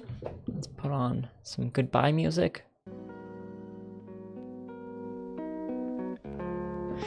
Alright. Well, this was fun, everybody. So... for everybody who hasn't seen it, new YouTube video up, Uncrustables review. Show it to everybody who is an Uncrustables hater. Let me see if anybody is online at this time of night. And yeah, I don't know, maybe it's because I'm on vacation, but like, I feel like I've got a bit of the streaming bug. I feel like just doing like streams and like random stuff. And so I have a few things I've wanted to do. I wanted to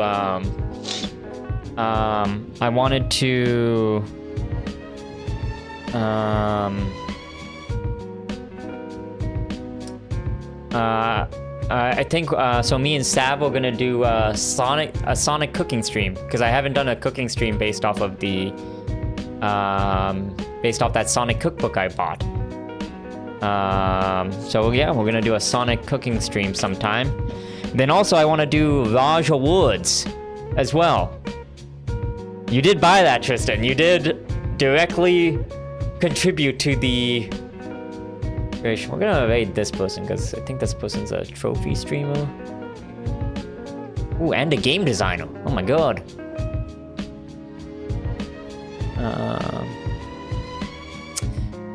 But yeah, I want to do Sonic-based cooking stream. Also, I want to do Raj Awards.